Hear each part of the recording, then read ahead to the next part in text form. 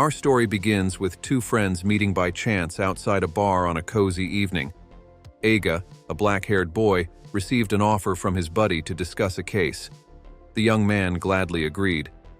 Entering the bar and ordering drinks, the heroes started a conversation. Cross felt very awkward.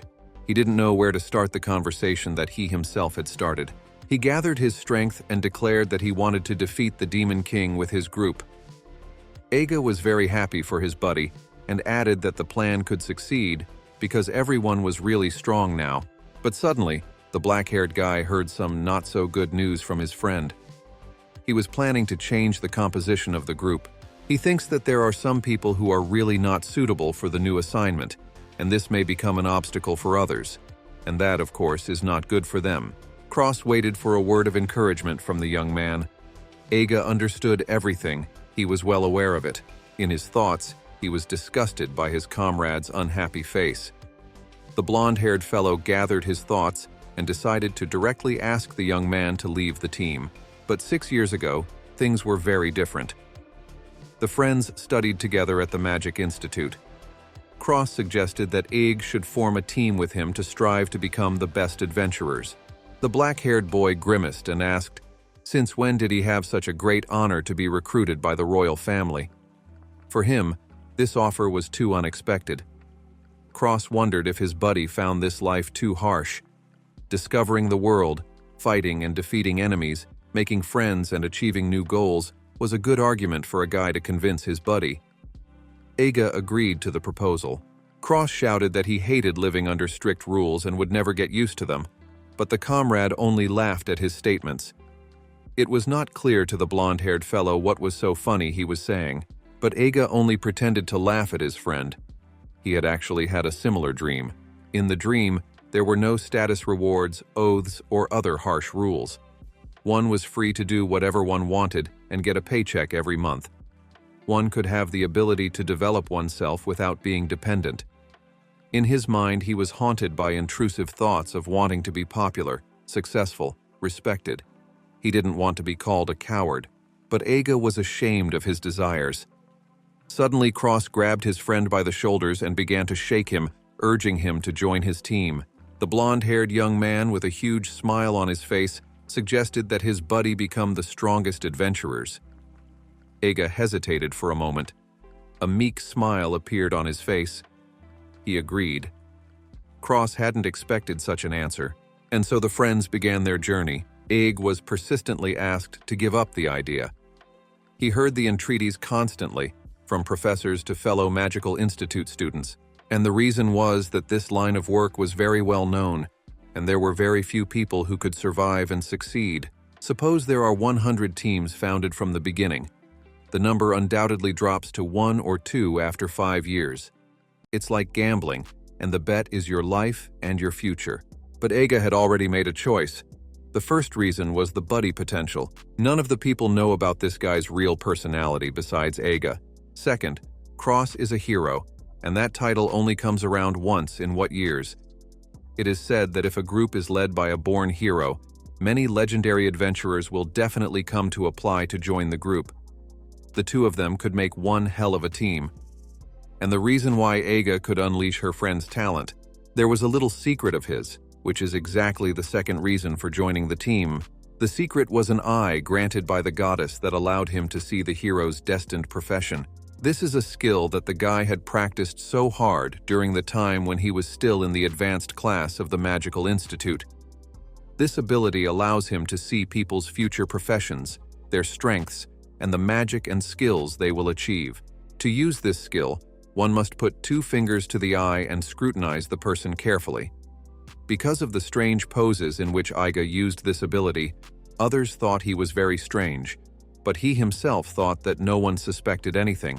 He never viewed the creation of an adventurous team as a gamble, for he knew that Cross was a born hero. Yet it is obvious that this profession is not a pleasant one.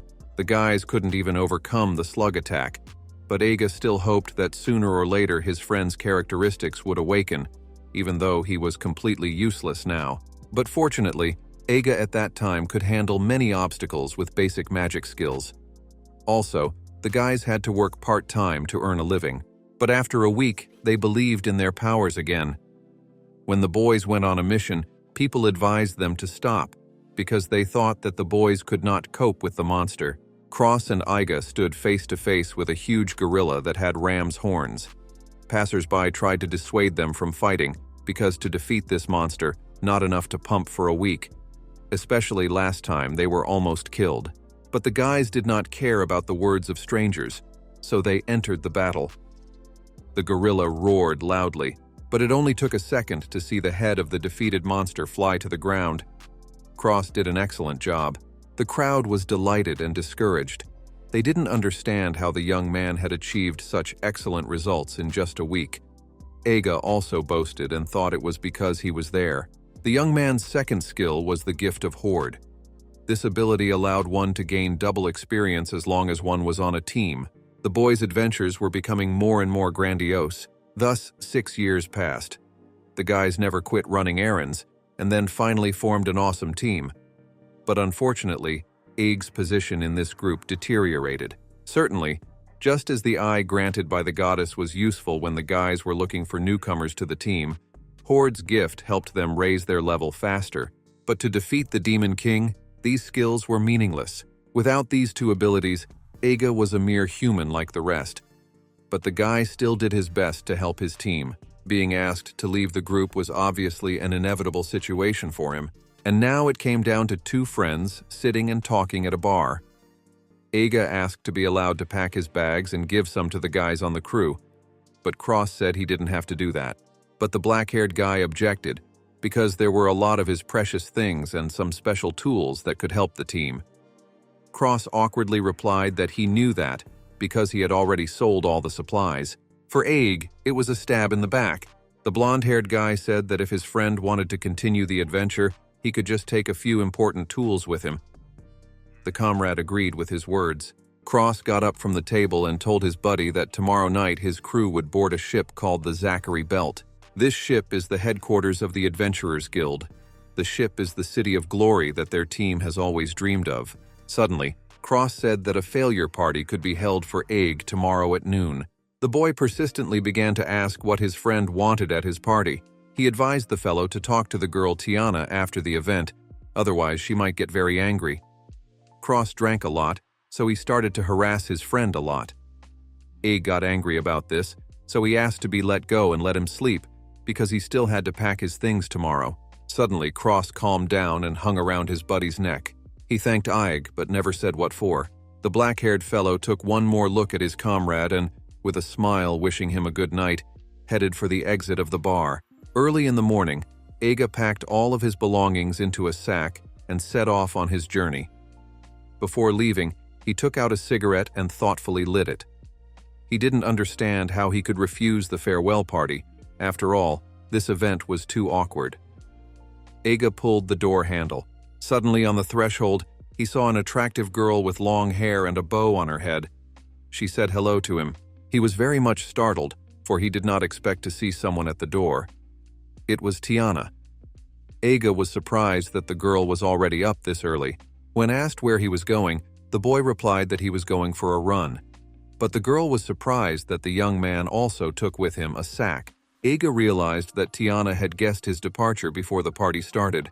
The girl thought such an act was not masculine because the boy did not say a word to anyone. The young man asked not to stop him, to which he received the answer that they were not going to do so. Iga was confused by the girl's words. She explained that the guy himself wanted to leave without saying a word, yet he wanted to hear words of farewell. This is very strange. She handed him a stack of papers and explained that they were property deeds and payment for his party. Tiana advised him to analyze them carefully. The young man did not understand why the girl had waited for him since early morning just to give him these documents. She corrected her glasses and awkwardly replied that it was very important. Iga didn't understand why Tiana and Cross were acting so strangely. He motioned for the girl to sit down and talk. She became embarrassed and blushed. The boy inquired what her problem was, but got no answer. Tiana offered to sit in the hallway. The guys were seated at the table. Iga could not find the words to start a dialogue. He wondered what the girl and Cross were up to. She awkwardly answered him that she understood what the guy meant, but unfortunately it was none of his business. She squeezed her fingers under the table and blushed. The young man assumed that they didn't want to tell him the information because he was no longer on their team, but Tiana couldn't stand it, got up from the table and said loudly that things she does to someone shouldn't matter to the guy. Iga said he understood, but asked her to keep her voice down, because the others were still asleep. Tiana turned her head away resentfully. There was a blush on her face. She glanced at Isekai'd once more. The guy was nonchalantly putting stamps on documents. The girl asked, "What plans does the young man have after leaving?" He didn't expect such a question, so he said he would figure it out later. But he has a little plan. Iga can find another group and continue to follow the path of the adventurer.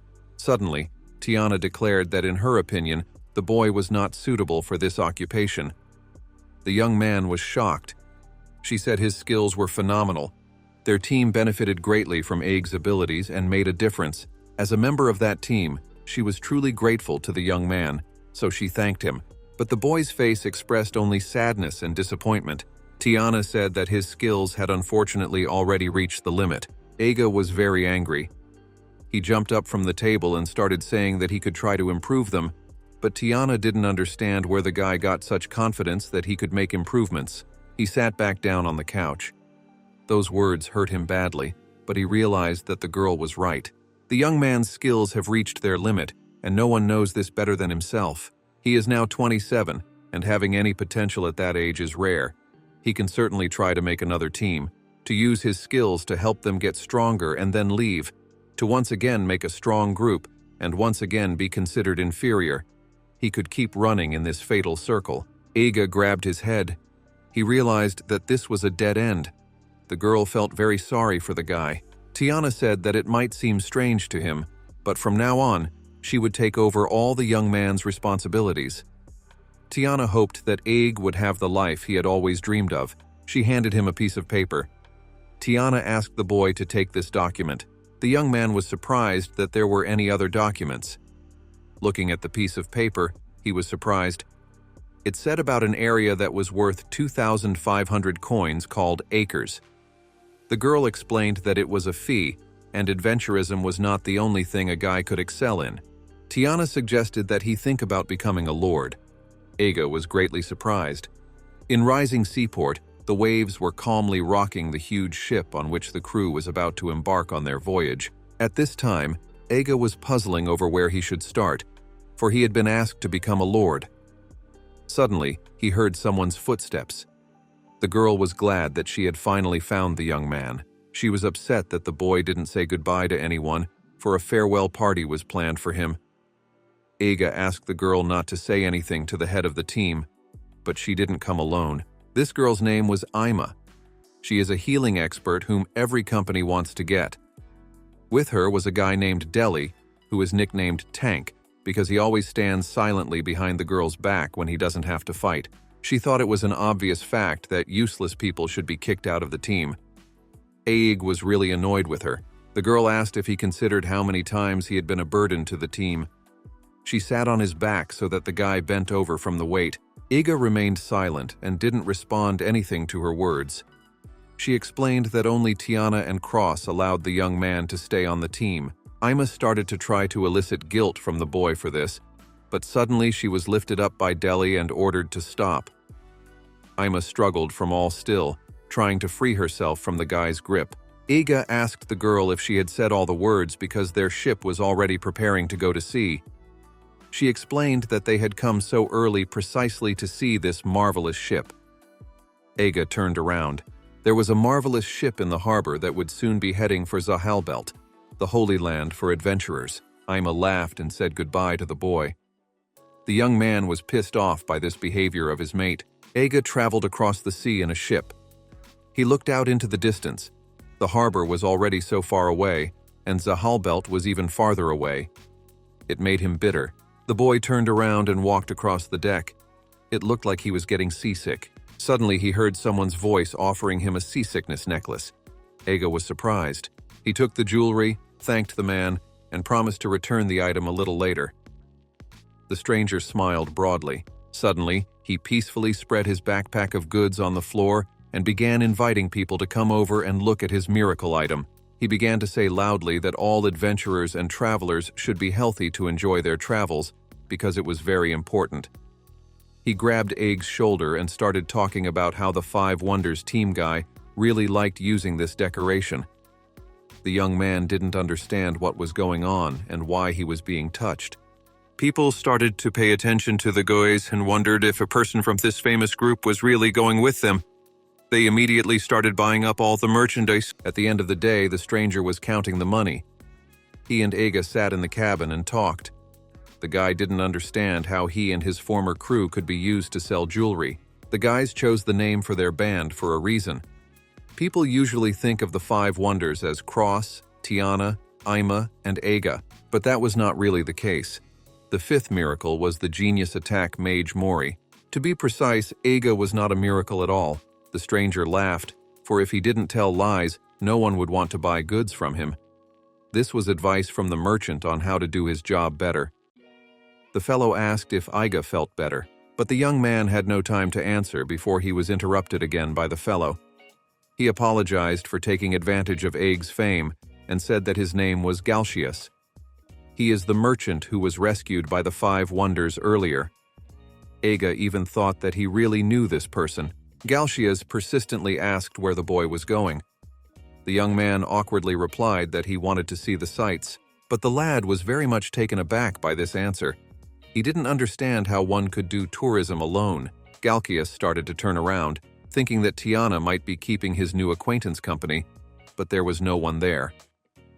The boy then inquired as to the girl's current whereabouts.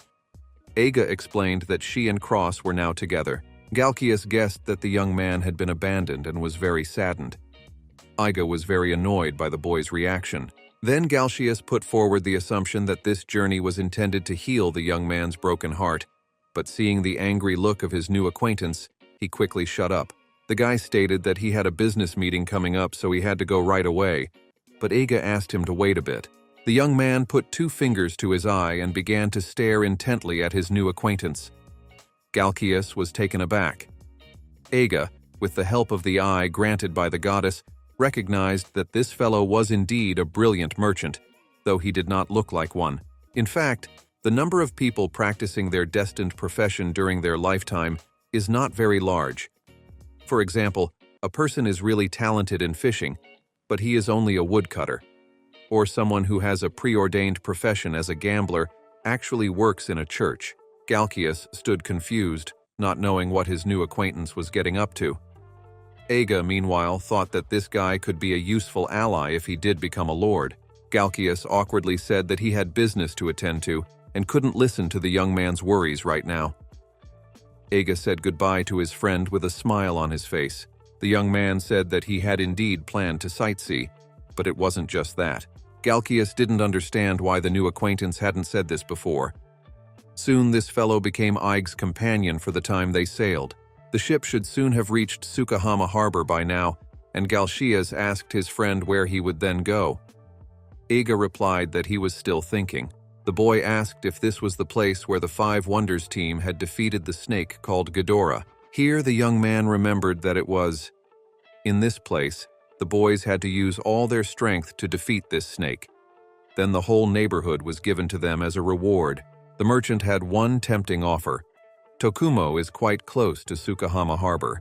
The mate said that if Eiga wanted to rest in Kukakuru before moving on, he could say his name and words that he was choosing Hinoki when he got there. Eiga thought that was a good idea. The young man jokingly said that Galcius was very flattering to him. The boys laughed. Here was the ship arriving at the harbor. Tsukahama was a city of the far eastern country. This place had an amazing and marvelous culture. Eiga decided to rest for a while in Kukakuru before tomorrow's journey after all.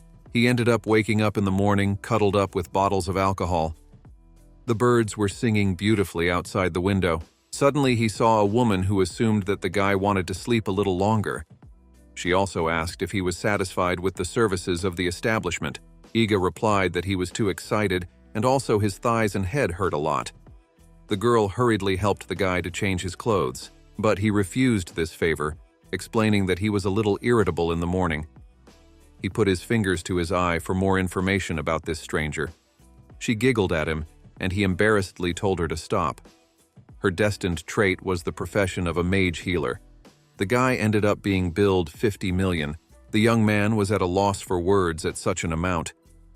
The girl explained that they had offered him services, and according to what Galcias had said earlier, the lad had chosen Hinoki's class. Eiga was very angry at his new friend. He paid in cash, to which the girl said he was very generous. As the boy left the establishment, they bowed to him and thanked him for visiting them. The young man certainly enjoyed the service, but he still spent half of his money at the establishment. It would take him about 3 days to get by ship to Tokumo. Suddenly someone called out to him. It was Galcias again. Eiga was surprised at the encounter, for his mate was going to board another ship. But they were lucky, and such a coincidence happened. The young man wanted to ask about the place Galcias had advised him, but the lad suddenly bent down and began to beg his friend to forgive him, for he was just testing him. Eiga did not understand what Galcias meant. The lad explained that he did not know that the young man had left the group of heroes and thought, maybe Eiga got bored with being an adventurer and decided to become a dissolute man. Any merchant in this world would probably stay away from him no matter what. Galcias said he just wanted to see how Eiga spent his money. It was a test. But afterward, he realized his mistake. He started apologizing again. Galcias tearfully begged his friend's forgiveness. Eiga was surprised at this reaction of his friend and smiled. He confirmed the fact that he had been kicked off the team. Galcias was shocked. Then the young man told his friend everything that had happened, including that he would be running the territory. Now Galcias understood everything. Eiga was planning to start a business in the area, and to do that, M needed a certain important employee, such as Galcias. The boy was very surprised and didn't know what to answer to that. Eiga shared that he too was not particularly eager to be the lord of a place he had never seen before, but he said that from this day forward, there was no longer any connection between him and the heroes. That was why the young man wanted Galcias to be his assistant. The boy thought for a moment. It was not easy to make such a serious decision. Eiga said that if his friend didn't want to keep him company, then he could just forget about this conversation, and they would quietly part ways in the harbor and continue to go about their business. Galcias scratched his head. Galcias. But the merchant did not take it away. They spoke no more. Eiga had expected this outcome of events. For the moment he left the group, he became completely useless, and so the young man traveled onward. After 3 days, his ship finally arrived at its destination. In front of the lad was the far east coast of Tokumo, but unfortunately, the place was without signs of life and looked like something abandoned. Crows were pecking at some crumbs, boats were wrecked and sunk, houses without doors were dirty and empty. Eiga checked the map. According to his calculations, this place used to be a harbor, but he couldn't even imagine what it used to look like. But according to the documents, the guy's territory starts from this harbor. Suddenly there was a loud cracking sound and he fell under the boards. Eiga became very upset. He didn't think it could be any worse, but the young man remembered that he was now the master of this territory, so he took his will in his fist and began to climb out of the hole to get to work. But suddenly someone's footsteps were heard. The man asked if it wasn't true that this harbor looked so terrible. Eiga looked up. Squatting in front of him was Galcias. The boy offered his help. The young man smiled. Eiga accepted his friend's outstretched hand. Galcias thought that the path from adventurer to lord sounded very tempting. The young man replied that he needed time to get used to everything for now, but he planned to invest in his business. Eiga thanked the merchant again, calling him by the wrong name. Galcias did not appreciate being called by someone else's name. Eiga awkwardly apologized. Guy told his friend to remember that mispronouncing a name is a serious taboo in the trade. The boys argued with each other some more and jokingly. Finally, they take their first steps on the land of Tokumo. Tokumo is located on the border of the Far East. Tiana said that there were about 7 villages with a total population of over 2,500 people. Eiga came here to see if he could rule this land. The young man lit a cigarette. It had been 2 hours since he had come here, but in that time he still hadn't seen a single person. Suddenly, Galcias called out to him. Eiga still couldn't remember his friend's name, so he addressed him by the name Shigal. This annoyed the boy a lot. The young man asked if his buddy had met any locals, but Galcias shouted that monsters were located here. Eiga looked behind the guy's back. Huge hornets were flying right behind him, ready to sting at any second. Galcias was rushing with all his legs. After reaching his friend, the boy hid behind his back, begging for help. Eiga hesitated. He recognized these monsters. They were killer hornets, low-ranked monsters that usually attacked in pairs, and their types were separated by eye color. The ones with red eyes were the most dangerous. These animals flew straight at them, displaying their sting. Eiga thrust his hand forward and said an incantation. Instantly, those monsters disappeared. Galcias was dumbfounded. He was very happy that a friend could use the Karado spell. Eiga only brushed it off, saying that it was a very simple matter. All fire-type spells have the prefix Kira. The young man admitted that intermediate Kiradon was the strongest spell he could use. Eiga could never figure out how to obtain higher-level spells like Dokiradon, no matter how many times he tried. All of his skills were pretty mediocre, except for some special ones. Eiga added that his friend was overreacting to things. After all, they were only bees. Galcias laughed, for the mate had expected something more from the cowardly merchant. The young man was surprised by his comrade's statement. He said that maybe someday Galcias too could defeat such a monster. The fellow was interested in these words. In fact, Eiga had just used Horde's gift on the mate. From now on, he would gain double experience after every fight. Even though Galcias is only a temporary mate, Horde's gift still works. Eiga hoped that it would be as effective as it should be. Fortunately, this ability has a wide range. The young man thought pleasant thoughts. He was glad that he always did what he was best at. Horde's gift was indeed a useful skill. He remembered what Tiana had said about his strength reaching its limit. He became frustrated. Maybe the girl was right. Suddenly, Galcias pointed to something in front. In the middle of the forest stood a small old house. The boys began to argue because Eiga thought it was a shack. The boys knocked on the door. A little grandmother opened the door for them. Galcias told her that they were travelers and were here for the first time. He promised that they would not do any harm. The boy asked if there were any villages or small towns nearby. The old woman was suspicious of his words, for she lived deep in the mountains.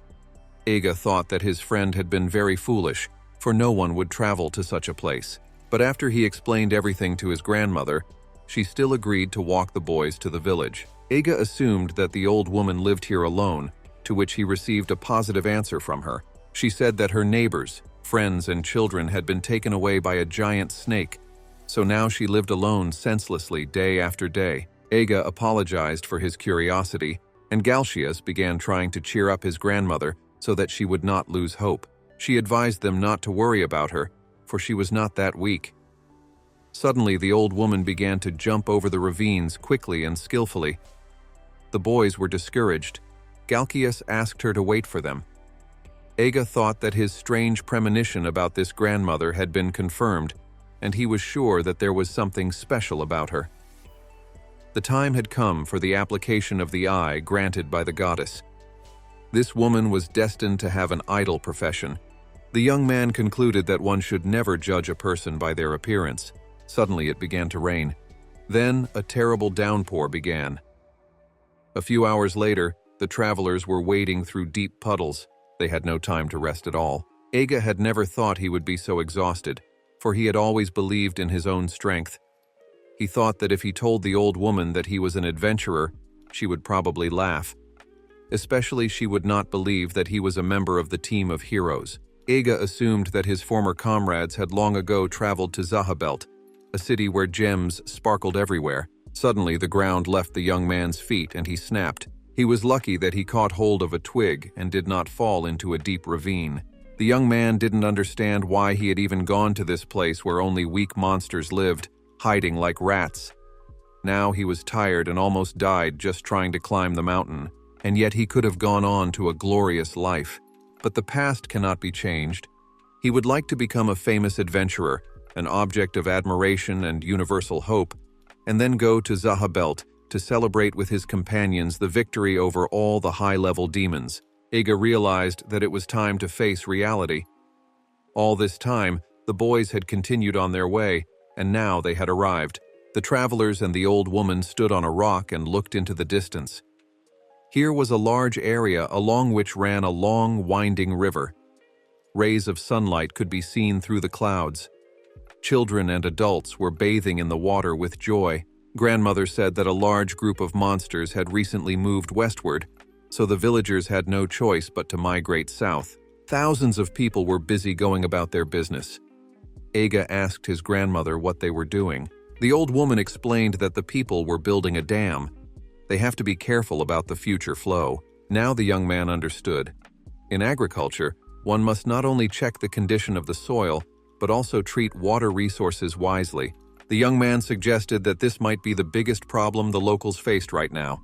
People were hauling bags, digging in the ground, cutting down trees, and tending the beds. Residents were enjoying life and working harmoniously. This beautiful place was not only created by nature and not only by people.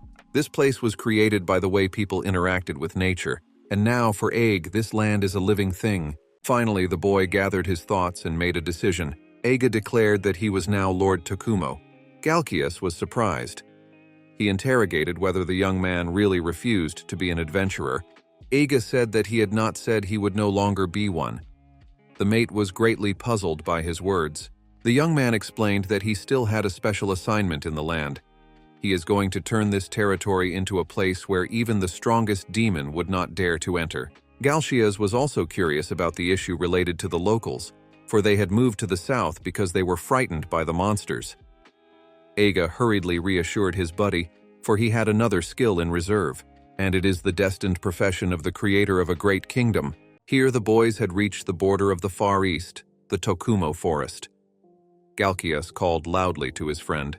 Eiga quickly parried all the monsters' attacks in parallel, saying that he planned to go to Imperial City and sign the documents for this territory to become a lord. But it was very problematic.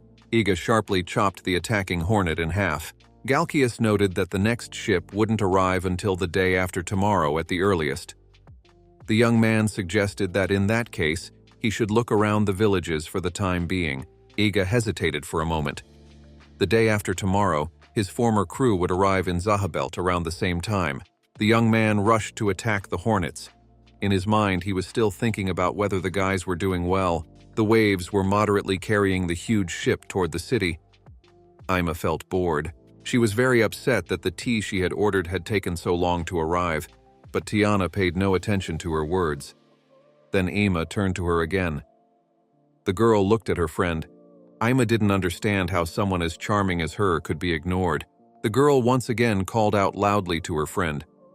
The latter apologized, saying she had been thinking, and asked her friend what had happened after all. Ima assumed that Tiana was worried about the guy who had been kicked off the team, to which she received the answer that that wasn't quite true. The impatient girl rushed to support her friend, saying that there was nothing that could be done about the situation, and it was only natural that weak people were kicked out of the group. She added that the guy always stayed behind them. Tiana asked to listen to her. She said that the team would now do assignments for high-level demon kings, and Eiga was not suitable for this assignment, and so that he could move on without worry, he was given a big reward for his labor, and the whole company agreed. Ima thought that she had no qualms about it. The only thing that surprised her was that Tiana was greatly disturbed. Teasing her in this state would be a bad idea. Suddenly, two people approached them. The guys wanted to get acquainted since the girl was very pretty to them. Ima immediately realized that they had come to flirt with her. She decided that she was, after all, a stunningly beautiful lady, and there was nothing unusual about being attracted to flirtatiousness. She declared that the boys were lucky, for she was free, and they might have the honor of having a drink with her. But when she opened her eyes, she did not expect to see the young men beside her friend. They were persistently hitting on her. Ima started trying her best to get the guy's attention, but she was only told to go play somewhere. A man pushed her away and she fell to the floor. Ima was furious. Suddenly, this young man was grabbed by the arm by a suddenly appearing Deli. She was surprised that such an unnecessarily strong man, in her opinion, had appeared so suddenly. Deli turned his head toward the girl and declared that he thought she was the most beautiful. Ima confusedly thanked her friend, but noted in her mind that she did not feel happy when Deli complimented her. The boy started demanding to let go of his hand and asking lots of questions. Another young man approached them. He asked what these people wanted from his team. The boys were discouraged. This was the hero Cross, whom they had only seen in the newspapers. It now came to the two buddies that they were dealing with the 5 wonders. Tiana apologized to them and told them that their group was very busy right now. She ordered the boys to scram, and they have 3 seconds to do so. The boys, apologizing, quickly rushed away. Suddenly, Cross saw a huge wall up ahead, enclosing the city. The team was on the spot. They had finally arrived at the sacred land of Zahabelt. Cross ordered the boys to keep their guard up. They'll keep reaching new heights, the lad thought. He looked sadly into the distance. Cross mentally asked Isekai'd to watch him. Soon the boys were walking along Zahabelt harbor. Passers-by recognized them and looked around, surprised to see such visitors. Many wanted to get the autograph of the 5 wonders leader. The girls were bewildered by the beauty of the guys. Everyone wanted to date guys like them. The crowd enthusiastically shouted and cheered. People asked many questions, circling the group of heroes. Ima could feel the men's eyes on her, and she enjoyed such a warm welcome. Deli was very uncomfortable being in a crowd of female admirers. Even though they had grown up together, Ima still did not understand why a man was in such high demand among women.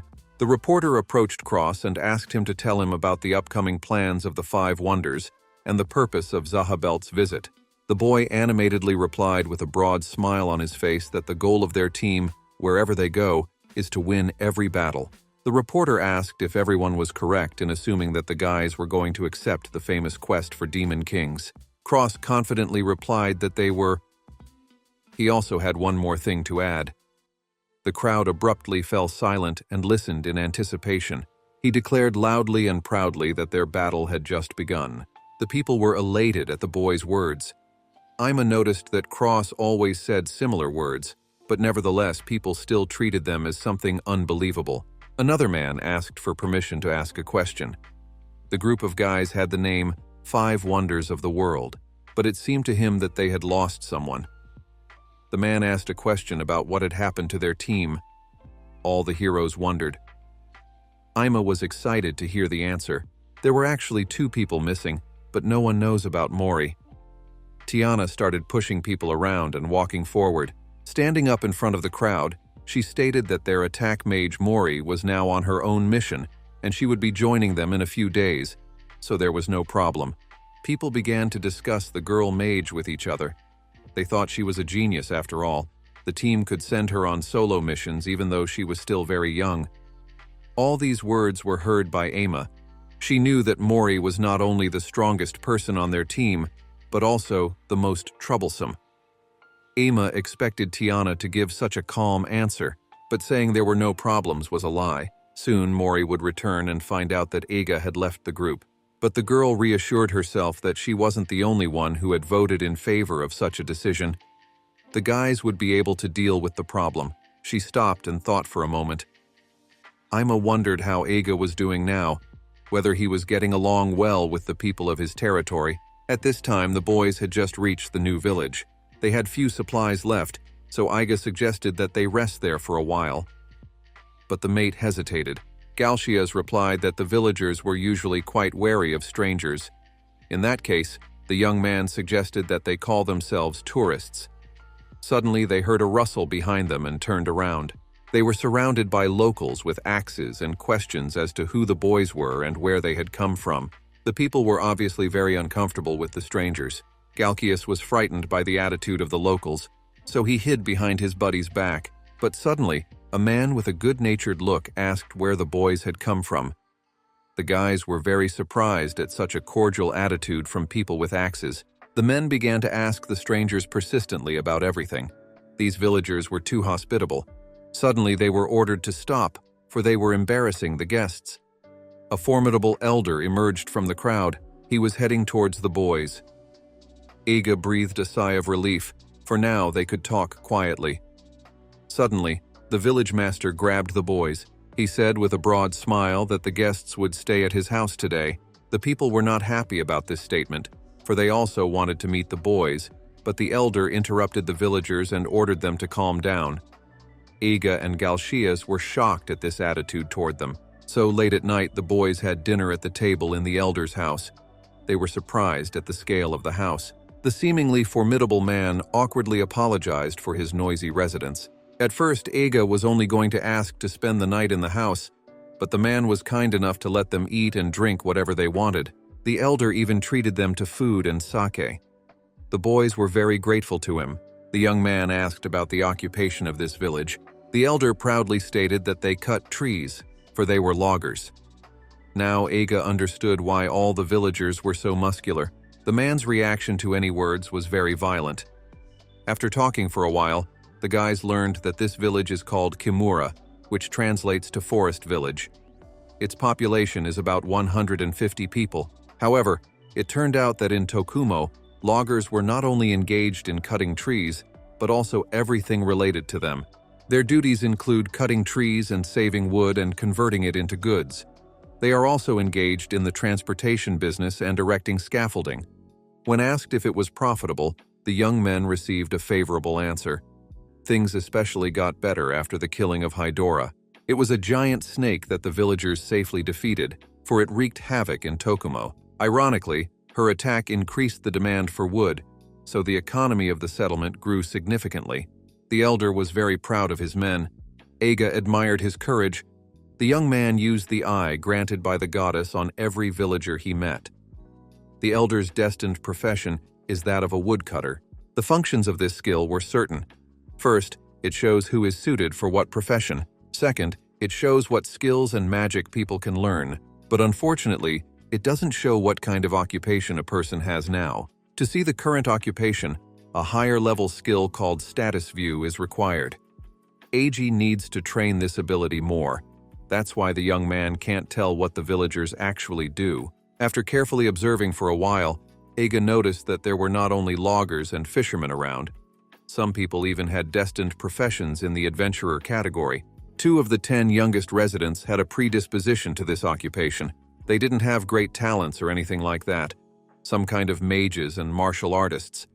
But Eiga was very happy to find people who could learn the skills of adventurers. The moon came out from behind the clouds and illuminated the night sky. The boys were lying on their beds and discussing topics of interest. Galchias said that using the eye's ability when a young man becomes a lord seems like something unfair. Eiga was puzzled by his friend's words. He asked, so why did his buddy feel that way? Galchias was surprised that the young man did not realize that. The boy explained that Eiga could tell who was suited for what job, and in the future he would simply need to place people in their destined professions so that his territory would prosper. The young man thought for a moment. He realized that Galchias had not yet thought deeply enough on the subject. The early morning sun illuminated the mountains and forests of Tokuma's territories. The elder, doing his work, was surprised by the announcement from the boys that they were going to go to Nakamura. Eiga explained that it was a large village with a population of 1,200, so he wanted to inspect it. The man said that some of the men were going to carry the trees to the river near Nakamura so they could guide the boys halfway. The boys were very grateful to this kind man. The men were loading logs into wagons. The elder found a girl named Chiyo and explained to her that the young men wanted to go to Nakamura. The man asked her to take the guests to that settlement. Eiga was surprised. He saw that the girl's destined profession was martial arts skill. Chiyo was happy to meet the boys. Eiga remembered that he had already met her yesterday. The guys were also very happy to meet Chiyo. The girl loudly ordered the men to start the path. The men started pushing the wagons with logs. Eiga wanted to offer them his help, but Chiyo stopped him, saying it was not necessary. The muscular men continued on their way with all their might and hummed songs. The young man was surprised that these men were as strong as the adventurers. The wagons moved moderately along the road while the boys and the girl sat on them. Suddenly, Chiyo ordered the guys to stop. She quickly got off the structure and declared that the road ahead was unsafe and they needed to find another way. The girl began to command where to turn off and which direction to continue. Eiga noted in his mind that Chiyo's commands were clear and understandable.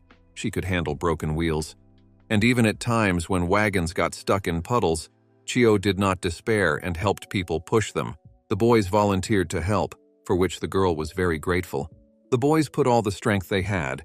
After stopping to rest, the guys and girls sat down on the ground and began to talk. Eiga said that Chio was a very amazing girl, even though she was still so young.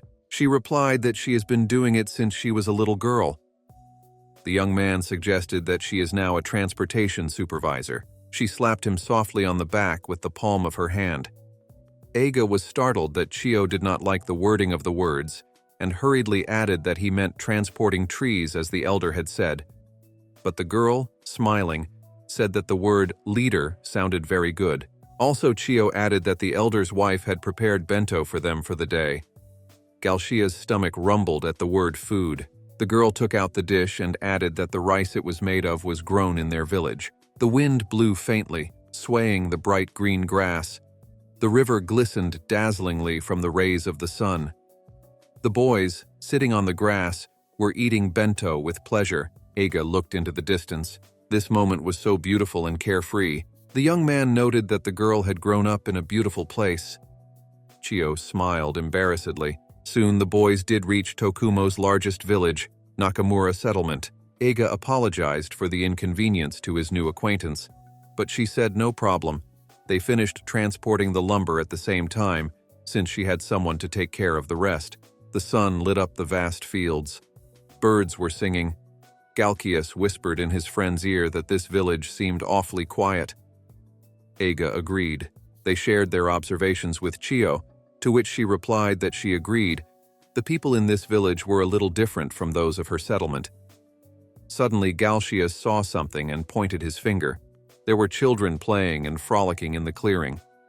The boy decided that he should try to ask them. Galkias began shouting to the little ones that he had lots of chocolate and toys. The children looked at the stranger strangely. The boy started to approach them despite Chio's misgivings. Suddenly, the mothers came running and took their children home. People watched the strangers suspiciously from the door crack. Galkias was very upset by this reaction, and Eiga noted in his thoughts that this guy surprisingly liked children. Chio explained that the people of Nakamura are wary of strangers. Even she is not welcome here, let alone foreign visitors. But Eiga suggested that the people of this village are shy rather than cautious.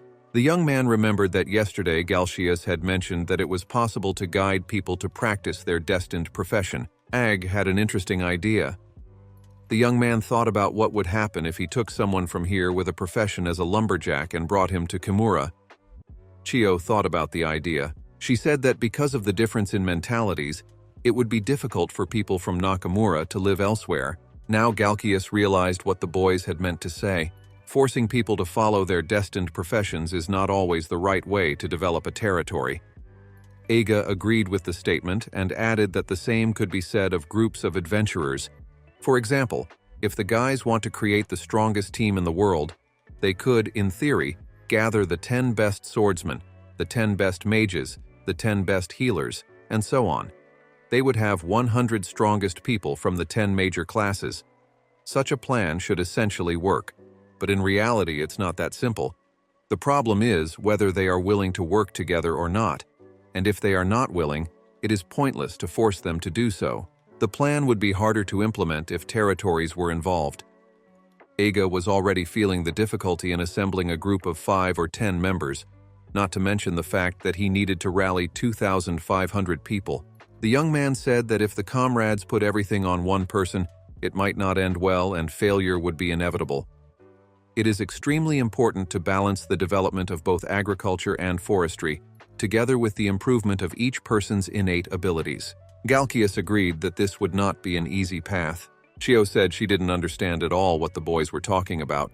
She asked Aig if he didn't hate their land. After all, it is very boring for city dwellers and there is nothing interesting here. But the young man objected to her that it was just the opposite. He said that Tokumo was very interesting and he really wanted to live here. Chio was very pleased by his words. Eiga said that the next time he came here, he wanted to build a house and ask the girl to bring him trees. The girl was agreeable. She stated that this constituted a promise. And then the boys parted from Chio and headed for Imperial City. On the way to the harbor, the heroes had to sleep in the cold forest in sleeping bags. Iga really disliked such sleepovers because at times like this, he really missed the comforts of home and good food. Galkius declared that his buddy was too noisy and interfered with his sleep. But Iga longed to live the cozy life of a lord as soon as possible. Here, the boys arrived at Tsukahama Harbor. Iga planned to reissue the papers for the territory. Galkius asked if he really needed him in this process. The young man was surprised at such a question. Galkius explained that he wanted to go to greet his business associates, for as a merchant, he preferred Tsukahama territory to Imperial City. Therefore, he asked his buddy to send onward alone. But the train to Imperial City wasn't due to arrive until an hour and a half later, a good time to have a smoke. But there was not a single cigarette in the pack. The young man bought a new packet, lit a cigarette, and began to read a pamphlet written in the local language. He noted with regret that he could not read the local language. He wondered if there was any newspaper here written in the international language. The boy went to look for one, but unfortunately, he found nothing of the sort. Although Iga knew very well where to read newspapers for adventurers, right in the building in front of him. It was the Far East branch of the Adventurers Guild. The guild always has a branch in areas where there are many quests. Its staff was sent here to solve problems related to quests as well as support adventurers. He remembered this place because he came here after defeating Ghidorah. All the information here was customized to the standards of adventurers. Iga would have no problem finding newspapers and magazines in this place, but he was stopped by one question. How far advanced was the news that Guy had been kicked out of the team that Cross was leading? He sincerely didn't want to be ridiculed by other adventurers. Iga put on his black glasses and looked out from behind the door. He was greeted by a pleasant girl with a smile on her face. She prompted him where he could head. The guy was very embarrassed. He was afraid of being recognized. The girl explained that here the young man could take assignments, talk to customers, or find new members of the group. There are also many kinds of equipment for rent. Iga exhaled quietly because he didn't notice any high-ranking group in the guild that was related to the hero team. The guy sat down on the couch and picked up the newspaper. He planned to find out what was really going on in the world right now. On the very first spread, a heartbreaking news awaited him. A group of heroes had arrived in Zahabelt. Iga was very upset. To himself, he advised to stop being envious and think about the 5 wonders. The boy took a quick look at the articles about Cross and other celebrities. He also checked the progress of the magic ore market that powered ships and trains. Iga planned to make the merchant in charge of these things, but he should have done a bit of research himself as well. Guy picked up another magazine called Adventurer King, which analyzes and ranks adventurers. In the pages of this publication, Iga saw his former team again, which was at the top of the world rankings at 9th place, and in the individual rankings, Cross was at the top of the world's strongest. In the last edition, he was only on the 40th place, and now he is already in 13th place. Mori was ranked 57th. She was a true genius. The first place was still occupied by the magical swordswoman Grieco Fantani. Iga had expected such a result from her. Suddenly, a familiar guy approached him and asked if the young man was Iga Janes. It was Roy. He started shouting out his buddy's name and asking why the young man was wearing black glasses. Iga was pissed off by this behavior because it attracted a lot of unnecessary attention. People began to turn around and recognize the former hero of the 5 wonders. Roy didn't understand what had happened to his buddy, since the 3 of them and Cross used to get along well. Iga knew the guy. He was a classmate of theirs at the Magic Institute. The young man remembered that the nickname of the old acquaintance was just Roy the Molester. People began to whisper as they gradually began to recognize the hero from the 5 wonders. There was also a rumor that the guy had been kicked out of the group after all. Strangers prophesied a great future for this team. Egg was really pissed off by those words. Roy began to ask loudly if his old friend was really kicked out of the team led by Cross. The young man was ready to fall through the ground with shame. The buddy pointed out that it was even a good thing for Egg because he was always behind the group and was the 6th man, the very last. People began to laugh at him. The strangers gloated over the poor young man, calling it a sad sight. Iga was furious. What made him even more upset was that he could say nothing in his own defense. The boy got up from the couch, picked up the bag, and headed for the exit. Roy laughed and asked why the guy was leaving so early. He added that the guild was for adventurers after all, so there was nothing for the young man to do here. Roy called Eiga Mr. X Adventurer. The boy was shocked by such insolence. He had already turned and ordered Roy to stop when suddenly the door opened and a girl entered the building. She happily ran to the former hero of the Five Wonders because she recognized him. Everyone was shocked. Her magic sword pierced the ground. They say she can even control lightning. She was the person everyone admires. She was the #1 heroine in the world, among adventurers. Greco Fantani. Everyone was at a loss for words. Why such an invincible and famous girl was here? But Greco smiled good-naturedly while looking at Eigi. She was surprised that someone like Eiga was here in the Far East. The boy was a bit taken aback. He said that he could have asked her the same thing since there weren't many quests in this place now. She said with a smile that she was not here for quests. Greco explained that she was just running some errands. Suddenly, the guy noticed one thing. Eiga substituted that Greco was wearing bikini armor and inquired about the thing. She asked if the guy hated the thing. The young man replied that he did not, but it bothered him that Greco was wearing such weak armor. The girl laughed at his statement. She proudly replied that she wore it for the sake of showing off her muscles. Eig was amused by the look on his buddy's face. People watched their conversation mesmerized. Roy was very unhappy. He finally had a chance to humiliate an old acquaintance, but it didn't work out. Suddenly, Greco remembered a piece of news. She had heard that Eiga was no longer a member of Cross's group. The guy really didn't want to start this topic again.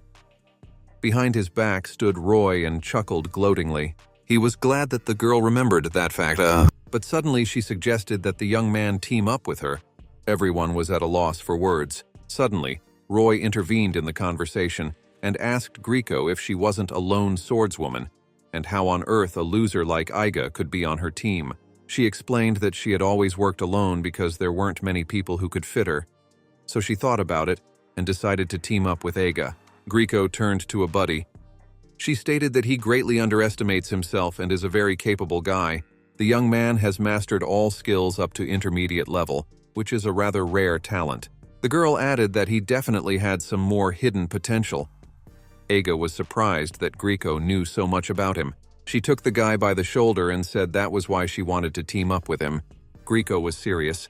The young man thought that in the future he would probably just get in her way if he did decide to join. But Eiga was sure it would be a fun experience. But unexpectedly, he embarrassingly apologized and said that he now already had a case he wanted to pursue. The boy wondered why he shouldn't go on a quest for adventure with Greco Fantani. But wasn't that just as interesting as making Tokumo strong enough to challenge the Demon Kings? People were shocked that Eiga rejected the lead heroine's proposal. Greco was a little saddened. She said that it couldn't be helped. She didn't like to force people. Eiga embarrassedly apologized and said that he really appreciated the girl's offer. She replied that it was all right. Suddenly, the girl saw the King of Adventurers magazine on the table and decided to check her ranking. The guy thought that Greco didn't care about this ranking, but she stated that she was very happy to be ranked #1. The girl said that she only came to the guild to check her ranking. As she left the building, she said goodbye sweetly. Eiga stood there and looked at her. He concluded that Greco was indeed a good person. After a while, the boy was already at Tsukahama Station, the magic railroad. The train touched down from the station. The young man looked out of the window and pondered over the events that had taken place. He had several ideas that he would like to realize. Eiga was looking forward to when all the business was over and he could return to his territory. But first, the guy has to become the lord of the property. That's what he's heading to Imperial City for. The guy continued to sit on the bench and shake his legs. The posts continued to grow and he felt that he was a very important person. Now Director Kondo came to see him. He apologized. The man explained that the great emperor had already returned to the palace, so the young man should come back later to sign the papers to obtain the territory and start the procedure from the beginning. Eiga was confused. He had hoped that everything could have been done today, but now he would have to start all over again. The boy became very angry. He had wasted so much time waiting for nothing, and moreover, he would no longer be able to find an inn to stay in town for the night. But suddenly, someone called out to the principal. The man and the boy turned around. Standing in front of them was the minister. Kondo didn't expect to see an old man here at this late hour. Iga was shocked. Before him stood the minister, the second most important person in this country. The old man greeted the young man. He knew that Iga was one of those who had defeated Ghidorah. The boy was confused and began to make excuses that he had made no contribution. The minister laughed and remarked that the young man was very modest. The old man asked Aig if he understood correctly that the lad was here to sign documents to obtain the territory. The minister also added that if so, he would order the procedure to be completed by tomorrow morning. Iga was very grateful to the man. After a while, the boy was already rushing in the carriage with the minister. The old man said that the young man would soon become a lord, so he suggested that the lad should stay at the palace today. He also promised to treat the guest. The gates opened, and the carriage drove inside the Far East Palace. Iga was shocked at the size of this building. The minister asked the guest to leave his weapon at the entrance. As he continued through the palace, the young man awkwardly greeted people passing by. It was already very late. The imperial city was brightly lit with lights. Exhausted by the trip, Iga stepped onto the platform. He took out his notepaper and began to plan where he would go next. First, the boy needed to visit the city hall. But there was one problem. He didn't know where to go. Suddenly, someone behind him apologized to him. Iga didn't expect that. There was a girl behind the guy, asked him to out of the way. He was frightened and jumped back. The girl looked at him with a cold stare and quickly thanked him. Iga stared at her confusedly. In this country, it was rare to see a lady wearing suits like this woman. Perhaps there was an official establishment nearby. Eventually, the young man did make it to the Imperial City Hall. He approached the reception desk. He told the worker that he had come here to sign the papers to obtain the territory. She replied that she would contact the supervisor because she was not authorized to provide this service to the guy. Iga took a seat on the bench. He knew that when it came to territorial rights, someone from above was needed. After a while, the support manager approached him, introducing himself as Shimada. The guy embarrassedly said hello to him, but the man stated that unfortunately he didn't have the authority for this case either, so he needed to contact his supervisor. Soon, another man approached him and introduced himself as Okita, a manager from the planning department, who also stated that he had no authority to decide the matter, so he had to call his supervisor. After a while, Yamana, the head of the department, came in. He said that it was his supervisor's business. Next, Hijikata, the deputy director, came to the guy and said that he could not help him. For all such matters, one should go to his supervisor. The young man was seated at a table and offered many delicious and appetizing dishes. Iga declared that the old man was very generous. The lad also talked to the minister while eating. After seeing how the old man handled his problem at the town hall, Iga thought that he was very learned and friendly. In particular, the guy was very grateful to the minister for teaching him many things about territorial government in the Far East. It turns out this place is an independent union of territories with the emperor as supreme leader. The great emperor appoints the lords but does not give them any special responsibility or any taxes. Iga was surprised at such laws. The minister added that a lad must attend the annual meeting, but if there was some good reason, he might not show up. The young man noted in his head that this country has a pretty loose policy, but Iga was interested in one more detail. He didn't know how to fulfill quests in his territory. The minister said that was a very interesting question. The old man hurriedly reassured the young man and said that he could do whatever he wanted. The man seemed very kind, but there was one condition. If there was even the slightest sign of rebellion, it was sure to be quelled immediately. Iga promised that no such thing would happen. The boy stated that he wanted to strengthen his territory so that they could defeat the monsters themselves. The young man reported that this was the first time he was doing something like this, so he didn't fully understand how to communicate with people yet. The minister said that they are just using public notices for this purpose. Iga was surprised that people in his territories know how to read. The old man explained that in the Far East, the language is mostly taught by local priests. Only 10 or 20% of the people can write, but more than half of them can read. But the figures vary from district to district. Guy was very surprised by this system of teaching. He said that he could not write and read in the language of the Far East. The minister said that it was not really good because ignorance might interfere with Aig's rule. The old man began to think how this problem could be solved. He suggested that the young man take one of his secretaries to Tokumo. Eiga was surprised at this suggestion. The next day, the documents were ready. In them, the name of the Five Wonders team was replaced with the lad's name. The great emperor gave the lad a copper sword as proof of the lad's strength. From that moment on, he became the lord of Tokumo. After the whole ceremony, the minister said that the lad looked very dignified in front of the great emperor, although he was a little nervous. The old man invited the young man to visit him before he left. A was very surprised by this suggestion. The boy agreed. Soon, when he arrived at the emperor's residence, he began to look at the house with interest. The minister shared that he liked Western culture. The old man added that Guy must be cozy to be in a place with such an interior, but Eiga embarrassedly replied that such luxury made him a little nervous. On the contrary, the guy inquired about the occasion for which he had been invited. At that time, someone quietly opened the door. Eiga didn't notice the person behind his back asking him to give way. He was greatly startled and jumped aside out of surprise. The minister was glad that the girl had come to him. The man explained that it was his secretary, whose name was Igarashi Echo. The young man recognized her. She was the one who had asked him to give way to her a few days ago when he first arrived in the city. The girl introduced herself and told the boy that she was looking forward to working with him. She looked at him askance.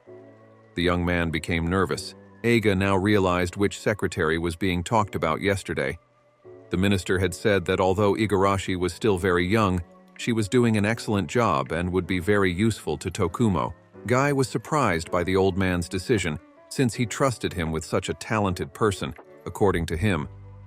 The old man explained that he too had his own motives. The minister said that he considered Aig a professional in training, so he could confidently trust him with his best men. He believed that there would only be more of them in the future.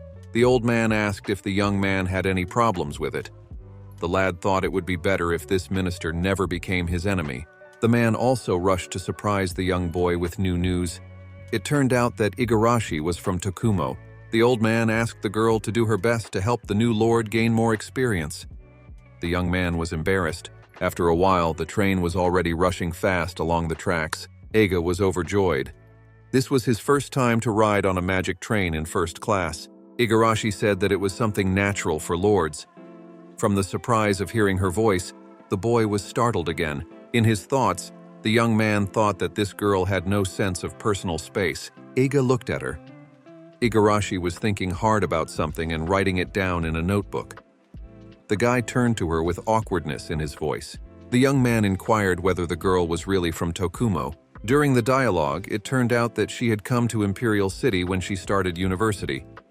A's behavior was too awkward. Igarashi dryly replied to another question that she was 24 years old.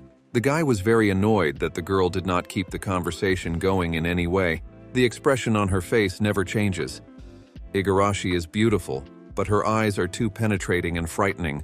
The boy made the assumption that the girl was simply ordered to go with him against her will. Eiga reflected that she had graduated from a great university and had a great job, and then suddenly she was a secretary to a lowlife like him and had to go back to her hometown.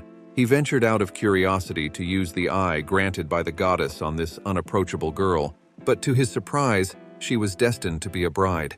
Igarashi clung to the lad and inquired what was the matter. The young man was at a loss. This was the first time he had seen such a profession. The lad concluded that his allies were very strange, but it was time to fortify his territory, something he could not wait for. Now the boys had to reach the settlements by ship. On the ship, Galkias and Eiga met again. The guy was very curious about what kind of girl his buddy had brought with him. The young man explained that it was his new companion, but this answer did not make things much clearer to the merchant. The boy decided to pull himself together and approach Igarashi first to meet her. But when he extended his hand to her and introduced himself, the girl just walked past, coldly saying that it was nice to meet her too. It turns out that people in the Far East don't shake hands. During the meal, there was complete silence in the room. It was very awkward for the guys to sit in such an environment. The guys also entertained themselves during the trip and played cards. Eiga again took the last place, even in this game. Galshias jokingly said with a smile on his face that Igarashi probably thought Eiga was hopeless. The girl gave him a very strange look. Galshias didn't realize what had gone wrong and awkwardly turned to his friend, telling him in his ear that the girl was quite strange. He muttered irritably that he didn't like Igarashi at all. Suddenly, a girl quietly came up from behind and called out to Eiga. Galshias was very frightened. He was very uncomfortable, for he realized that she could have heard the whole conversation. Eiga asked Igarashi what was the matter. She pointed her hand in the distance and announced that they had already arrived in Tokumo. The harbor was still as deserted. This place was in a very bad state. Eiga walked on the old rotten boards and thought about how he urgently needed to repair everything. Suddenly, Galshias noticed that now they couldn't camp somewhere because they had a girl with them. But the thought suddenly entered Eiga's mind that if Igarashi came from this place, her parents must live somewhere nearby. The buddy gladly offered to go to them, but the girl made a very sad face and said she was sorry. She stood and remained silent, trying to pull herself together. Eiga decided that they should not interfere in her private life. The young man stated that it was fine, and if Igarashi didn't feel comfortable staying with them, then they can camp outside, because they are already used to it. But suddenly Igarashi came right up to the young man and said that this was no good. Eiga felt very awkward. She said that it was his own territory, so she didn't understand why they wanted to sleep outside. The girl advised him to be more careful about his new status as a lord. Eiga became very nervous and embarrassed. Igarashi let out an exhale. The girl stated that she was very sorry for losing her temper. She said that there should be a shrine on the outskirts of Nakamura, and at the moment it would be a dwelling suitable for a lord. Igarashi stated that they should go up to that place. Eiga was at a loss and didn't realize whether the girl was angry. She began to climb up. Igarashi walked briskly up the stairs while the boys, dying of fatigue, weaved behind her. The young man thought for a moment. This girl reminded him of an old woman in the mountains. Soon they were already in place at the Yoshioka shrine. The priest did not recognize Igarashi, so she introduced herself once more. The man was amazed at such a visit. He remembered a former resident of Tokumo. The priest greeted her cordially, addressing her by the name Echo. The old man declared that she had turned into a beautiful girl. The young lord he also recognized. While the boys were drinking tea in the living room, the priest told them that he was the priest of the shrine, and his name was Yoshioka Juzu. This shrine has been run for 2 generations of his family. Eiga noticed that Igarashi was sitting very nervous. He was surprised by the girl's strange behavior. The old man said that his son would be back soon, and he would call him to this place so that he could greet them. Suddenly, Igarashi got up from the table and asked her uncle not to call the boy whose name was Shuhei. But at that time, a guy came up to her from behind and asked her if by any chance she was Echo. The girl looked at the young man with a murderous look. The young man inquired of his father what she was doing here. The priest explained that Echo was the new lord's personal assistant. Eiga stood up from the table and introduced himself. The boy bowed to the new lord and looked strangely at Igarashi. He assumed that the girl had been demoted, but she was clearly not happy about such words. The guy advised her not to get too upset, but Igarashi couldn't stand it and said that the minister was looking for a suitable candidate, and she herself had volunteered to follow the guy. The lord was astonished at her words. Igarashi irritably ordered her old friend to stay away from her, for his clothes were badly dirty. Shuhei explained that he had just returned from building a dam. Eiga assumed that he was working near the village on the river. The priest proudly stated that his son was the leader of the construction team.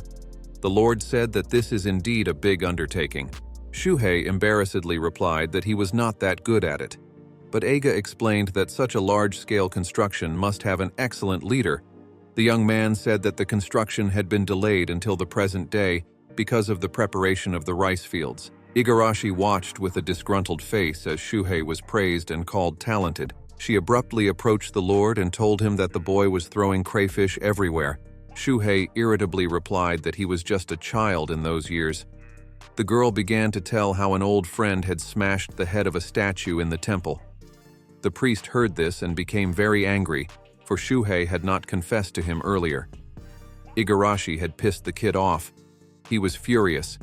The young man loudly declared that Echo had wet the bed until she was 12 years old. The girl was ready to fall through the ground in shame. Igarashi grabbed Eiga by his clothes and began to furiously prove to him that no such thing had happened. But the young man did not understand why she was shaking him specifically. The old man laughed and good-naturedly told Echo not to lie. The girl sat down on the floor and embarrassedly mouthed that it had only happened once. Her face was very red. Eiga laughed with this situation. Eventually, the boys finished arguing and sat down at the table to eat lunch. Shuhei said that he knew that Eiga was adventurous and added that the people in this area wouldn't be able to live up to his expectations. The people in Tokumo are not interested in quests at all. Even if ordered by the Lord, they would have no desire to do quests. Galkias confirmed his words, for he knows from himself that he won't be able to destroy the monster. Eiga stated that the boys don't understand what they are talking about. He explained that the first step of training is precisely to make everyone want to perform buildings. Igarashi expected that the Lord already had a plan of his own. He summarized that the motivation to fight is the same as building a dam. There are 7 villages in this territory, and each of them seeks to remain on its own.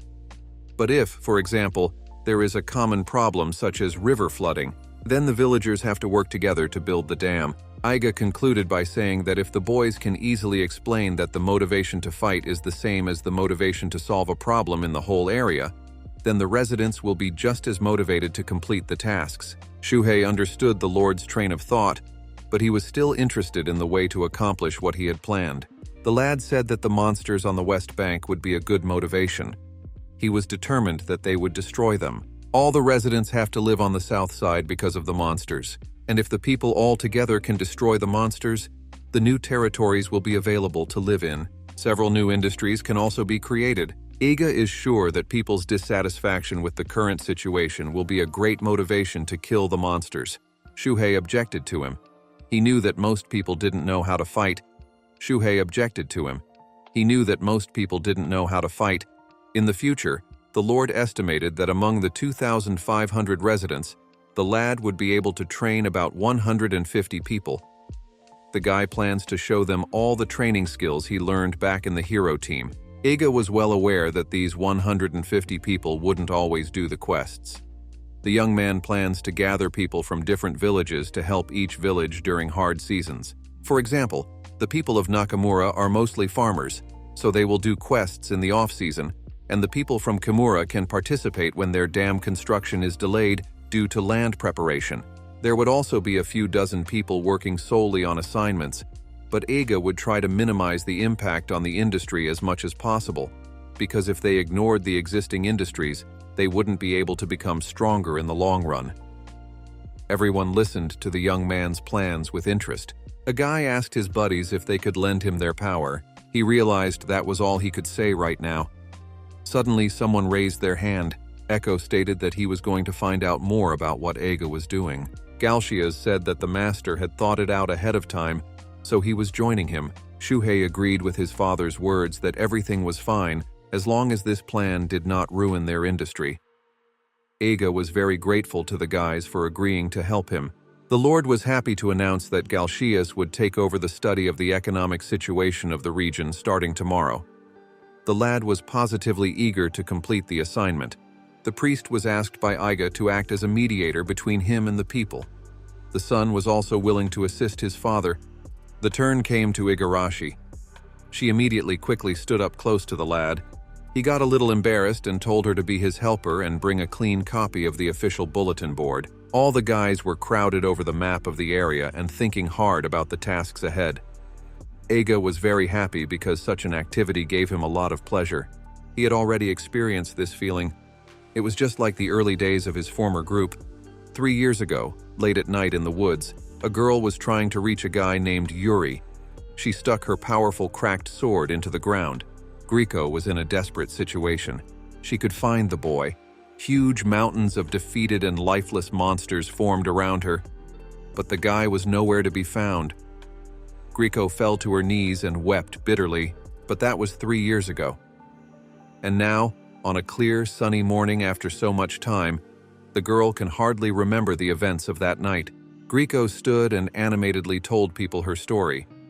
She added that Yuri was her brother, but the girl had heard that someone similar to her own had been seen in the harbor. The men said they had not seen anyone. Suddenly, they asked the girl a counter-question if she was Isekai'd.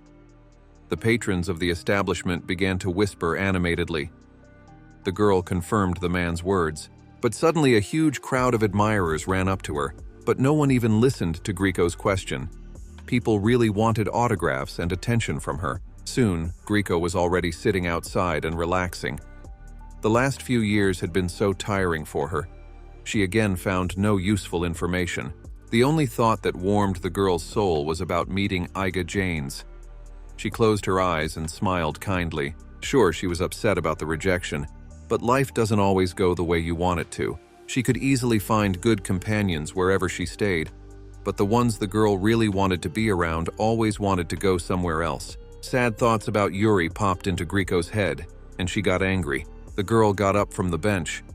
There was no more time to put off quests, because after all, she is the best swordswoman in the world. Grieco decided that if she kept moving forward, she would meet Yuri again someday. She headed to the big forest on the new continent. Perhaps this was the place the guild staff had talked about. A man was sitting behind a hedge and was passing a document through a hole in the lattice, but his face could not be seen. He asked the girl to defeat the giant trolls and believed that this quest would be easy for her. The giant trolls are 3 times the size of ordinary trolls. They are too strong for low-rank adventurers.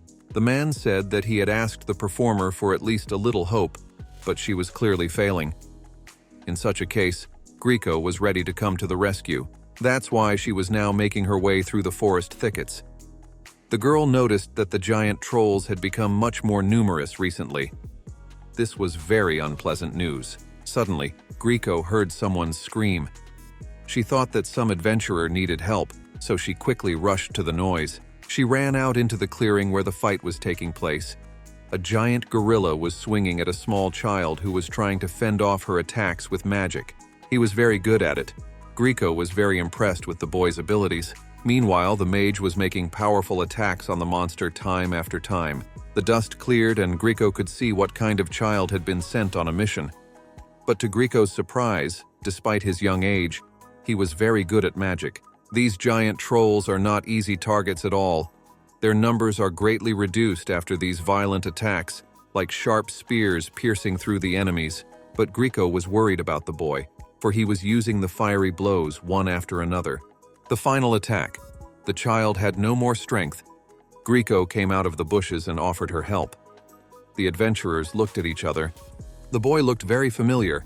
For a moment, the girl even thought it was Yuri, but quickly put her thoughts in order. It had been 3 years, and her brother should look older. Especially their faces were not much alike, and their hair differed in color. The boy asked the stranger what she was. Grieco stated with a smile that she was the magical swordswoman Isekai'd. The child was taken aback. He did not expect that she would be facing someone who is #1 in the world among adventurers. The girl said with a smile that she had come to help him, for she had heard that he was not quite getting by. Suddenly, the boy fell silent. Grieco was very surprised at this reaction, but the child sharply in a loud voice ordered the girl to stay away because the giant gorillas were his prey. The girl was taken aback by this disrespectful attitude. The child ordered Grieco to shut his mouth, for she had annoyed him greatly. But suddenly, a huge gorilla appeared behind the boy. He flew aside from the shockwave. Grieco immediately stood up to defend him, but she was told to stop. The girl turned around. The child said that he was the one who would become #1 among the adventurers. Mori prepared to attack. She was about to deliver a crushing blow to the monster. The girl was terrified. At this age, the boy had already mastered the highest level of explosive magic. Mori was determined. Grieco started shouting to the boy that if he launched an attack at such a close range, she herself would also be caught in the blast. But he didn't listen to her. There was a final explosion. A huge impact crater was left at the site of the battle. Grieco managed to grab the child in her arms and fly upwards. The boy was unconscious. The girl didn't understand what made this man go so far. She landed near a body of water and put the child on the ground. Grieco tried to bring him to his senses with magic. The girl thought that the boy now no longer looked like the young adventurer who had just destroyed giant monsters. The child began to squirm and rub his cheek against Grieco's abs. She thought the boy really liked him. Suddenly the child came to his senses. He bounced sharply away from the girl and embarrassedly began to make excuses. Grieco good-naturedly replied that there was no need to be embarrassed. She said there was nothing wrong for a boy that age to be attracted to her bikini armor abs. The boy awkwardly tried to find words. Grieco talked to the child some more, praising her muscles, but the boy said it was time for him to go home. As he was about to leave, the girl called out to him. With a smile on her face, she invited the boy to join her. She said it out loud so that she would not regret the missed opportunity later. But the child awkwardly apologized, saying he had to get back to his teacher. At the words about his mentor, the boy's face lit up. He had great respect for the man. The boy once again said he was sorry, but Grieco calmly accepted his answer, for there was nothing she could do about it. The child suddenly put his fist to the girl's abs and said that when he became number one in the future, he would let her go on an adventure with him. Grieco smiled.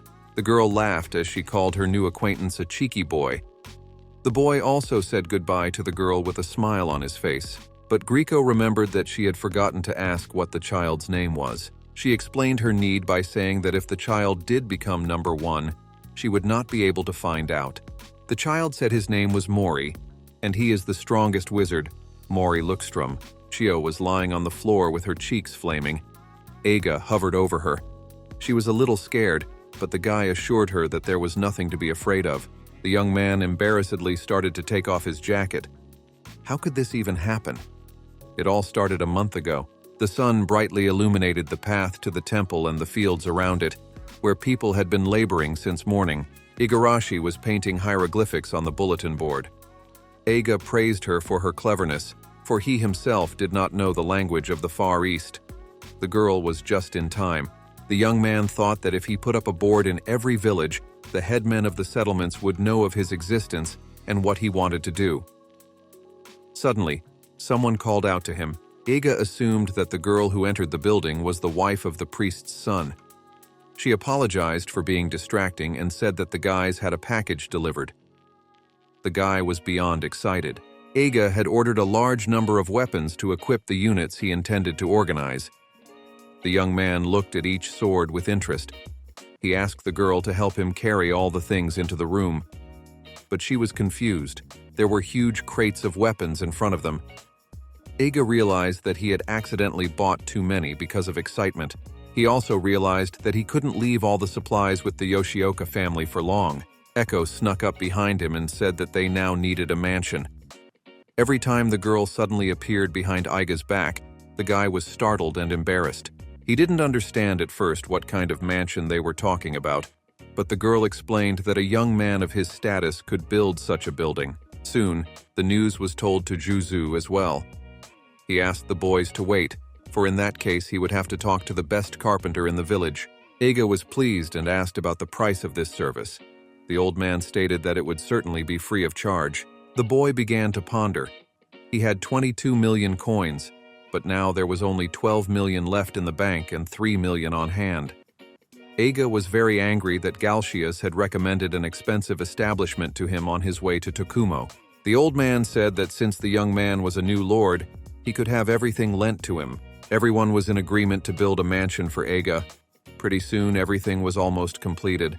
A month later, the old place was unrecognizable. The villagers from the logging village were doing a very good job. Eiga decided to build a mansion in the southern center of Tokumo, and there are a number of reasons for this. One of them is that it is much more convenient to locate near the monster's territory, since the settlement is going to destroy them soon.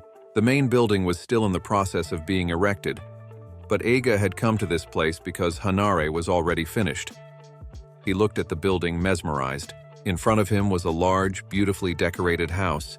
There was a lot of space inside. The young man began to think how he could make good use of the area. New wagons with trees arrived. Along with them came Aiga's new acquaintance.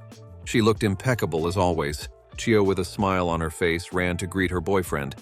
They were happy to see each other. Chio is Kimura's transportation leader who makes a living mainly in Tokumo forestry. Iga guessed that they were the ones transporting lumber to the mansion for him. Chio was surprised at the news of the new building. Suddenly, she finally realized that Iga was exactly the new lord mentioned on the bulletin board. The young man was honored to have news read about him. It was written on the board that Iga Janes was the new lord of Tokumo. He wanted everyone to work together to get rid of the monsters in the west and develop the country. These messages were set up in the centers of the 7 villages. It was written on the board that Iga Janes was the new lord of Tokumo. He wanted everyone to work together to get rid of the monsters in the west and develop the country. These messages were set up in the centers of the 7 villages. Iga made the assumption that the girl had then also read about his plans to get rid of the monsters. Chio said with a smile that it was quite a bold idea. The guy suddenly declared that he wanted the girl to fight too, since she had the talent of a warrior. Chio was taken aback. She began to quickly justify that she couldn't do such a thing, and there was no way she had the talent for such an activity, because she had only been taught to saw wood, and fighting monsters seemed too difficult for her. Iga hesitated for a moment. He knew that the other villagers would probably react the same way. Chio awkwardly made the assumption that she was just being pranked. She added that she wouldn't have been able to fight anyway, even in her wildest dreams. But the guy informed her that he had a great idea. Here they were already sitting in the new Hanara and talking. The young man asked Chio if she knew the basics of awakening talents. Iga explained that the girl would have to challenge herself to discover her true talent. He said that he could help awaken all the skills and abilities since it was one of his special skills. But the skill was only obsession. Only shamans could use obsession, which allowed them to freely control their soul to move for unlimited time and distance. But Iga can't use this high-level skill. It is merely an imitation. In the case of a youth, this skill only allows the soul to go directly into the object. It can immediately awaken a person's latent talent and allow him to deliver medium-level strikes. When Iga possesses someone with a warrior talent like a girl, and then uses various skills from the martial arts, the person's body memorizes them. Then the young man's soul leaves the body, and the warrior has to practice the skills on his own.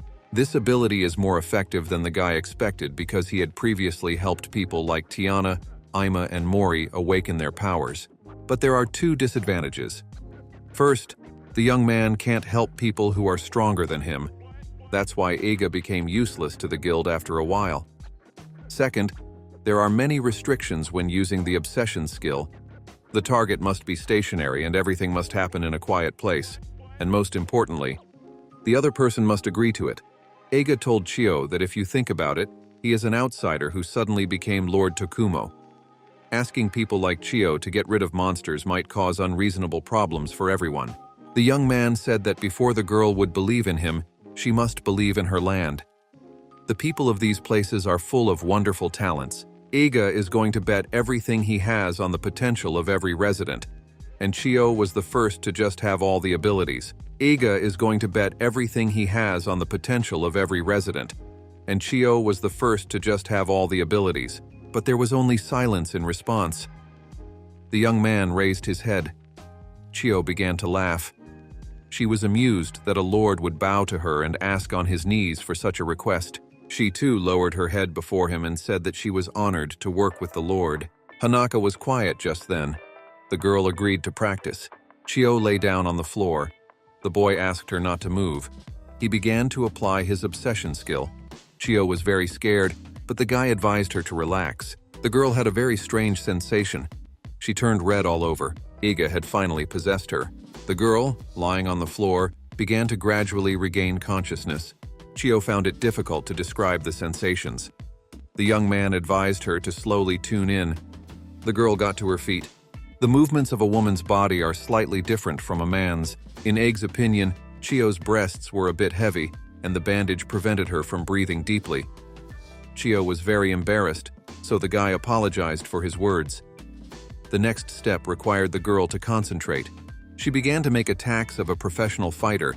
Her fists cleaved the air quickly and accurately. Chio stopped. Ig's voice in her head told her to try to make the attacks herself. The girl was confused. In such a short period of time, she didn't understand the principle of the movements. Since this was Chio's first time practicing, the boy advised her to shout to get rid of her embarrassment.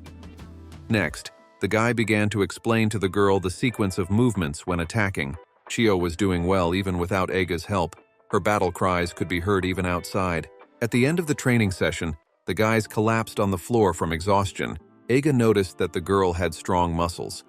Chio became embarrassed. She still wasn't confident in her abilities. Then the guy suggested that she practice again, only already without the Omni tool. The young man took out special paraphernalia to imitate the enemy. Chio prepared for battle. She began to deliver powerful blows time after time so that the boards and swords flew in different directions. She froze in place in surprise. Eiga smiled at her. Chio was very proud of herself. She was able to launch strong attacks against fictional enemies. Eiga stroked her head and said that she should practice constantly now. Chio became embarrassed and smiled. When the girl was on her way home, she said goodbye to the Lord with a smile on her face. The young man thought that if Chio kept practicing like this, she would soon be able to fight for real. At dinner, the boys noticed that the boy was sitting very contented and had returned quite late. He started embarrassed, saying that nothing had happened. But Igarashi again stealthily crept up behind the Lord, and he screamed in fear. Everyone laughed. Galkias has done research that shows a lot of information about the Aig territory. The young man asked Igarashi how long ago her grandfather had awakened his magic. The girl wondered. She replied that she hadn't been home for a long time, so she wasn't sure about the answer. Then Eiga headed to Nakamura village to find out information. The old man thanked the young man for looking after his granddaughter. His name is Igarashi Isao, and he is 62 years old. He is a specialist in seed research who has been improving the quality of seeds for his place for many years. This grandfather is the reason for the high yield in the village, and it was not surprising since his destined profession is agronomist. Igarashi Isao is a key factor in the development of the land in Nakamura. Iga used his fourth ability receiver on him. This skill of transferring experience. Take the young man's past group, for example. If during the quest, Tiana and Eiga defeated a monster, while Aima, Deli, and Mori were forced to stay in the guild. Though, usually only the 3 people participating in the quest gained experience. But if the other 3 members were labeled as receivers, then the experience was distributed differently. All members, regardless of their involvement in the quest, increased their level and became stronger. This is a very useful skill for territory development. Eiga can mark people with important non-combat skills, and the receiver ability will help them develop their talents faster. At the moment, there are 3 people. They are Isao, Galcius, and Shuhei, and the receiver ability will help them develop their talents faster. At the moment, there are 3 people. They are Isao, Galcius, and Shuhei. The old man stated with a smile that nothing unusual was happening. On the way home, Eiga pondered that more experience was needed for people to feel a significant effect. Suddenly, someone called out to him. It was Echo. She reported that all 25 elected people had gathered, people with different destined professions lined up in rows. 10 attack mages, 3 support mages, 2 archers, 7 vanguard swordsmen, 2 healers, and 1 warrior. The guy had a good reason why he had recruited so many attacking mages. Although they are the chosen ones, they are not equally talented. But for now, the main strength of the group was the vanguard swordsmen. The swordsmen are supported by support mages. The 2 healers can learn full recovery magic in the future, as well as use special items. Guy really liked his train of thought. If fusion magic becomes possible, the archers will be the ones to end the monsters. Also, Eiga expects a lot from Chio's fighting abilities. In addition to that, she still possessed transportation abilities. The young man was determined to increase the number of troops to 100 for various missions. He also needed to stock up on items and necessary equipment. Chio's experience in transporting wood was just as useful in this matter. Eiga was really counting on the girl. The young man ordered the entire team to move out to the forest because right now the training would start. Soon, they reached the territory of the Western District. Here the boys encountered the first enemy. It was the fire frog, Tawasco Gama. It started attacking the team with flames. Eiga ordered everyone to stand back. He began to apply an ice magic spell. Huge chunks of ice slammed into the fire frog's body. The monster didn't move. Everyone shouted enthusiastically because they couldn't even think that their lord was so strong. Also, thanks to Horde's gift, all 25 people gained double experience. If the guys continued like this, they would soon be able to reach the required level. Iga advised the team to report the monster first when detecting it. Distressed sighs were heard. The group begged the Lord to let them use their power. Iga applied the skill status check. He noticed with annoyance that the vanguard swordsman Yamasaki had an attack power of only 5. Among the crowd, only Chiyo had enough experience thanks to her training. She had 51 units of strength. The other humans were weak, so Iga could not allow them to engage the monster directly. The young man asked the team to be more patient. Although the group was very upset, but still had to accept the fact, the boys continued practicing. Iga dealt with the monsters very easily and quickly. The guy noticed that he hadn't had so much fun during the battle for a long time. It was very interesting even though the enemies were low level. Iga turned around and looked at his team. Now the people had gotten enough attack power, Iga allowed them to go ahead and deal with the monsters themselves. The humans happily rushed forward to find their enemies, for they had waited so long for this moment. The warriors did an excellent job of dealing with the monsters. Iga was pleased to see his team rejoicing with each beast they killed. Just as the young man thought, the swordsmen were the first to start killing the enemy. Even Yamasaki's boyfriend, who had 5 units of strength at the beginning, could calmly deal with the monster. Now it was the turn of the other guys. They were determined, for they were not going to give in to their comrades. Such determination brought a smile to the Lord's face. After one Chelok succeeds, the others also begin to think that they can handle the problem. Iga believed that as long as his team had confidence in themselves, they would achieve good results. Evening had come. The young man glanced at the time and noticed that they had gotten too caught up in the process, and it was time to head back to the village. But the group was eager to continue the hunt, for they finally had a chance to prove themselves. Iga explained that the monsters were much stronger at night, and the boys still didn't have enough experience to fight them. People were envious of Chiyo, who had killed the most monsters.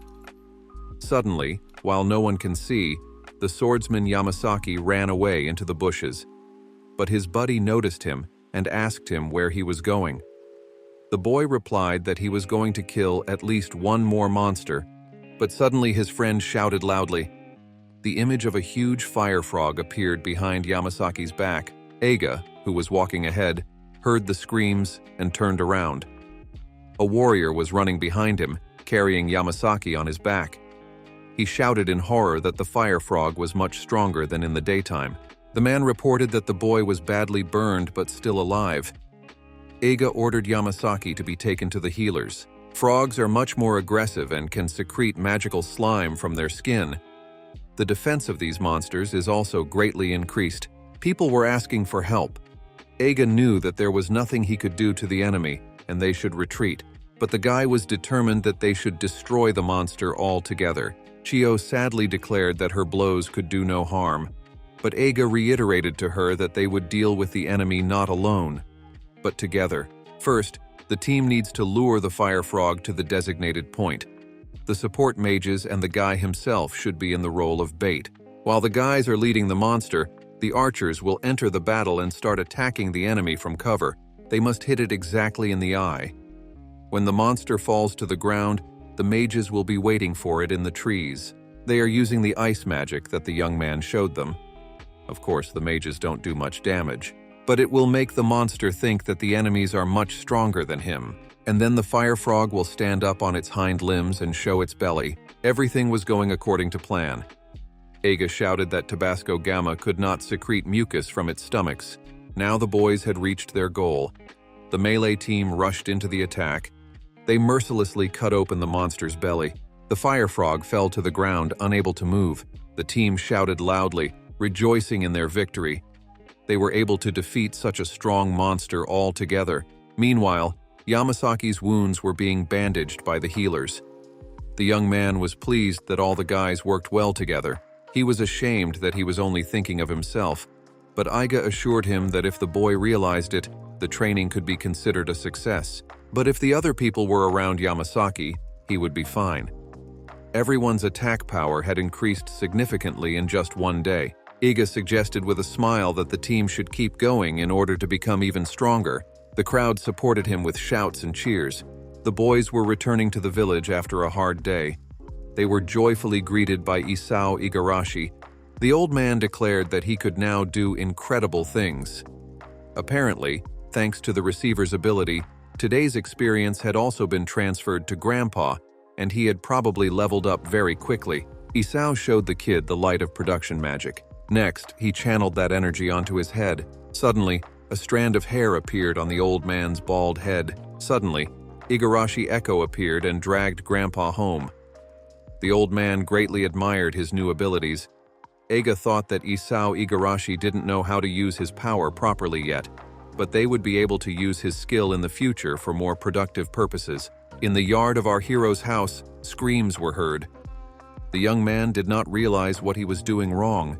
The huge horse that Eiga had ridden was wriggling and trying to throw the boy off his back.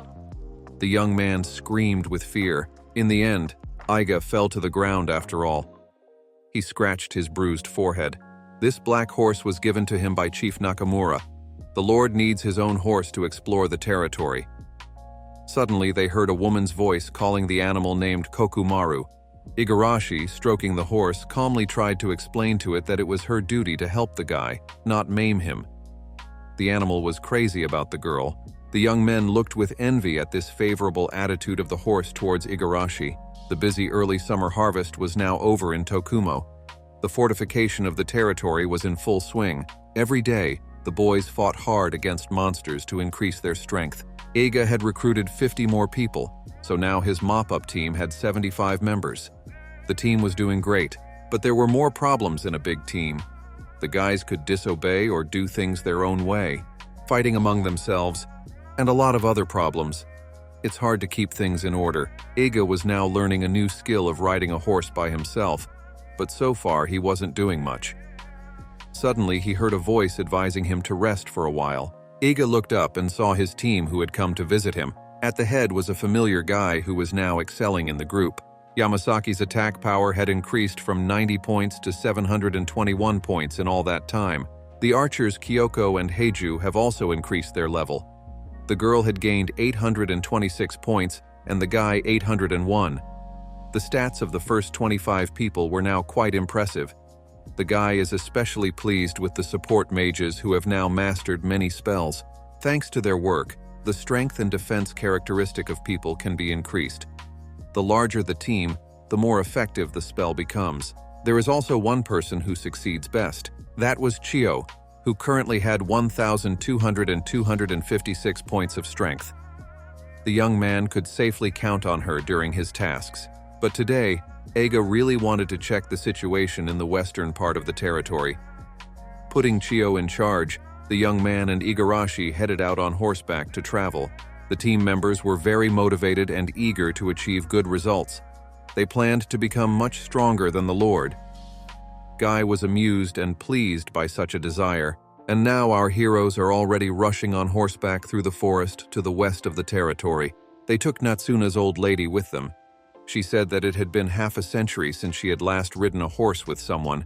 According to the grandmother, the 3 mountains in the territory are called Hahayama, Aneyama, Imutoyama, and it seems that the north side of Hahayama and Aneyama belong to the northern territory. Natsuna explained that Hahayama has bad soil, so it is quite barren, and it is hard to grow anything there. The boy understood it perfectly. Suddenly, Igarashi Echo pointed in the distance to a cave in the temple. Eiga turned around. A dark, wide tunnel went far into the depths of the mountain.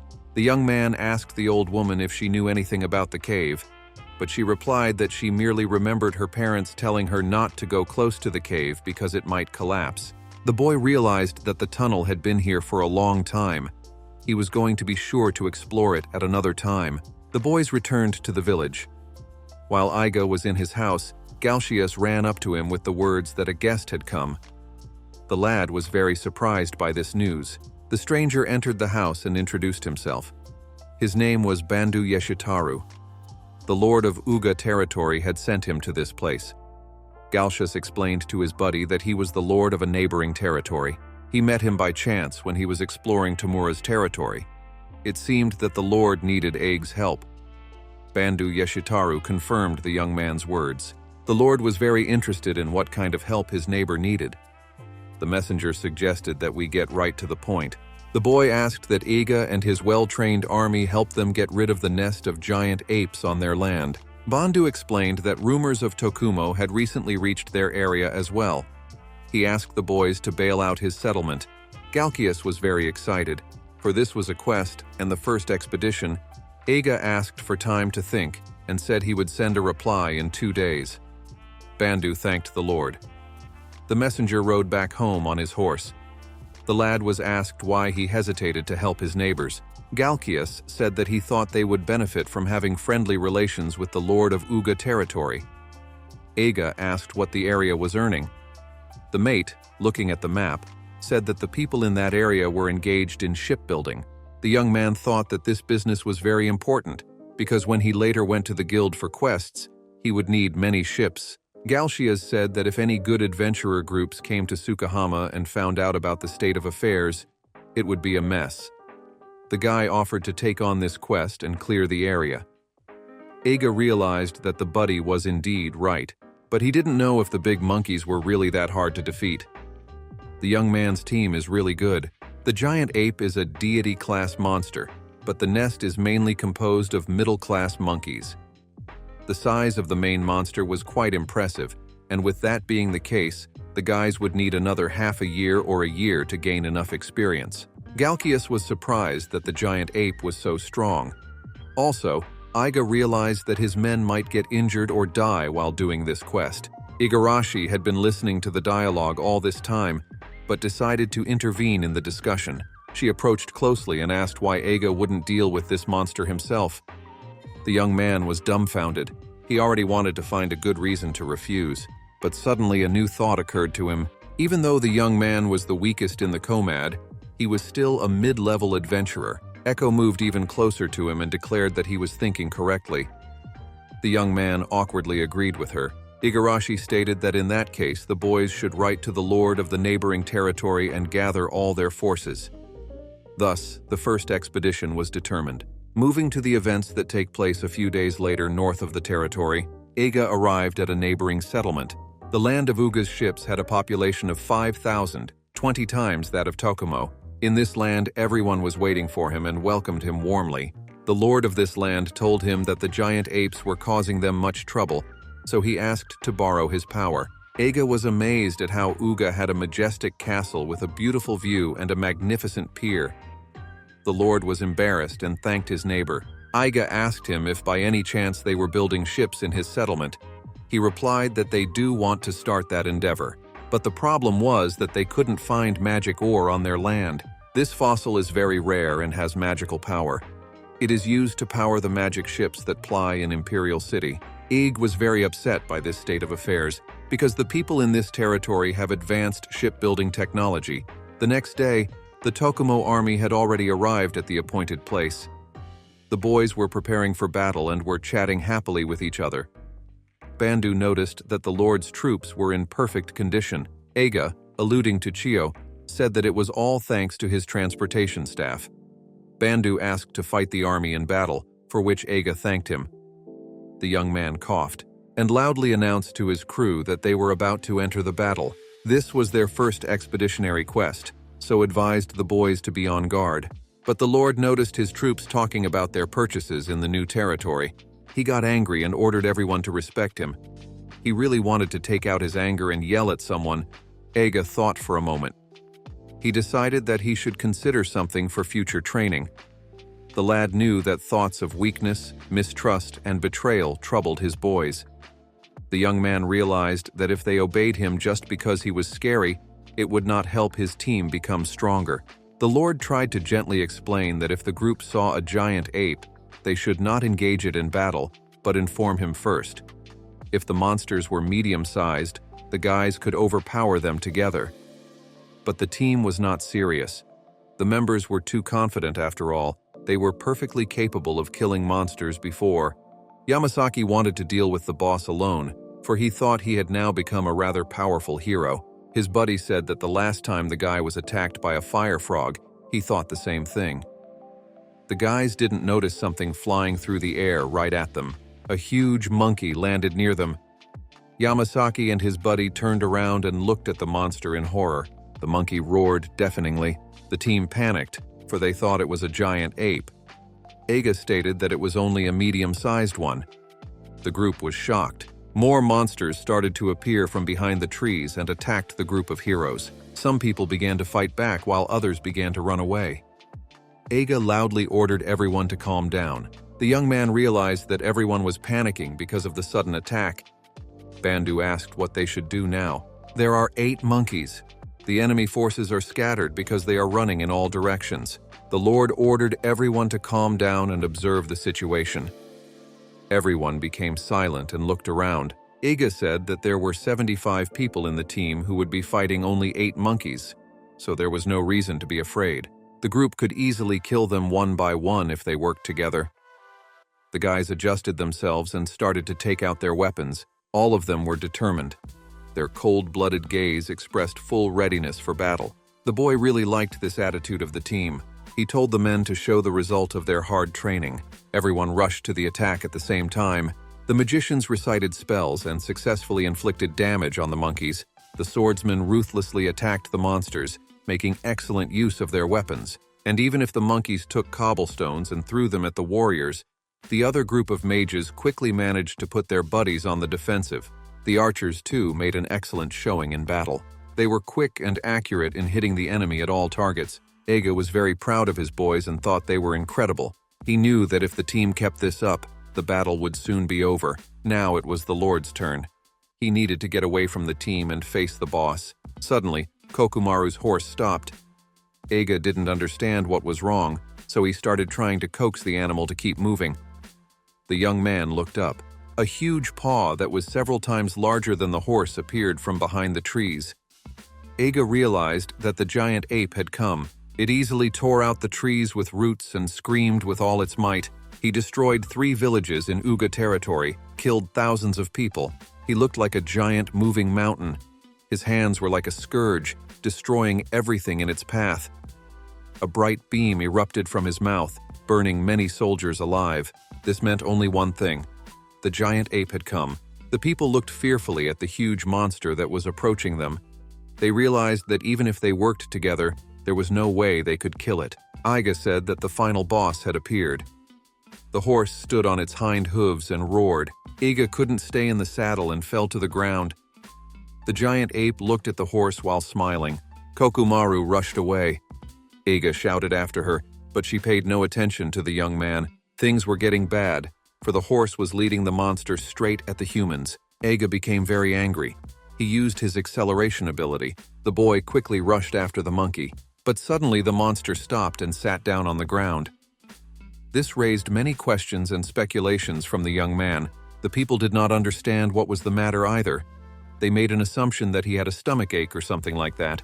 Igarashi stood and soothed the horse that had come running to her. From behind, a guy yelled for everyone to look in the monkey's mouth. A huge beam of fire began to appear from its mouth. Meanwhile, Eiga was already running toward the monster. He really hoped that he could prevent a bad outcome in time. The boy recited a spell. A huge beam came out of the monkey's mouth and headed straight for the humans. But it was held back by a large shield that Eiga had managed to put up. In the end, it shattered into splinters. The people were dumbfounded and did not know what to do next. The palm settled, and the silhouette of the Lord appeared ahead. His hand was bleeding. The team realized that Eiga had sacrificed himself so that they would remain unharmed. The unbearable pain prevented the lad from concentrating. He was able to protect everyone, but he didn't expect to be so seriously injured. The guy smiled through the pain. He thought Cross would have done better, but then realized that none of his past team could handle the monster, since they weren't here now. He realized that he was very weak compared to the giant ape. Bandu suggested that the team should retreat, for they should no longer stay in this place. He said that although Uga was grateful for Tokumo's help, but in that case they should leave the rest to them. Bandu's words seemed logical to the people, but they still decided to save their lord. Everyone was surprised when Igarashi volunteered. She stated that the team needlessly retreated and Eiga would handle everything. Meanwhile, the guy stood face to face with the giant ape. She swung around to deliver a powerful blow to the young man. The earth shook from the attack. The people screamed in horror. Before their eyes, the huge monster struck their lord with all its might with its fist. But in Igarashi's heart, there was still hope for the best. Suddenly, the monkey made a surprised expression on his face. It stared at the ground. Her fist confronted the young man's fist. He stood and unwaveringly withstood the onslaught. Eiga was upset that his group saw their lord in a pathetic state, for they must have been disappointed in him. Therefore, Eiga was determined to show the giant ape his full power. After all, the guy still possessed the abilities of a charge-level adventurer. Eiga used Kiradon's medium fire magic spell and aimed his attack straight at the monster's face. The monkey roared in pain and covered its face with its hands. She struck the ground with all her might, but there was no longer a guy under her fists. The monster turned around. Eiga was flying at him with a sword. He apologized to the monster and thrust his weapon right into the giant ape's interbrow. The monster fell to the ground and dissipated in a form of magic. Eiga grabbed his arm, which continued to ache unbearably from the wound. He knew that he had to show his residents that he was their lord. Eiga wasn't particularly pleased with himself. He looked at the warriors and was at a loss for words. All the men bowed down on one knee before him in a sign of gratitude and submission. Yamasaki honestly told the lord that just now they were a little disappointed. Eiga thought with annoyance that this was exactly the reaction he had hoped for, but suddenly the boy shouted that the team had learned that their lord was truly strong after all, and they were proud of him. The crowd cheered the young man and agreed with everything he said. The warriors grabbed the lord and began tossing him into the sky, cheering and rejoicing. Igarashi stood aside and looked thoughtfully at the lad. In the evening, a feast was held in Uga, where people from different villages gathered. Eiga watched the feast from the windows of the lord's apartment, who had organized the party. Igarashi and Galshias were working on documents for the contract and future business negotiations. The young man's team also gained a lot of experience, as monsters in this territory bring much more experience. Thanks to his gift of horde, everyone got twice as much experience from the big boss and the middle monkeys. Chio's strength was especially remarkable. Her attack increased from 2,256 points to 1,984. The attack power of the first 25 chosen people exceeded 1,000 points. Now, one of the support mages learned the greeting spell, which increases the attack power of each team member. The archers also gained a great advantage. Because of their increased skill, their shooting range has also increased. They can now use a wider range of tactics. Eiga sadly realized that someday the wars might become stronger than him. Guy reasoned that people still thought his mediocre abilities were impressive, but it should take some time when they finally realize everything. Unexpectedly, Eiga met a lord watching the fun in the square from the balcony. He asked Oga-san why he still wasn't celebrating with everyone. The man said with a smile that he really appreciated the lad's help. He said that he might ruin the serene atmosphere if he came down to the people, so it was better to observe everything from the balcony. The Lord's words made the young man realize one thing. The longer he is Lord Tokumo, the more he gets to know Chio and the other residents. And all he can do as their lord is to take a step back and watch them grow. Eiga felt he had to set his residents on the right path, so that a bond could be established between him and them. A girl in the crowd noticed the young man and waved at him with a smile. Eiga also waved good-naturedly back at her. He now realized what it meant to be a lord. A few days later, Eiga and his crew returned to Tokumo. The young man thanked Juzu for the old man taking care of everything in his absence. Eiga was about to go to rest when the priest announced that everything was ready. Eiga, Galshias, and Igarashi raised their heads and stared admiringly ahead. In front of them stood a huge, newly built mansion. The young man declared that everything was a familiar way of life for him. Juzu agreed and said that they had specifically conducted a study on the subject. The lad also liked the bed, which he said looked great, and the view from the bathroom was incredible. When Eiga changed his clothes, Galkias sat down at the table and began to discuss important matters with his buddy. The fellow handed the lord a document.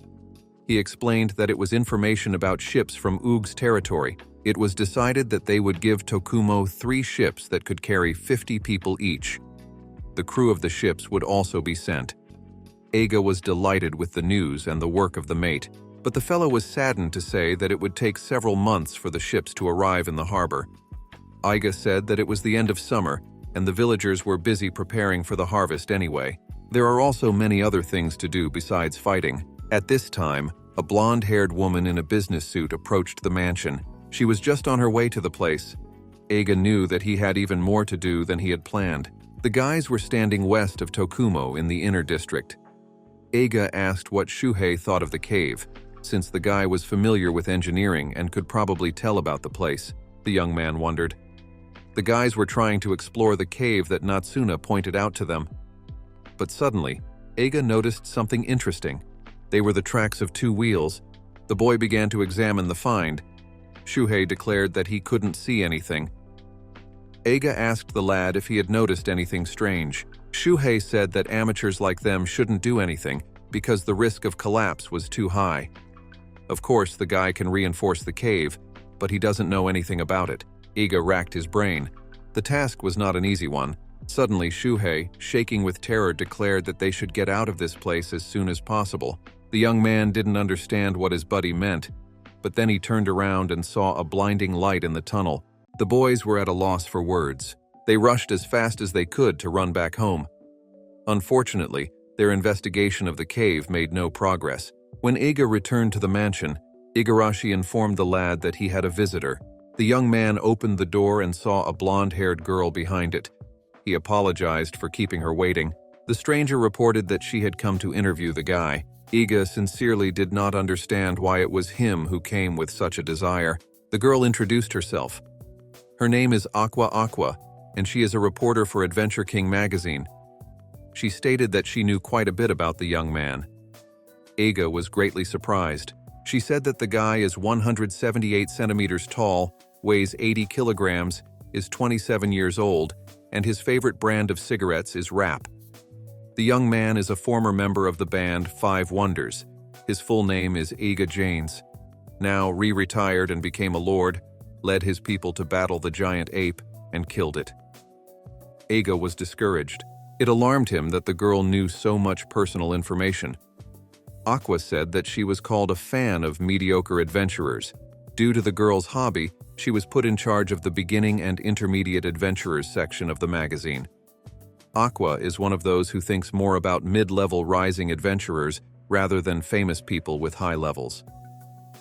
After a few questions, Eiga learned that the girl had been a fan of the 5 Wonders for about 4 or 5 years. He realized that Aqua was a fan of exactly mediocre adventurers. When those people start to become famous, her passion cools down. Aqua took Eiga's hand. She stated that she thought the guy's training skills were great. Eiga was confused. Aqua said that the young man could see what the team needed at every moment of its existence, instantly identify the right talents, assign them to positions, and balance the team with skills.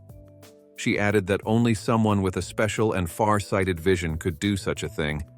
Eiga felt uncomfortable. Aqua said that the boy's training is filled with love. This energy infuses every member of the team and constantly leads them to new heights. Eiga always shows up at the right time to do what the group needs most. Guy didn't know what to answer. He noticed that the girl really knows him well. Galkias and Igarashi looked at the buddy strangely. The young man said that he couldn't keep up with his team with those skills, so they weren't that useful. Aqua was shocked by Eiga's words. She grabbed him by the shoulders and, switching to shouting, stated that without the boy, this group could never have made it to the top 10 teams in the world. Aqua said that Eiga was amazing. Galkias embarrassedly remarked that the Lord was very happy. Eiga started to guffaw, but Aqua reiterated that the young man was really outstanding. Echo looked at her watch and told the boy that it was just the right time. Aqua was surprised that the Lord had something else to do. Eiga explained that he needed to explore the area and more. The young man offered to postpone the interview, but the girl put her hands on the table and loudly refused.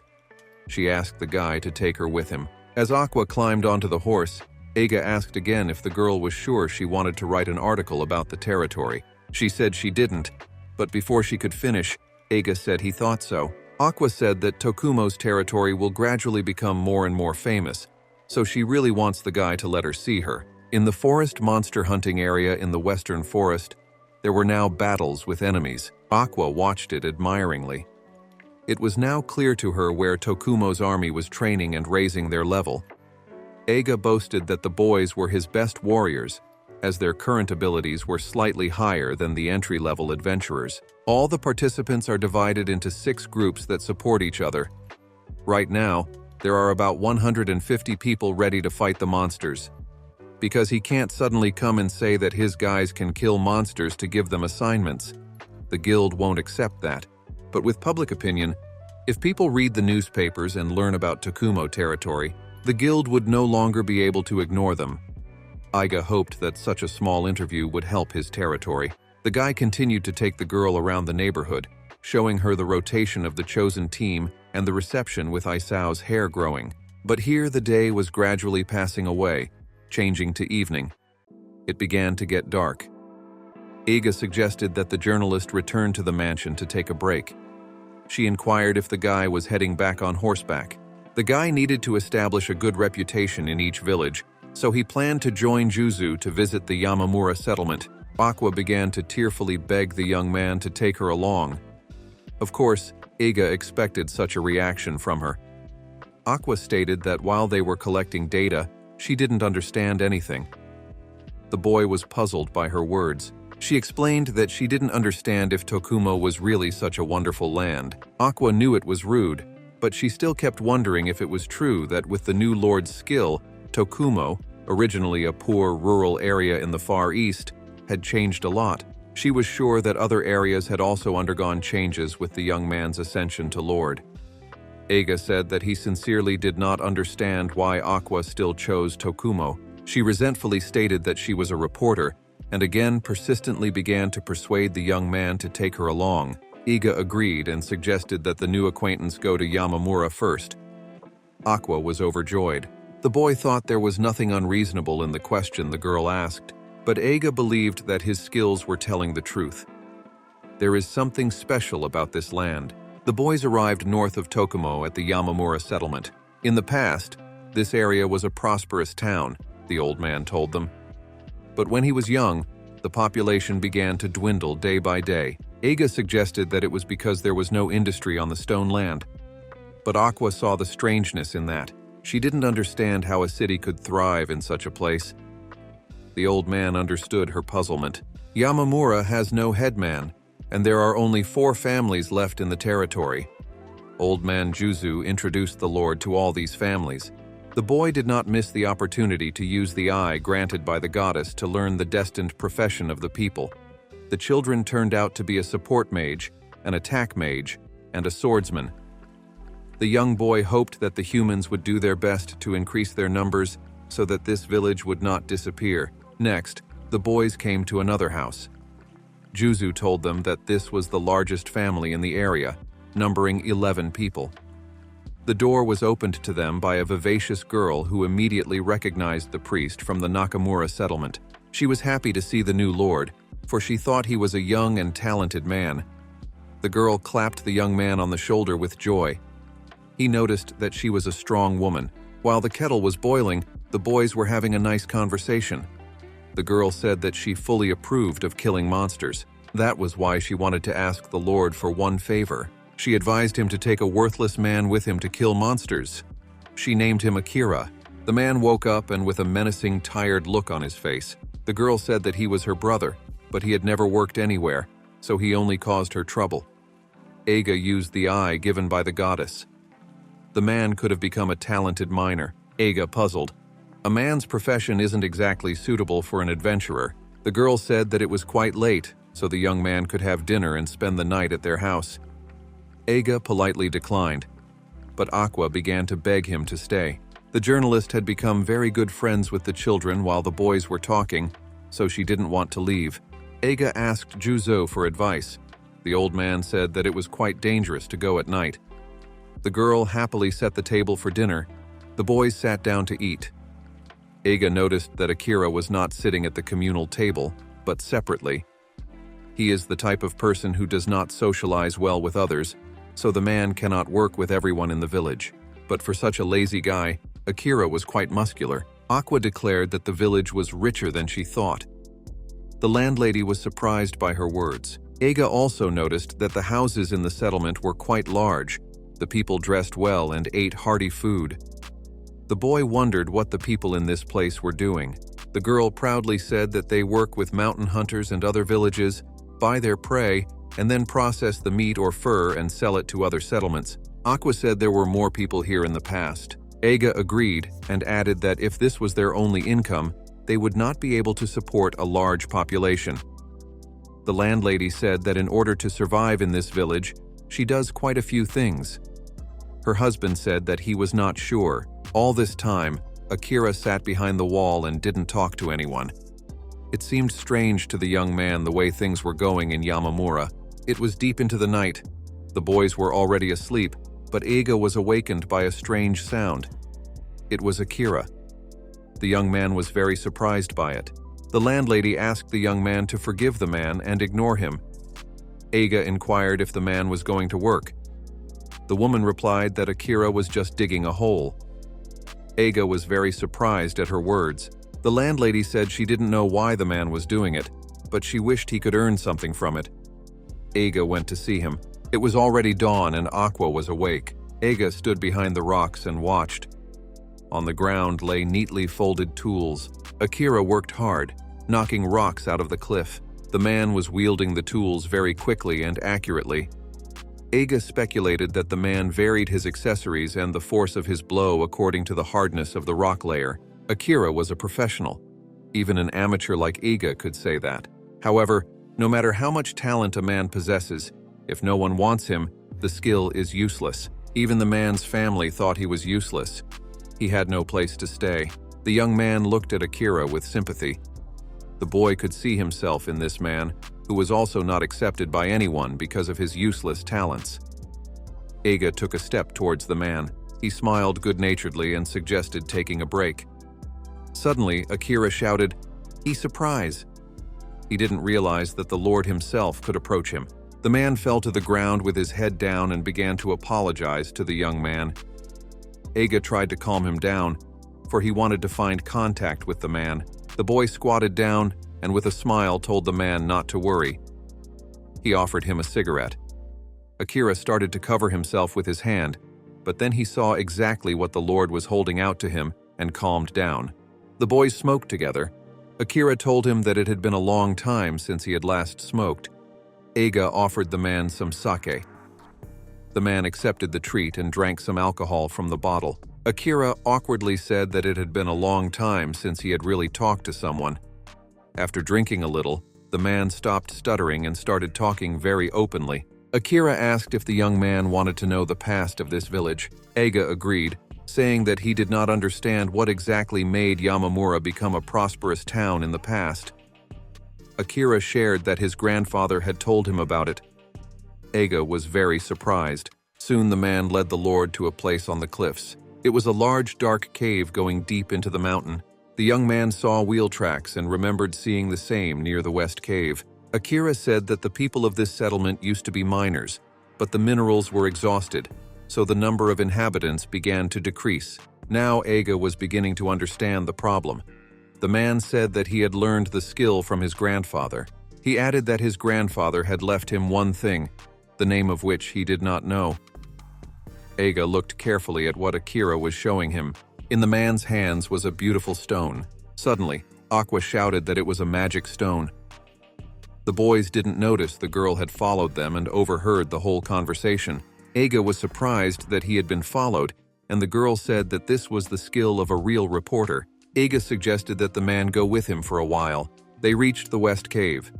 Akira scrutinized everything and said that ore could still be mined in this place.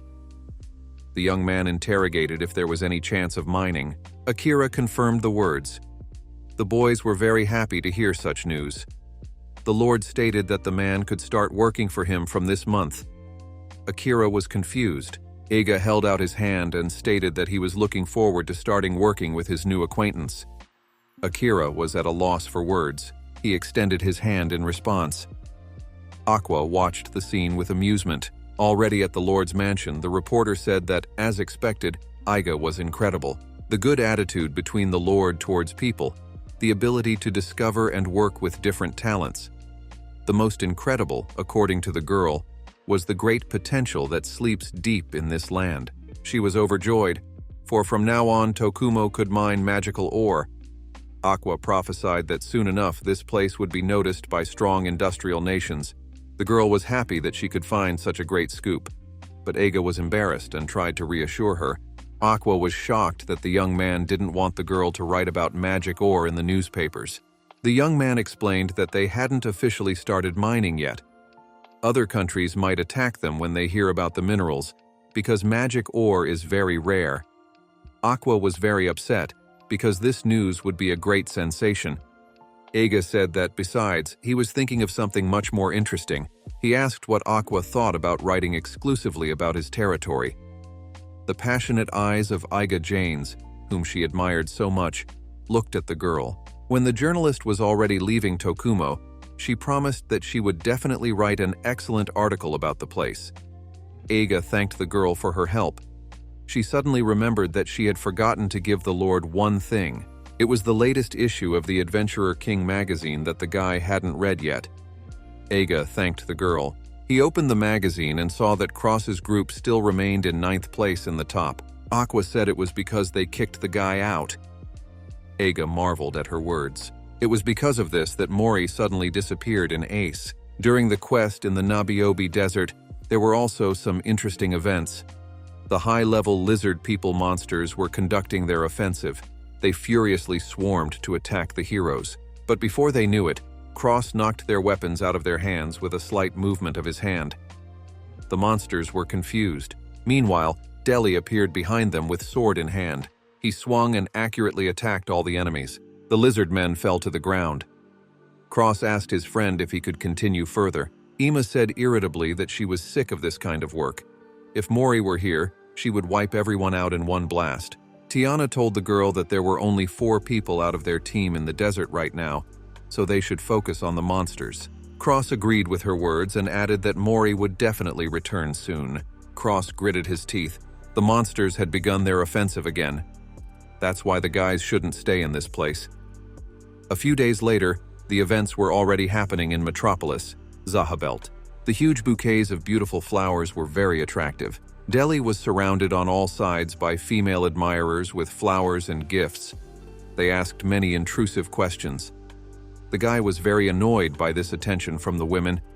He became embarrassed and blushed. Deli started to run away from the groupies, for his face turned so red that he could not say anything. The girls looked sadly after him. Around the corner of the building, the man saw his girlfriend sitting on the steps. Ima advised him to at least shake hands in such situations.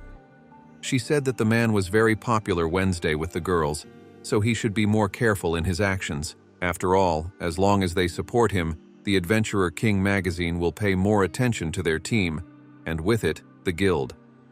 Thus, their chances of obtaining high-level quests would increase. Deli awkwardly agreed with her words. The girl said that the man was too shy. She said that somehow after Mori's sudden disappearance in Ace, the guild would no longer allow their team to do Demon King-level quests. They had gone through a great deal of hardship to get to this place, and now they would get nothing in return. Ima apologized and told Deli that there was nothing interesting about it. The boy was confused. They went into the building, but waiting for them on the doorstep were paparazzi and journalists who quickly pounced on the heroes with questioning. They furiously tried to find out why Mori had disappeared, and Tiana and Cross were trying to cover it up. Deli thought that these people were 100 times worse than those groupies.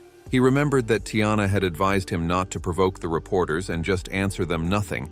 Then everything would be fine. Guy thought that even if Mori's disappearance made the public pay more attention to their group, it could only worsen the guild's impression of them.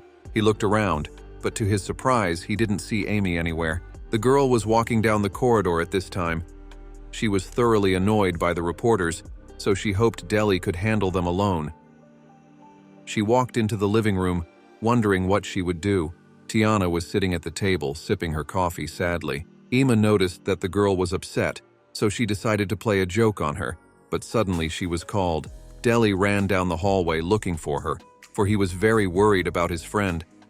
Suddenly he was grabbed by his hair. Ima sat the man down on the floor beside her and ordered him to be quiet. At this time, Cross entered the living room and addressed the sad-seated girl at the table. Tiana complimented him on a job well done, to which she heard words of thanks. Cross asked her how things had gone at the guild. Tiana told him that now their team would no longer be allowed to take Demon King class quests. The guy noticed that they had remained at 9th place in the rankings for months now, no matter how many A-rank quests they took. Demon King quests usually only started for the top 7 adventurer teams, so the guild couldn't make concessions to them and break the rules. To advance to the next level, the 5 Wonders party needs to have the best adventurers. In particular, Mori attracts a lot of attention. At such a young age, she has mastered 2 of the 6 highest level magic attributes. The girl's absence has already lowered the world's estimation of their team. They said the strength of the group was greatly diminished without Mori. Suddenly, someone shouted, "Why on earth did Cross chase Master Egg away?" It was Mori. Her eyes were full of tears. Tiana asked the girl to calm down, and Cross started making excuses that the boy's abilities were no longer useful to them. Mori, through her tears, stated that it was a very selfish act. The boys tried to comfort the girl, but she only pushed them away and ran out of the building. Cross thought for a moment. As he thought, letting the boy go had been a mistake. The remaining 4 members of the team hesitated. Tiana suggested that they stop discussing the subject. Cross wanted to argue with her, but the girl jumped up from the table and loudly declared that Iga was not strong enough for the team. Tiana said that it wasn't the fault of the team leader and Iga after all. The time when they could just have fun had already passed. Ima and Deli had been sitting behind the wall all this time, listening intently to the conversation. The guy said that they should go, but the girl stopped him. Cross asked Tiana if she had thought about what he had recently said. The girl was confused. Cross suggested that he go on a date with her. The girl answered nothing and continued to sit silently. Suddenly, she declared that they should prioritize the upcoming adventure because it was a very important time. The boy agreed with her. Tiana began to list the problems, and Cross agreed with her on everything. They fell silent and bowed their heads. Tiana said she was sorry. Guy confirmed that he felt the same way. The boys said goodbye, wishing each other good night. Ima sighed. She said Cross was a fool, for he didn't realize that Iga and Tiana were dating. She thought that the girl should let go of the past and start a relationship with Cross, for he is very cool. She remembered that they say that a woman will feel happier with her second lover. But Deli disagreed with her. He stated that everyone would be happier with the person they love the most. Ima asked why, in that case, Tiana didn't just leave with her lover. Deli explained that Iga would not take the girl with him. The guy broke off the relationship with her in the first place, because he knew that sooner or later he would not be able to stay in the group. Deli speculated that Iga did it because he knew Tiana would want to leave with him. Ima laughed and said that Tiana was just as hopeless and used the money as a cover. Most likely, Ima thought, the girl was hoping that Iga would take her with her. She added that the guy would never notice the hint unless the girl said it directly. Deli looked at her sadly. He knew that even though Ima also cared for the guy, even though she had said such unpleasant words in his direction. Meanwhile, in Tokumo, Iga was packing his things. Galcius entered the room and asked where his buddy was going. Igarashi said on vacation. Iga explained that it was almost harvest season now, so leveling would be postponed for now. Therefore, it would be just about time to go on a trip. Igarashi added that Iga always works without a day off. Galcius suggested that the buddy was going to look for Mori, to which he received a favorable reply. Iga stated that he was leaving everything to his friends. He got into the boat and apologized for such an act. Juzu, Igarashi, and Galcius waved to him from the harbor. The old man advised the young man to return for the fall festival of Rojai, and the mate asked him to bring souvenirs. Floating in the boat, Iga read the newspaper. Mori left the hero team. The 5 Wonders got what they deserved. Iga couldn't believe that the girl had left just because he had been kicked out of the group, but if that was the case, then the reason he was on the team was to keep Mori. It was very sad. The boy got to the ship and climbed on deck. He didn't know what he was going to do next. Things were completely different a few years ago. Let's go back to a time when Cross's crew was just Eiga and Tiana. They met Mori in the land where the sword of the legendary adventurer is said to rest. The child recognized the adventurers and told them that when she grew up, she would surely become the strongest man in the world. The girl began to persuade the heroes to accept her as a member of their team. Cross, Eiga, and Tiana were a little confused. The young man didn't understand why such a beautiful lady wanted to become a man. Mori became embarrassed and started stuttering. The boys came up behind her and began to tease the child, calling her timid. They said that all her attempts to be adventurous were useless, for she was always afraid of everything. Mori tearfully explained that girls remain weak even when they grow up. That was why she wanted to become a man. Eiga looked at her sympathetically. The young man stated that he didn't think so, because, for example, there was a girl named Grieco who was very popular recently. At that moment, he checked the girl's profession out of habit. Suddenly, he felt a powerful force emanating from her. Eiga was taken aback. Mori was a born attack mage. It was a miracle. A little girl has the ability to quickly learn all 5 magic attributes at the highest level. The guy could hardly believe his eyes. Eiga put his hands on Mori's shoulders and said that she could join their team. He said that she had a good chance of becoming the strongest in the world. The kid couldn't believe his eyes. Suddenly, the kid was grabbed by Tiana's shoulder and told that the girl was still a child. The guy suggested the buddy to think outside the box. The girl's profession is very important to their group and her future, so their group can't say no to a child. Tiana asked if the girl is really that good.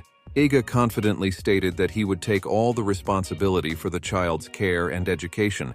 Tiana suggested just giving the girl time to grow up a bit, since choosing a lifelong profession at such a young age is quite risky. Eiga said that he understood everything perfectly well, but the development of talent should be as fast as possible. At this time, the girl's body and mind are still teachable, and if the guys treat the child well, she won't be influenced by any bad things. The girl argued with him assiduously. She said that perhaps the young man was right, but the life of adventurers was extremely unpredictable, because many talented adventurers never succeeded in the end. Suddenly, the girl ordered the boys to stop arguing. Tiana and Eiga heard a male voice advising them to stop worrying. The boys turned at the sound. Cross walked up to them and put his arms around his buddies' necks. He said that Eiga had already told them that everything was all right. He asked the girl if she had always believed the young man. Tiana hesitated and said she didn't deny anything. Eiga was grateful to the boy with all his heart. It was time to meet the child. The girl said her name was Mori. Eiga was happy to say that the student could now prepare to practice. In the future, the young man taught the child magic. Cross stated with a smile that Eiga was very strict in teaching. Tiana did not find anything funny about it. Thus, Mori and the master became very close to each other. And so presently the boy arrived in the city of Lehigh, which was the hometown of the apprentice. He began his search for the child in that territory. The young man visited many of the places through which they had traveled together, but still found no trace of the girl's presence. Eiga did not understand where Mori might have gone. He wrapped himself in his jacket, for the wind was beginning to get really cold. It was time to return to Tokumo. Before setting sail in the port town of Marin Rebel, Eiga bought a few household items and magazines to read on the ship. The young man found a new issue of The Adventurer King and decided to read it first thing. Within the pages, he found Aqua's diary. The article said that Eiga Janes, a former member of the Five Wonders team, started to create amazing things that no one expected from him. The guy has started to form a new state. He is utilizing the infinite potential of the land and people with great efficiency and impressive power. Eiga was very honored by such lines. He was proud that he had achieved such results. Guy wanted to read the article again, but came across an interesting page that showed Cross and Tiana. He threw the issue at the wall. Guy was very angry that the article brought up the issue of a personal relationship between a guy and a girl. He thought it had nothing to do with the adventure, but the reporters decided to make a fuss anyway. Soon, the ship reached Tsukahama. Eiga was beyond jealous and angry. and still couldn't forget that page from the journal. Suddenly, someone called out to him. It was Mistress Okakuru. She said that it had been a long time since the young man's last visit, and her girls missed the boy very much. She approached him and asked in a whisper why Eiga looked sad. The hostess offered the boy to stay the night. Eiga refused, saying that he had already spent all the money to buy equipment. The girl told the young man not to lie and started molesting him. Eiga tried to get away from her, but the next morning the boy received a piece of paper wishing him a speedy rendezvous in paradise on the summit of Okakuru. He couldn't refuse. Soon Eiga did make it home. He was joyfully greeted by Igarashi and Galshias. The young man thanked the boys for looking after Tokumo while he was away. Galshias assumed that Eiga had never found Mori, and was right. The fellow inquired if anything had happened in his absence. Buddy happily stated that Akira had started digging a new well in the cave. Eiga was surprised. According to the man, West Cave was very dangerous to dig directly, so he was looking for other ways to mine. Akira asked him to tell him that he thanked the Lord very much, for he felt very happy now. The man promised that they would definitely find the magic ore. The young man was pleased by the man's words. Eiga realized that Akira was trying hard, so he should bring the man good wine and tobacco next time. The young man stated that he wanted to take some time off today because he needed to eat and shower. Igarashi helped him take off his jacket, for which she received words of thanks. Eiga looked at the girl in surprise. Igarashi volunteered to help the Lord. The young man did not understand where she got such a desire. The boy awkwardly said he was going to take a shower first. Galkias laughed off the fact that Igarashi liked to tease the Lord. As the girl was holding the guy's jacket, a thank you note from a hotel where women can be booked fell out of her pocket. Igarashi noticed it. Meanwhile, Eiga was bathing in the bathtub overlooking the sea. His fatigue after the long trip gradually began to pass. The boy thought for a moment. He sincerely hoped that Mori was now safe in a warm place. The young man really wanted to find the child because he didn't know how to put up with her being missing. He pounded his fist on the water with anger. The boy in a rage started calling Mori a stupid girl because a professional adventurer should not be like that. He didn't understand where the kid's dream of becoming the #1 adventurer in the world had gone. Eiga calmed down. He wondered if he should reprimand the girl to make her hate him. Eiga suggested that perhaps that was the best way out. The young man realized that he had lost his temper again. In the distance, he saw crows and marveled that such birds also existed on the islands.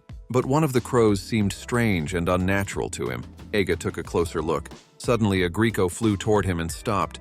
The young man was shocked. She greeted her mate and said that she had flown to him. Eiga was greatly surprised that the #1 girl in the world found his mansion and flew to him. Grieco slipped her hand into her bikini armor. Eiga covered his eyes with his hand and said that undressing was not the best way to greet each other. Grieco asked the young man to wait a moment, for she was pulling out one thing. It was a magazine. The boy was amazed at her ability to hide things. The girl explained that next to the head in Grieco's room was an interesting story about the guy himself. She had followed it to get to this place. Grieco reported that it was a fortunate coincidence that she noticed the article about the young man, because, to be honest, she only cares about what is written about herself. Grieco said she understood. She now understood the reason for the guy's refusal to unite. The girl sat down in the bathtub next to the young man. Eiga didn't like it. He asked why the girl was suddenly climbing into his bathroom. Grieco didn't understand the guy's displeasure and assumed he just wanted her to take off her bikini armor. The young man was very embarrassed, for at this moment he was completely naked.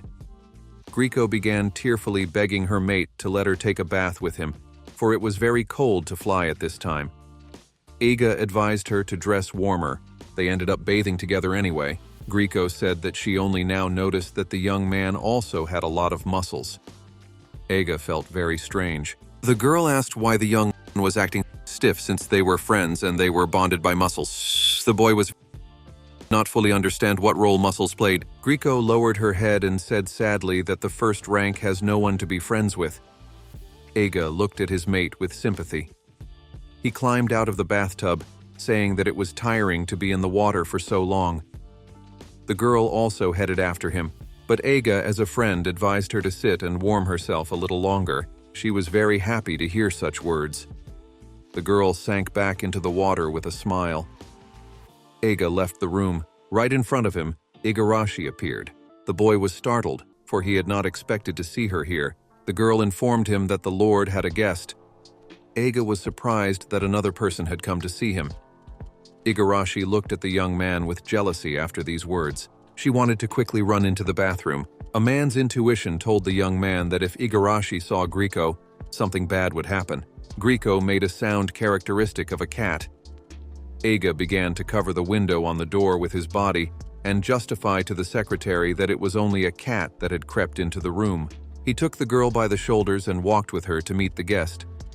Eiga awkwardly tried to continue the conversation by asking silly questions, but to the boy's surprise, the guest turned out to be neither an aqua nor an ordinary villager.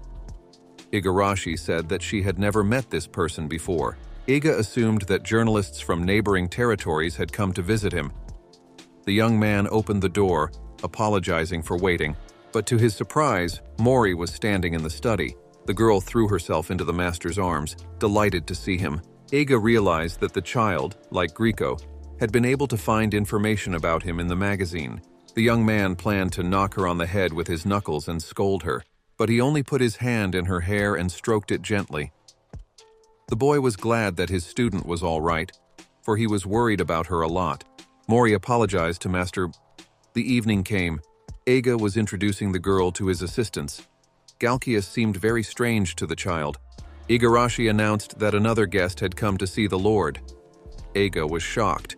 But on the threshold stood a joyful Griko, who greeted the young man again with a smile. The girl met Mori's gaze. They were very surprised to meet each other in this place. Eiga didn't know that the guys already knew each other. Griko good-naturedly hugged the child, calling her baby. Everyone looked at this with surprise. But while everyone was greeting each other cordially, Eiga asked Igarashi to send a small piece of paper. The girl looked at Mori and asked the guy if he was sure. Eiga replied in the affirmative. The girl looked at Mori and asked the guy if he was sure. Eiga replied in the affirmative. Mori and Griko immediately pounced on the food, while Eiga watched with a smile as his friends ate his dish with gusto. It had been a week since Mori and Griko had come to Tokumo. The guy noticed that the child really liked the place. Griko liked this place too. The girls became very friendly with each other. Mori, removing a piece of fish from her buddy's face, said that it turns out that sometimes even the strongest person can be sloppy. The guys were having a great time. Eiga was glad that his friends looked happy. The boy was called by Igarashi. The girl informed him that the guy had received a magic letter. It was a way of sending short messages of less than 20 words on a piece of paper. Eiga began to read the message. He realized that things were about to happen. The harvest season had begun in Tokumo, and shades of yellow and red could be seen all over. The boys were going to hold the harvest festival tomorrow. Eiga climbed up a cliff from which he could get a good view of his entire domain. Griko was standing near the edge of the cliff. The young man asked why the girl was calling him. She said that Eiga Jace had come just in time. The boy made the assumption that Griko wanted to practice, but that turned out not to be the case. Eiga said with an indifferent look that he would not participate in muscle training. The girl declared that it was probably time to return to adventure. The young man noticed the doubt in his friend's voice. He said that there was nothing wrong with returning to a familiar life. He complimented that despite the girl's existing strength, it was difficult to be the strongest if one rested all day long. Griko agreed with the boy's words. The girl stated that she had a request. Griko wanted to take Mori with her. Eiga lowered his head. He had assumed that the girl would ask him to do so. Griko said that she was the strongest in the world, so she could help the newcomer with finding high-ranking quests, including quests that are Demon King level. She also has plans for the future. She was going to be Mori's bride. Eiga was dumbfounded. He never imagined that such a thing could cross her mind. The boy lit a cigarette. He said that if Mori also wanted to go with her, he had no reason to refuse. Griko was very happy at the young man's words, but he said that it wasn't that simple. The girl was surprised. Eiga explained that it was all about compatibility. Griko had never heard of such a thing. The young man said that Griko was already an outstanding swordsman mage, and to be more precise, She was skilled in both defensive magic and attacking swordsman skills. The girl can handle not only ordinary opponents, but also bosses. But to put it simply, Grieco's skills already include Mori's spells. In fact, the girl is quite self-sufficient. Grieco was confused. He started to justify himself by saying that two people work more efficiently than one. Eiga said that the girl is stronger than the girl anyway, because while Mori is about to use the spell, Grieco has already defeated the enemy. Eiga supplemented his words by saying that even if the girl could follow the woman, she would not be able to develop her abilities to the fullest. The boy assumed that Mori had realized this herself, and that was why she had rejected the girl. Eiga was grateful to his girlfriend for her care and love for the child. He realized that perhaps Grieco had misunderstood some things. But no sooner had he finished speaking than Grieco interrupted him. She asked to be left alone. It seems that the heart of the world's strongest girl who made her dreams come true harbors a deep sadness, but Eiga realized that he was no better. The young man took the message out of his pocket. He pressed the paper to his chest and looked sadly into the distance. It was time for the festival. People were already gathering in the square. The merchants were selling many unusual things in their stalls. Mori watched everything mesmerized. Eiga knew that this was her first festival in the area, so it was no wonder the child was so happy. Grieco returned to her carefree state. The boy wondered how she had handled everything so quickly. The young man didn't expect the girl to take off her favorite armor and wear ordinary clothes. At the Yoshioka shrine, a festive table had already been set. A gathering of elders and village heads was being held there. The men were discussing the destruction of the monsters in the western part, rumors of which had spread very quickly. Eiga said it was difficult to track the smaller individuals, but then Galcius intervened, happily stating that, thanks to the efforts of the citizens, the number of beasts had perceptibly decreased. He also broke the news that the strength of the villagers was increasing. Galcius recalled the giant ape in Uga. The men were glad that the territory had lent them their vessel. Galcius whispered in his mate's ear that now it was their turn. The young man placed a magazine on the table, saying that the world-famous press had also written about the event. The elders and heads were shocked. Eiga proudly declared that they would now be able to negotiate with the guild for challenging assignments, and if all went well, they would become world-famous. The people were very surprised. This news made them feel proud. Eiga was happy that he had successfully managed to motivate the heads. After the meeting ended, the lord went outside and smoked. Such events seemed very tedious to him. Suddenly, he heard someone's voice. It was Mori, who was entertaining the local children with her magic. She launched magic balls with ease. They exploded in the sky and bright, dazzling sparks fell to the ground. The sight was very much like fireworks. The children were very happy to see such beauty. These magic balls made the boy feel nostalgic. This was the first spell he taught Mori. The girl diligently tried to repeat after Master. She was very happy when she succeeded. Mori had always wanted to observe the boy's incarnations. She was hungry for new knowledge and spells. The girl studied magic every day with great eagerness. Of course, Eiga was happy to watch her grow. In those days, the young man sat up nights studying, but he had never taught the child how to use elemental magic. When Mori was already 14 years old, she no longer said that she would become a man in the future. Eiga could no longer teach the girl anything. In those days, Mori would take the staff and go to the master with requests for training. No matter how busy Eiga was, he could never resist that mesmerizing sincerity. The girl was very happy when the master gave her time. At one point, there came a stage when Eiga decided to teach Mori how to control her energy like a professional. The child was insanely happy about this. Eiga stood looking into the distance. Suddenly, he was called. Mori ran up to the boy and hugged him tightly. The young man was frightened, thinking that the girl had something wrong. She held out a toy to him and said that her friends had given her this thing, but she didn't know how to make it fly. Mori made a cute face and asked the master to help her. Eiga saw that the unusual thing was just a bamboo helicopter. He began to think how he could launch this toy. The boy clasped the stick between his palms and rubbed it, pointing one hand forward and the other backward. Eiga said it was important not to miss the moment to let go of the wand. The children were very happy that their toy was able to fly. Eiga thought for a moment. He looked at Mori, who was watching the wand in the sky while holding her breath. Getting the timing right is indeed very important. Letting go at the right time can enable one to reach incredible heights. Soon, Eiga and the girl headed home. It was getting dark, so they decided that they should hurry. The young man asked the girl if she had enjoyed the festival. The boy suggested that Grieco was now enjoying the training to the fullest and must be having a hard time with the men who had agreed to keep her company. But Mori was walking behind and didn't answer anything. Eiga said that he had something to say to her, but Mori interrupted him by saying that she was not coming home.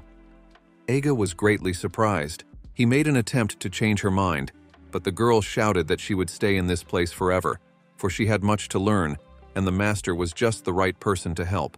Eiga laughed awkwardly. He put his hand on the child's shoulder and said that she knew without him that the boy had nothing else to teach her. Eiga turned to Mori, saying that he knows very well how worried the girl was about him when he was kicked off the team. But the other team members really want her to stay with them. She tried to object to the young man, but he asked the girl not to worry. The boy thought that the girl's kindness was more than enough. He was very touched. Eiga reminded the girl that she always wanted to be the strongest. For that, she needed companions, for there was nothing better than loyal companions at her shoulder. Mori tearfully concluded that Master would no longer return to their team. Eiga said that he no longer belonged to that place, so he was banished. But he declared with a smile on his face that he was not discouraged. Eiga is working hard as before. The young man told the girl that she should not blame herself. Tears appeared in Mori's eyes. She shouted loudly that she wasn't. The boy was very surprised at her reaction. Tears were streaming down the girl's face. The young man asked her to explain what was wrong.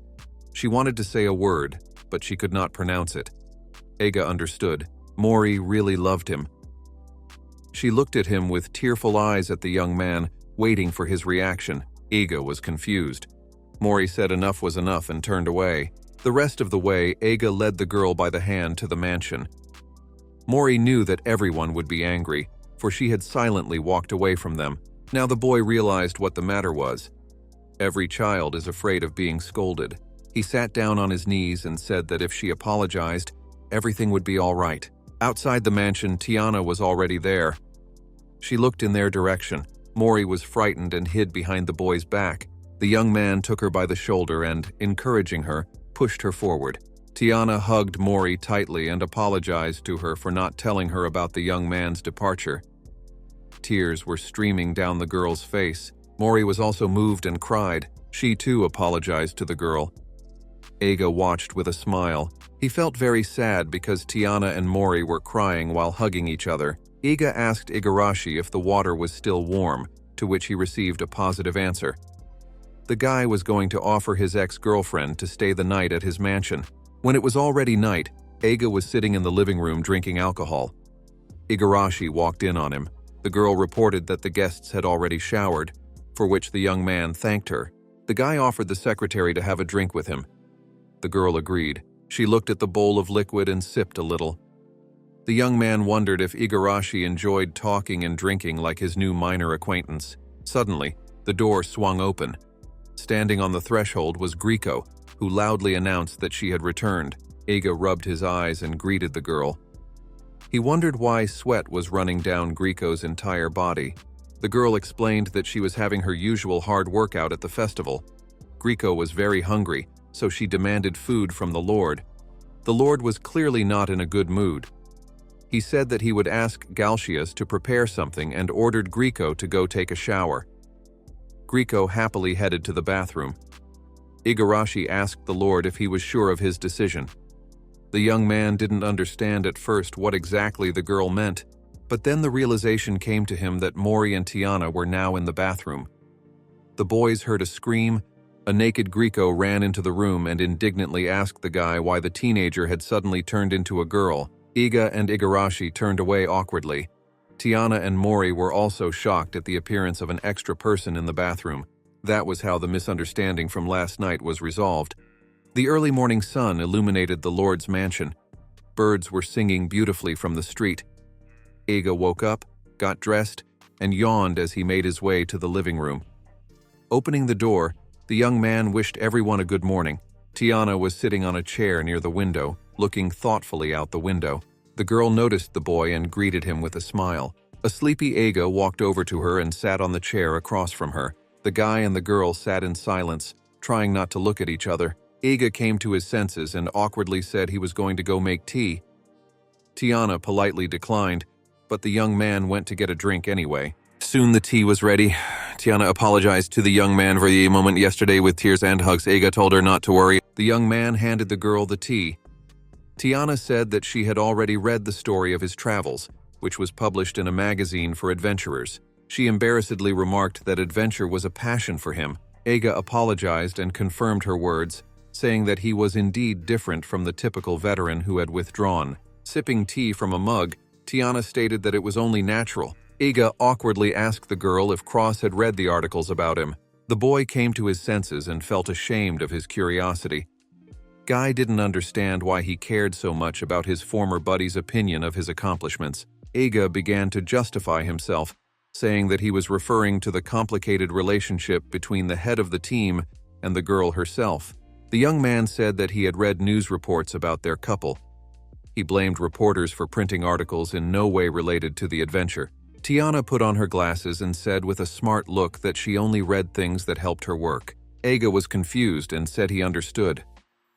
Silence hung in the room. Suddenly the door opened and Grieco and Mori entered the room yawning.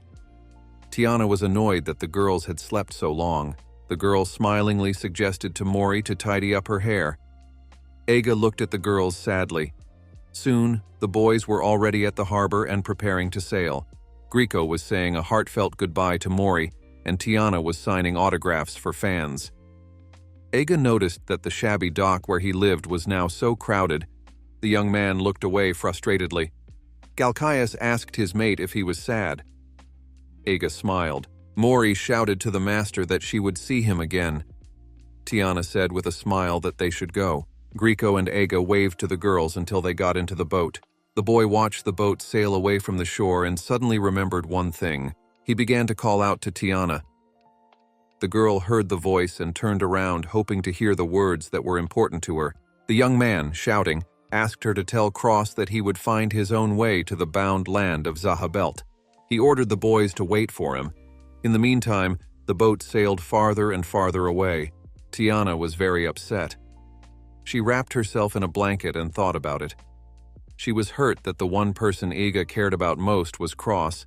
Arriving at the mansion, Eiga watched the events outside from the window with a sad look. Galkias said that now that Grieco was gone, their house had become quiet and hauntingly sad. Eiga advised his buddy not to say that, for if there was too much to do on the estate, he would have to hire a maid, although the young man could always ask Igarashi to take care of the household chores. Galkias was just remembering an important thing. The lad reported that the construction of the Uga territory ships was almost finished. By next week, 3 ships that would hold up to 50 people would be ready. Eiga was overjoyed at this news. The boys realized that sea adventures would now be open to them. Now they only had to solve the problem of costs and the adventurer's certificate. The boys knew that their expedition would cost them quite a bit. All the while, the boys stood and talked by the window. Suddenly, the shutters opened and someone's face appeared in the window. It was Akira, who called out to the Lord. Galkias and Eiga jumped back in fright and fell to the floor. They asked the man not to joke like that again. But Akira bent down to pick up the thing he wanted to show the boys from the ground. Akira lifted the huge stone of magic ore above his head and shouted gleefully. The guys were at a loss for words. They began to discuss the matter of exporting the magic ore. All of the guys' cries Galkias could hear outside. The boys followed the miner who wanted to show them a place with magical ore. Eiga made a glowing halo over each person's head with the magic illumination of Teruru.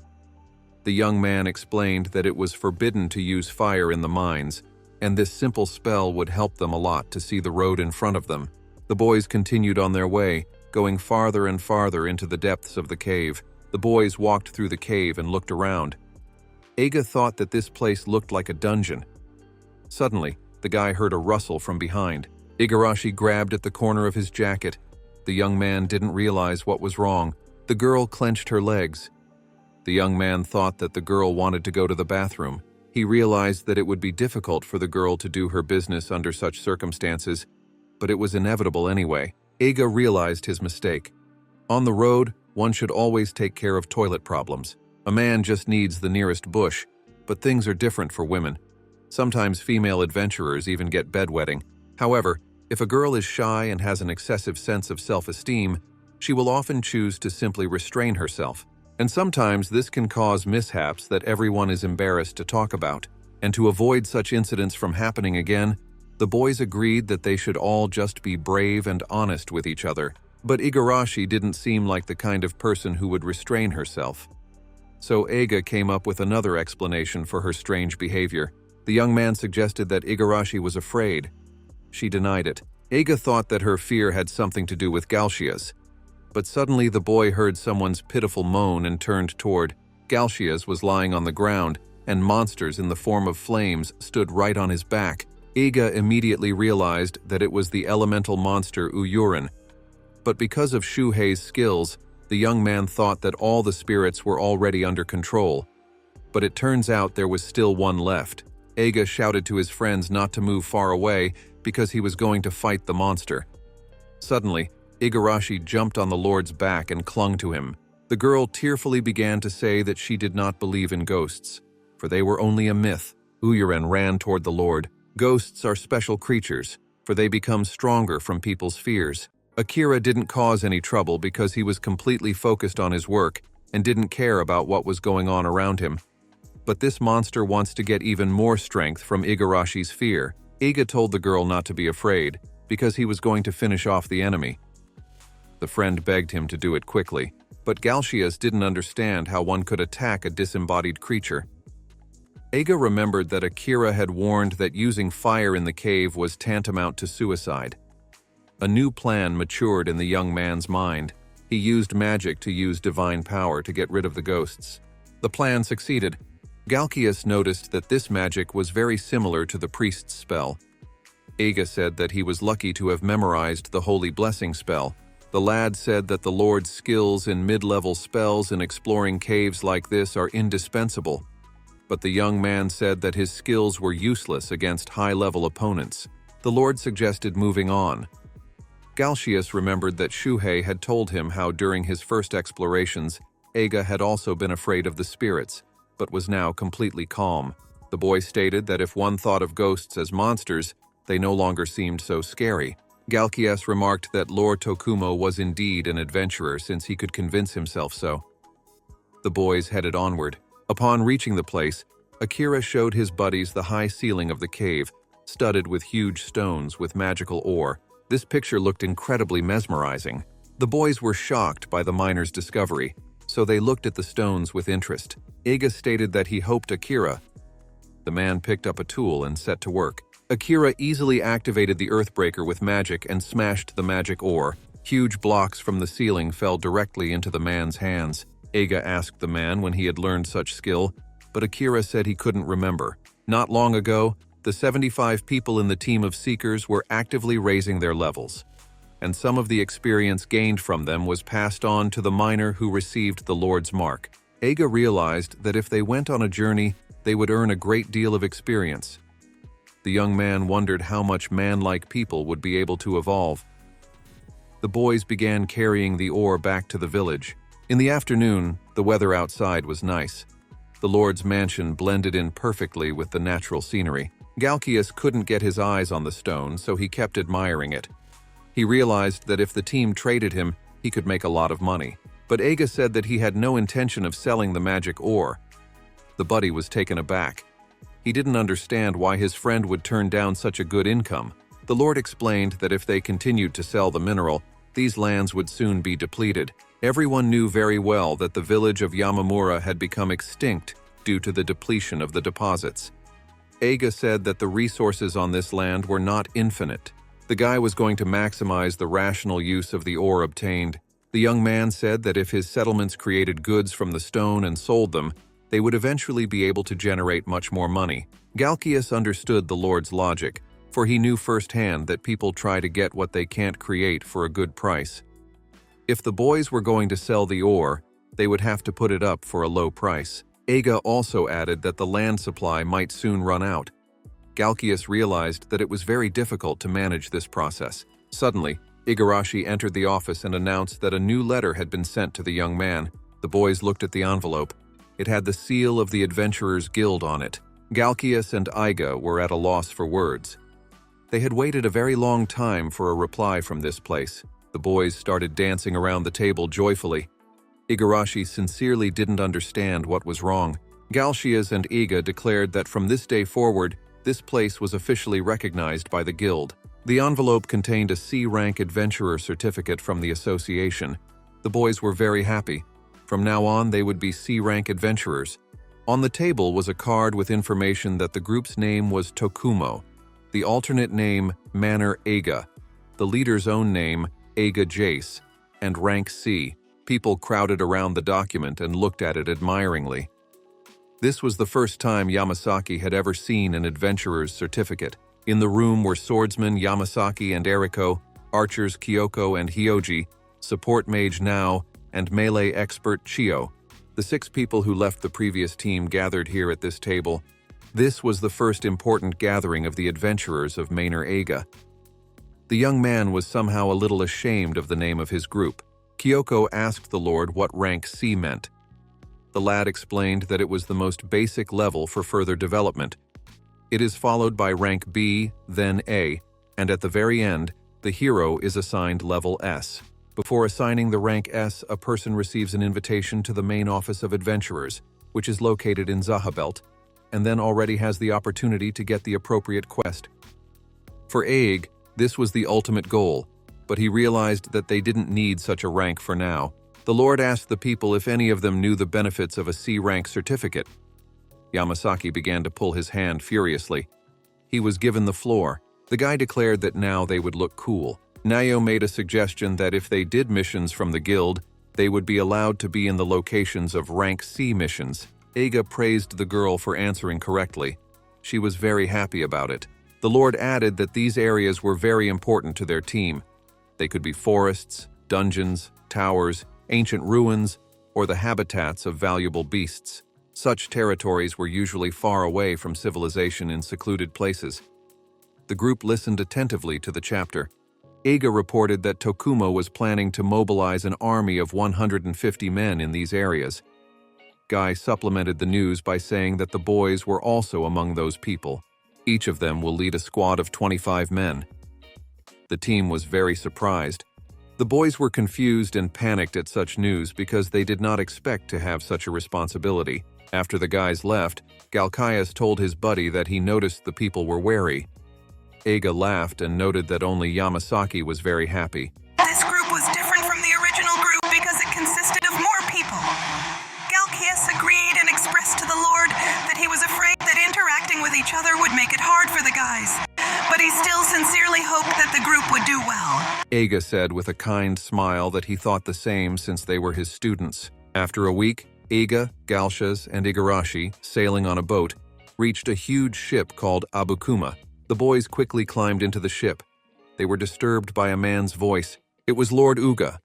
The man wished the young lord success and a safe journey. The young man was very grateful to his neighbor, so he promised that he would use the 3 ships carefully and carefully. Lord Uga advised him not to worry, for the work had been done to his conscience. Eiga noticed that the man was always circumspect and also friendly and enthusiastic. Lord Uga assumed that the lad was not very experienced in the seacraft, so he suggested that he leave everything to his subordinates. The man introduced the young man to a man named Yoshitaru. The man bowed and said that he was very grateful to Tokumo for his help. Eiga remembered that this fellow had come to him asking him to kill monkeys in his territory and then volunteered to help in the battle.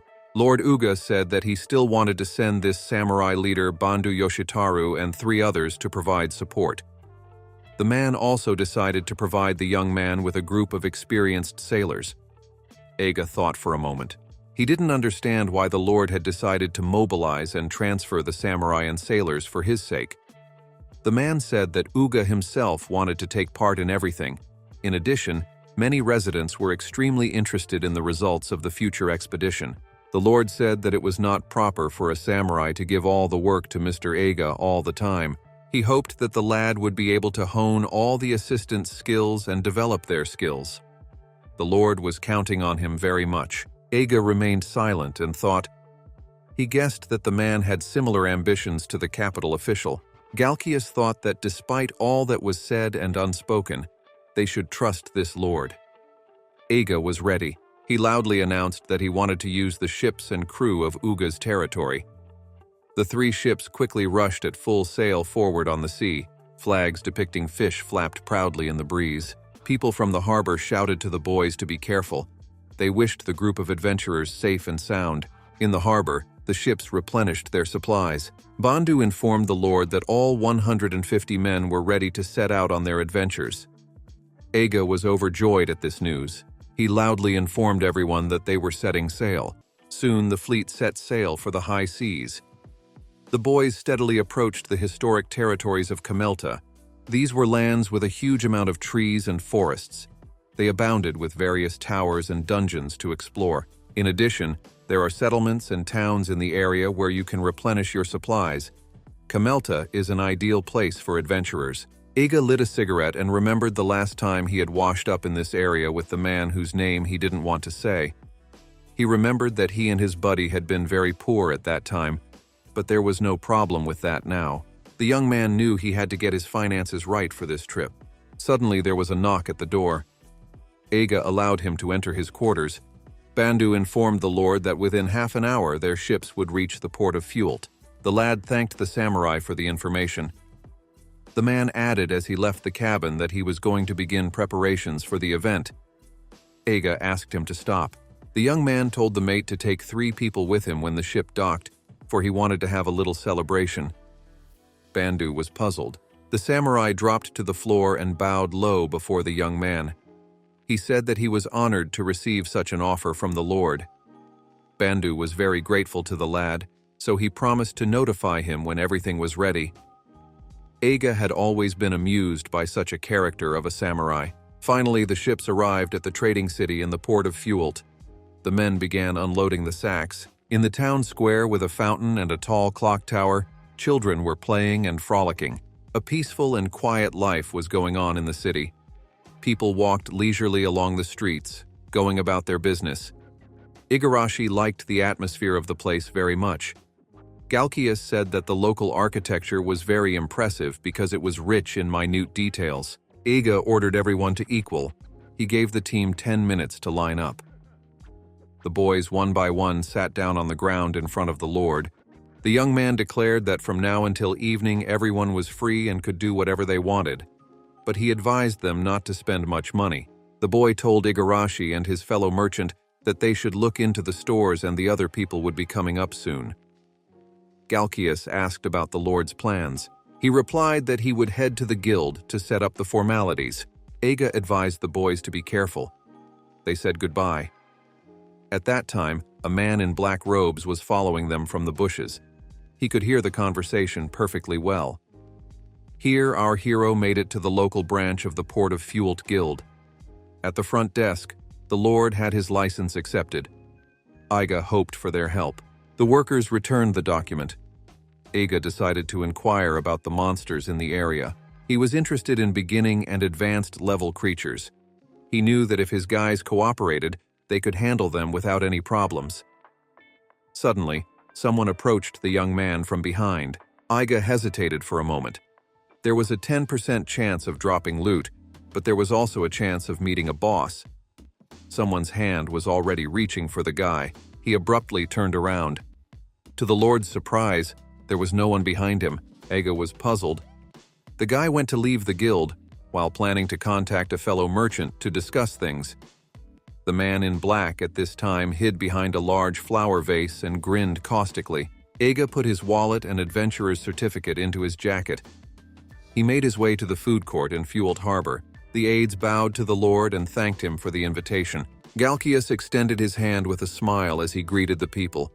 He said he hoped everyone would get along. After shaking everyone's hand, the merchant noticed that one more person was missing. Bandu awkwardly apologized and warned the crew that this person would be delayed. Eiga allowed everyone to proceed to eat. The table was served with hot fried sausage, beer, and many appetizers. It all looked very appetizing. The young man said that he had been to this place being small, so his buddies could not worry about the quality of the food. His companions really enjoyed the food and the beer. While the guys were enjoying the delicious food, Eiga was sneakily using the eye granted by the goddess. Yamato-gon had a destined profession as a carpenter, and Takana Ichitaru had a profession as a blacksmith. The boys continued to talk about taste preferences. Eiga remarked that these men were not warriors, but they were good in other aspects. The young man turned his head and looked at Igarashi sitting next to him. The girl was looking at the sausage, but she wasn't eating it. The boy assumed that she just didn't want to eat, or afraid that the food was poisoned. Eiga rushed to support her and told her not to worry about the quality of the food. Igarashi tried to take a bite, but suddenly she blushed and opened her eyes. The girl spit out the food and started blowing on it. Eiga offered her some boiled potatoes to eat. Igarashi looked at him and held out a sausage to him. The young man was confused. He thought the girl wanted him to taste the food. Soon the plates and glasses were completely emptied. Getting up from the table, the Lord said that this evening's dinner was on him. He began fumbling in his pockets for his wallet, but suddenly found that there was neither wallet nor license in them. Everyone was at a loss for words. Galkias thought that the things were either lost or just stolen. The boys didn't know what to do. Eiga, with a calm and confident face, asked again if it was time to pay. Everyone was very much surprised, but a piece of paper with a pattern imitating bricks began to gradually peel off the wall. Behind it appeared a girl wearing black clothes that covered everything but her eyes. She noticed that her ruse had been understood after all. The boys couldn't believe their eyes. It was Ms. Sayonji. The girl smiled sweetly at them. She gave the stolen items to the Lord and praised him for having such a flair. He explained that he was a professional adventurer in the past. Bandu angrily told Sayonji that such behavior was too disrespectful to the Lord. At this time, Eiga had managed to use the eye granted by the goddess. The ninja profession was destined for the girl. Sayonji said that Eiga could become her lord, and this little prank was just a demonstration of ability between them. Bandu was furious, but Eiga calmed him down by saying that he was not angry with Sayonji at all, but thought she was just presenting herself. The girl asked how the young man knew that she was not his enemy, since his license had been stolen. Eiga explained that he did not feel any bloodlust from Sayonji. He knew that the girl had been following them even from the moment they entered the ship. That was why the Lord was so confident in the girl. Bandu was amazed. Sayonji bowed down on one knee in front of the Lord. The girl said that she was very honored that the lad could see right through her and advised him to be free to dispose of her as he saw fit. Eiga smiled and thanked his new acquaintance. Galkias began to look at Sayonji with interest. He was very attracted to the girl's outfit, for he had loved ninjas since childhood. Bandu began to tell her off, and Eiga thought that the girl's technique was just fun, so he should be more careful with her.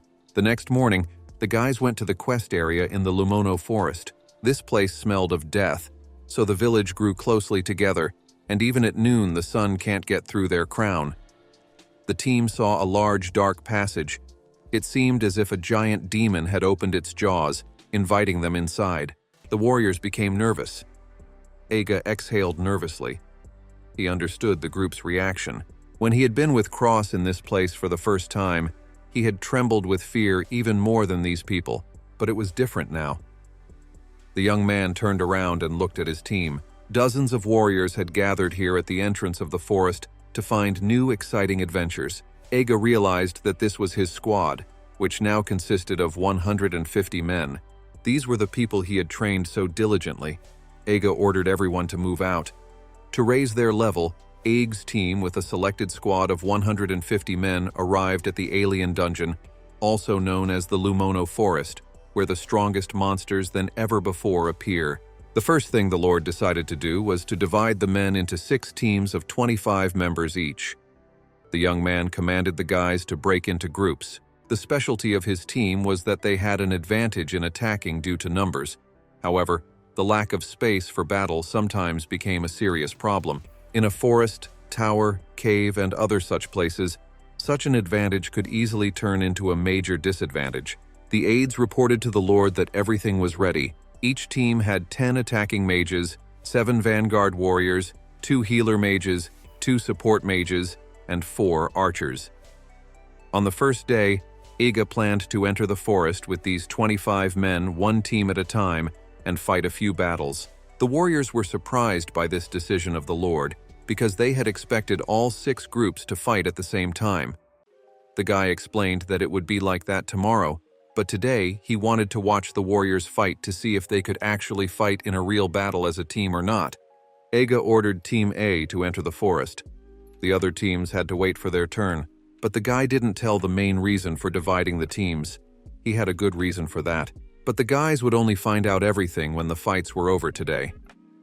Team A, led by the Lord, was going deep into the gloomy forest. Because of the pitch darkness that made it difficult to see the road, Iga asked now to use a weak Telluris to create glowing halos over the heads of the warriors. The girl quickly complied with the request. The boy said that if it was too bright, the enemy could easily detect them, so he wanted to be the first to start searching from this place. Iga ordered now to apply the search skill. The girl set to work. She began to recite a spell, and long holy threads began to flow across the ground and wrap around the roots of the trees. It looked mesmerizing. Now reported that she saw that there were 4 orcs in the area. The boys started to panic and make unnecessary noises, but Iga calmed them down and ordered them to stop shouting, or they would be noticed. The Lord, with determination in his eyes, suggested to strike the monsters first. The main advantage of this team was Now, who possessed support magic and used the search skill. By discovering the enemy's location before they did, the group could turn the tide of battle in their favor. The old man already wanted to use magic, but the Lord stopped him, saying that they should first use the bow to weaken the enemy. Iga ordered the archers to start attacking. The boys began to shoot quickly and accurately at the enemies, hitting their vulnerable spots from a distance. The 4 archers from the A team are still beginners, so their skills are not good enough. But with Now's support magic, the frequency of hits increases significantly, which really inspires the guy's confidence. The orcs rushed to attack. Now it was the turn of the attacking mages. They, at the Lord's command, began to deal damage to the enemy with spells. They did a good job of weakening the orcs. Now it was left to the swordsmen to finish off the monsters. The boys ran at the orcs with weapons in hand. They quickly finished off the monsters so that they fell to the ground unable to move. The team began to cheer loudly as they looked at the defeated monsters. Iga praised the group, noting that the warriors had done well with everything, even though they were still farming and fishing yesterday. The orcs disappeared and 10 silver arrows fell from them. Iga happily began to gather his weapons into his sack. Monsters can absorb items created by humans, and after killing them, these items fall out. It is for this reason that monster bosses tend to bring higher quality items to the victors. After this event, Team A participated in battles a few more times. Some of the guys had used up all their magic power, so they made the decision to return. In the end, the group earned 10 silver arrows, a golden bracelet, and 5 pieces of titanium armor. Iga stood and looked at the good finds, hoping that it would bring him a profit. The next in command moved out was Group B. The attacking swordswoman Eriko was showing flawless results against the monsters. The warriors watched her work with admiration. Iga knew that Eriko's fighting ability was at its highest, as was Chio's. Her combat power equaled 2,560 points. The A and B teams were composed in the same way, but no one was able to utilize the search skill like now. Therefore, the moment the enemy attacked, a squad of attacking swordsmen would constantly fight them, while the attacking mages with archers and support mages with healer mages would cover the rear. This was the meaning of orthodox combat, which is the most unchangeable mode of battle. This time, the guys were given a copper lamp and 50 pieces of nails. Iga thought that it was time for the team to reach a new level. He watched the behavior of the squad members with a smile. All the people crowded around Eriko, who was stroking their heads. Iga noticed that the girl was emanating the mother's vibe, which could greatly increase the strength of the group by raising morale. Although there are no fatal injuries, with the help of Kyoko's skills, the team was able to defeat the monster. Constant training will help the group become stronger. Eiga ordered the girl to further advance with his squad. Kyoko jumped down from the tree. When the girl landed on the ground, the fabric of her skirt pulled up, revealing to the Lord all that was hidden behind it.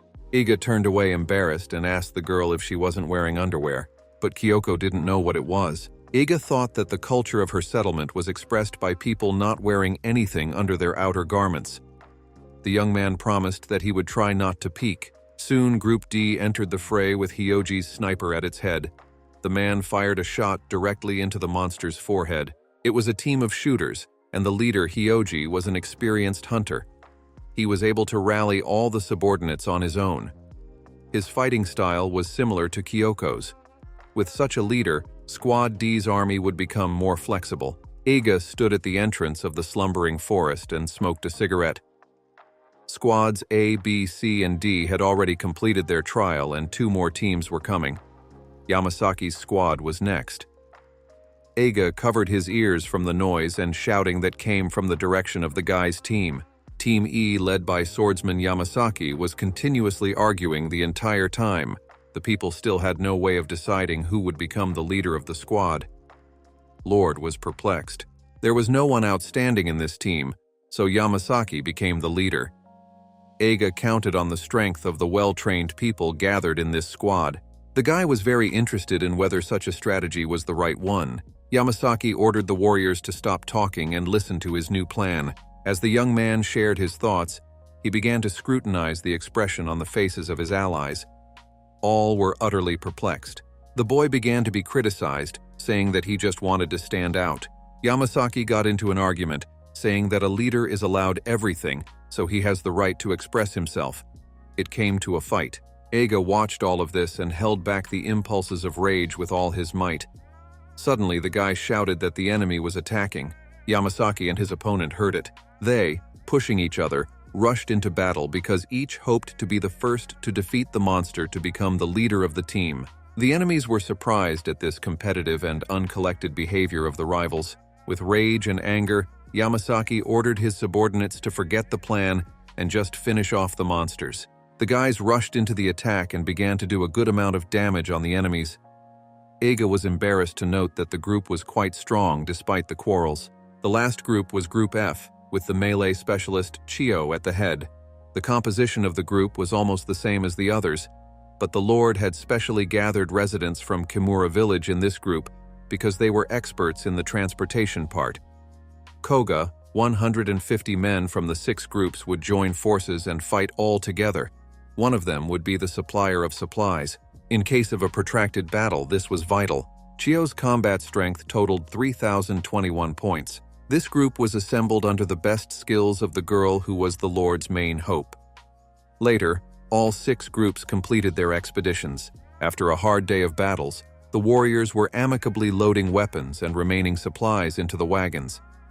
Eiga watched from the sidelines, leaning against a huge tree. While there was time, the young man decided to use the eye granted by the goddess to see how much the strength of the weakest warrior had increased. Instead of 781 points, the boy had 985 points. Eiga was very pleased. The lad was making great progress, but it wasn't only the young man who surpassed his strength, but also Eiga himself. Because the weak youth had to wait outside the forest area, he hardly fought at all, but his level still increased. This meant that experience was gained by everyone regardless of where they were. Lord Blessing's skill had developed a lot, particularly his area of effect. The guy had never improved this parameter before. It was because no one in his previous group had ever fought in separate dungeons. Accordingly, there was no need to improve the skill. However, if all 150 people fought in different places at the same time, it would have an incredible effect. For the experience of each member is distributed to all warriors, and in doing so doubles. This was the real essence of the training skill. Soon the boys returned to the port of Fuelt. They brought with them all the things they could get their hands on. Eiga was very pleased with the loot, so he fished for a plan. His buddies didn't understand what their lord was doing. Bandu asked the young man if he would return to the ship. At that moment, the teams there were celebrating their successes. Eiga told the aides that they should get aboard as soon as possible. The Lord said he was going to sell the fallen items. Bandu asked to go with him, but Eiga said he could manage on his own. Lord explained that there was a store he used to go to, but after certain circumstances he stopped appearing there. Soon, Eiga was already approaching the doors of the building. At the entrance was a sign with the image of a hammer and anvil. From the room came tinkling blows on the metal. At the same time, the girl, immersed in her work and smoking a cigarette, was forging a new piece. The wallet was completely empty. There wasn't a single penny in it. Eiga had received 22 million after leaving the previous team, but after all the spending, that amount had decreased to 55,000. The guy sighed and continued driving the wagon. Because of the financial problems, his team wouldn't be able to keep pumping, so he came to a place to sell the trophies obtained from the last outing. Here was a store that the young man had already known for a long time, and it was not on the main street, but in an alley. But it is a very good store. Eiga reached the blacksmith Lantis. 5 years ago, he and Cross were kicked out of this place by a big menacing man and told that boys like them had no place in this building. The man ordered the children never to return to him. Cross begged his buddy to find another store, but Eiga persisted, for this place was the best among the others. The next day, the man noticed one interesting thing on the table. It was a very rare Covenant sword. The master was very surprised. He asked the assistant where the young men who had brought the item were now. The girl pointed to the door. The master went out on the porch and saw 2 boys sleeping on the ground. The man ordered the helper to take the children inside and make them some soup. Eiga remembered well the moment when he and Old Man Lantis had first met. A lot of time had passed since then. Outside the door, the lad heard the familiar clang of a hammer. The young man was sure that his visit would come as a surprise to the old man. He opened the door. Eiga saw the powerful back and arms of the girl who held the heavy hammer. She was laboriously working on a metal piece. Taking a cigarette out of her mouth, the girl loudly announced that they were not working today. Eiga knew that the girl's name was Liv. He said that he didn't know she worked here. Liv was puzzled by such a friendly attitude from the guy. She looked at the young man. Suddenly, the girl recognized an old acquaintance. Liv remembered the young man as the guy with the silly face. Eiga was glad to be remembered. They greeted each other cheerfully. The young man has known Liv for a long time because she is the only daughter of Lantis. The girl inquired how Eiga had gotten to this place and whether he had come with Cross. The young man was a little confused and said that he had only arrived yesterday. He also added that he no longer worked with Cross. Liv was surprised. Eiga explained that Cross was now an important person in the guild. Liv replied that she didn't know much information about the outside world. Eiga told the girl that the former friend was now ranked 8th in the rankings. Liv inquired how things were going for Eiga, who had trained the young man so diligently. She suggested that the young man had been more successful than his buddy. Eiga realized that he had made a good impression on Liv last time. The young man tried to change the subject and awkwardly asked a question about Lantis. The girl realized that the boy didn't know any news from the place. She told him that her father had passed away late last year. On the shelf was a picture of the old man in a frame, some food and a flower in a glass. The young man looked at it sadly. Liv said that Lantis suddenly became very ill, but fortunately died quickly. Eiga was at a loss for words. He couldn't realize that such a thing could really happen.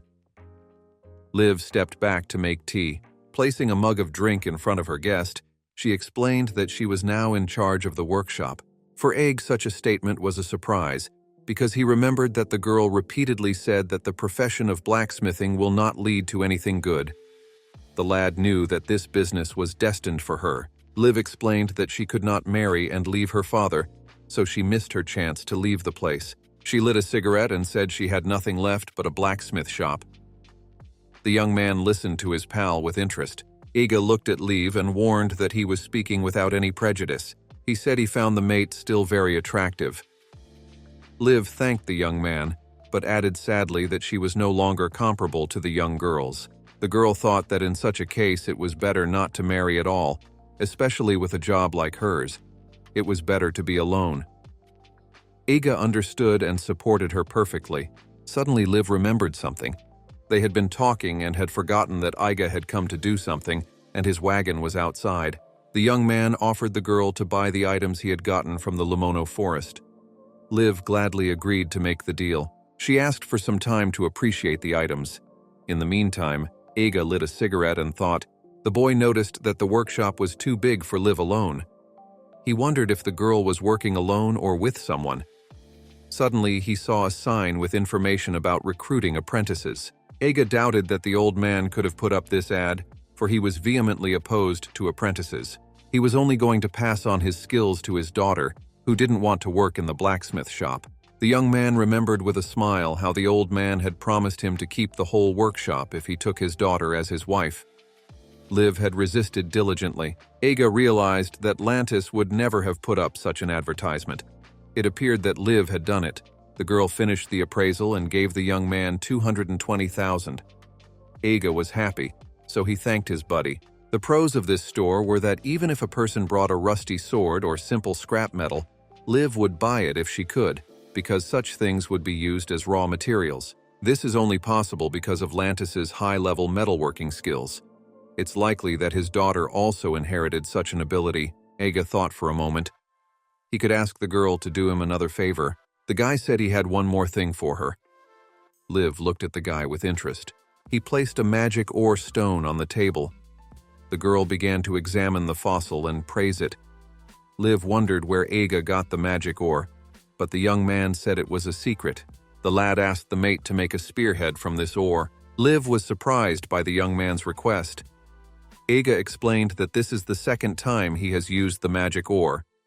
He wants to encase magic in the tip and control the direction of attacks. Magic ore will be a good aid in his expeditions. Eiga begged Liv to make this item. The girl was confused. She noticed that the boy remained as enthusiastic as he had been 5 years ago. Liv decided to challenge herself and accepted the order. Eiga was pleased that he could hire the girl to process magical ore into arrowheads. Eiga put out his cigarette and said goodbye to Liv. She was surprised that the guy was already leaving. The young man said he had already taken care of the matter. The girl began urging her buddy to sit down with her and have a drink because they had a lot to discuss. But Eiga apologized, saying that he was very tired because of today's adventures, so he had to go to bed. Liv was confused and didn't know what to do. The young man said that they would see each other again and headed for the exit. The girl abruptly grabbed his hand. Eiga was very surprised. He looked at Liv, puzzled. The young man asked what the girl's problem was.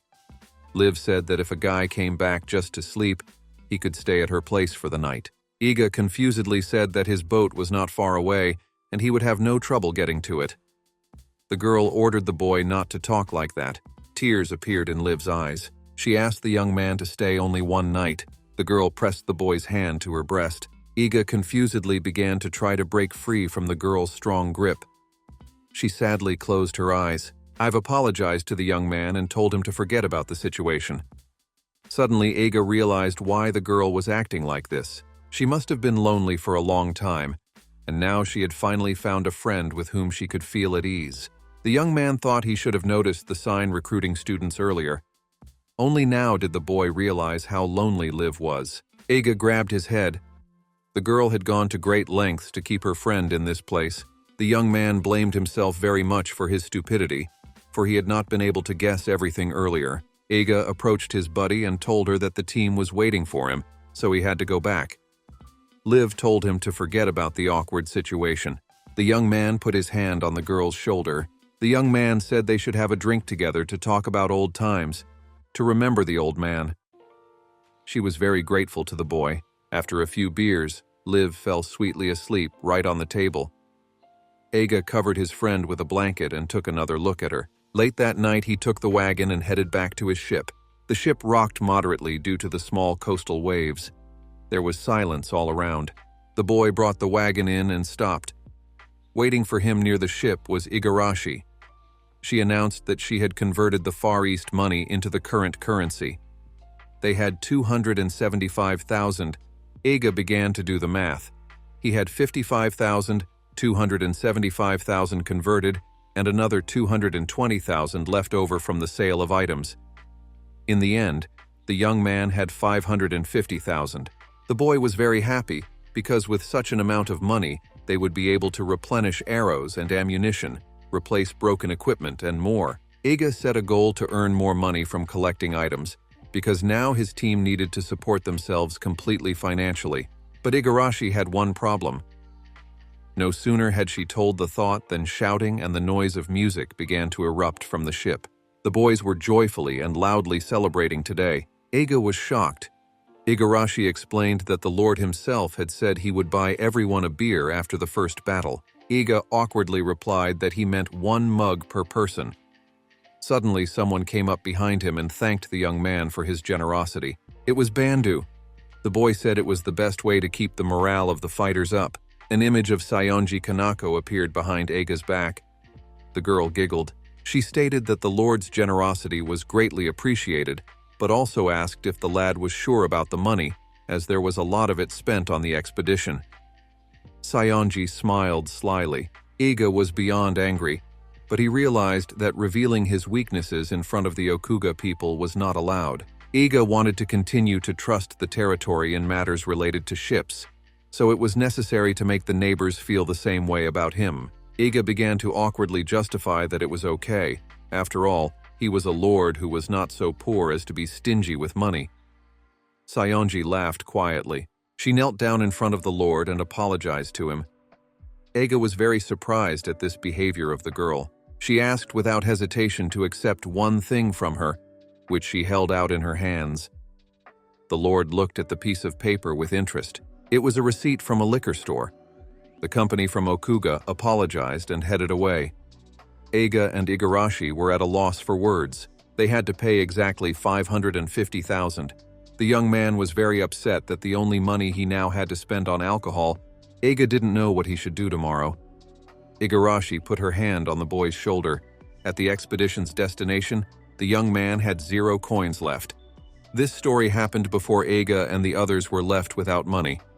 It all started in the city of Flowers, Zahabelt. There was a conversation in the editorial department of the King of Adventure magazine. The editor-in-chief gave the girl a chance to write an article about the S-rank group because he believed in her abilities. She thanked the man wholeheartedly, but said that she couldn't write an article about the Five Wonders team. The editor-in-chief said that the last Territory of Iga article had been well received by readers, and if Aqua wrote the same article but only about the rank S group, she would get a lot of publicity. The man held out the paper to her and offered to take a look at it. The Five Wonders were finally able to defeat the Demon King class monster. The pages praised the team's achievement, saying that the guys' work was as impressive as their individual abilities. With all this, but with a little slowness of Iga Jane's, the team has no weakness in offense and defense.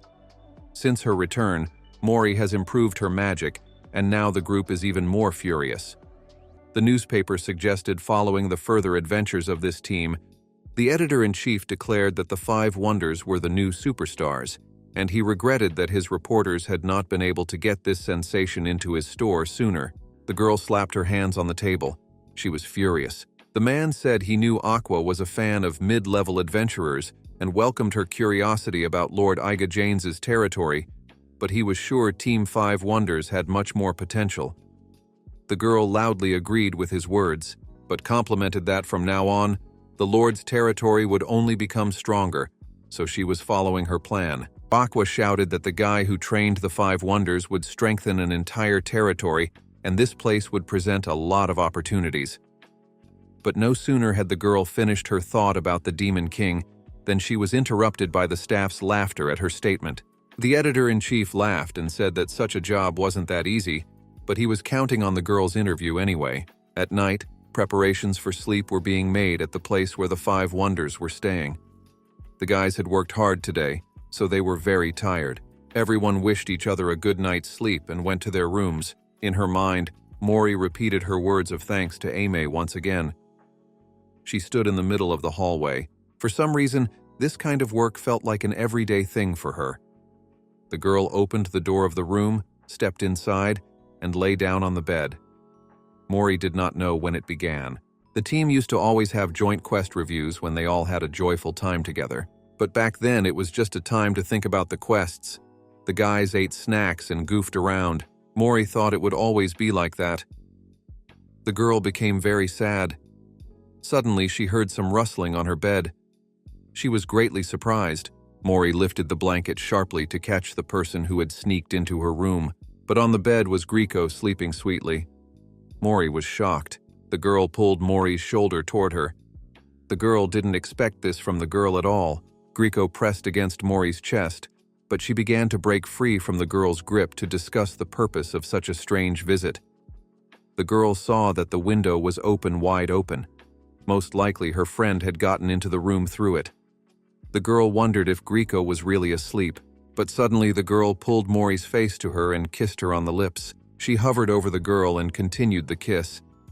Suddenly Grieco opened her eyes and was horrified. The girl began to apologize to Mori, saying that she had done it all in her sleep. The girl said that she had allowed her buddy to kiss her, but not on the lips. Grieco began to tearfully apologize to her friend. Mori looked at Grieco with kindness. The girl kissed her friend on the forehead. Grieco got excited and pounced on the teenage girl, calling her a boy. Mori said she was a normal 15-year-old girl, but the friend said it was okay. Grieco didn't care about that. They hugged each other and fell asleep together, but suddenly the girl heard sobs. She looked at Mori, wanting to know what was wrong with the little girl. Grieco asked Mori if she was crying. The girl began to make assumptions that her friend had failed the adventure. She couldn't improve her magic or was just hungry.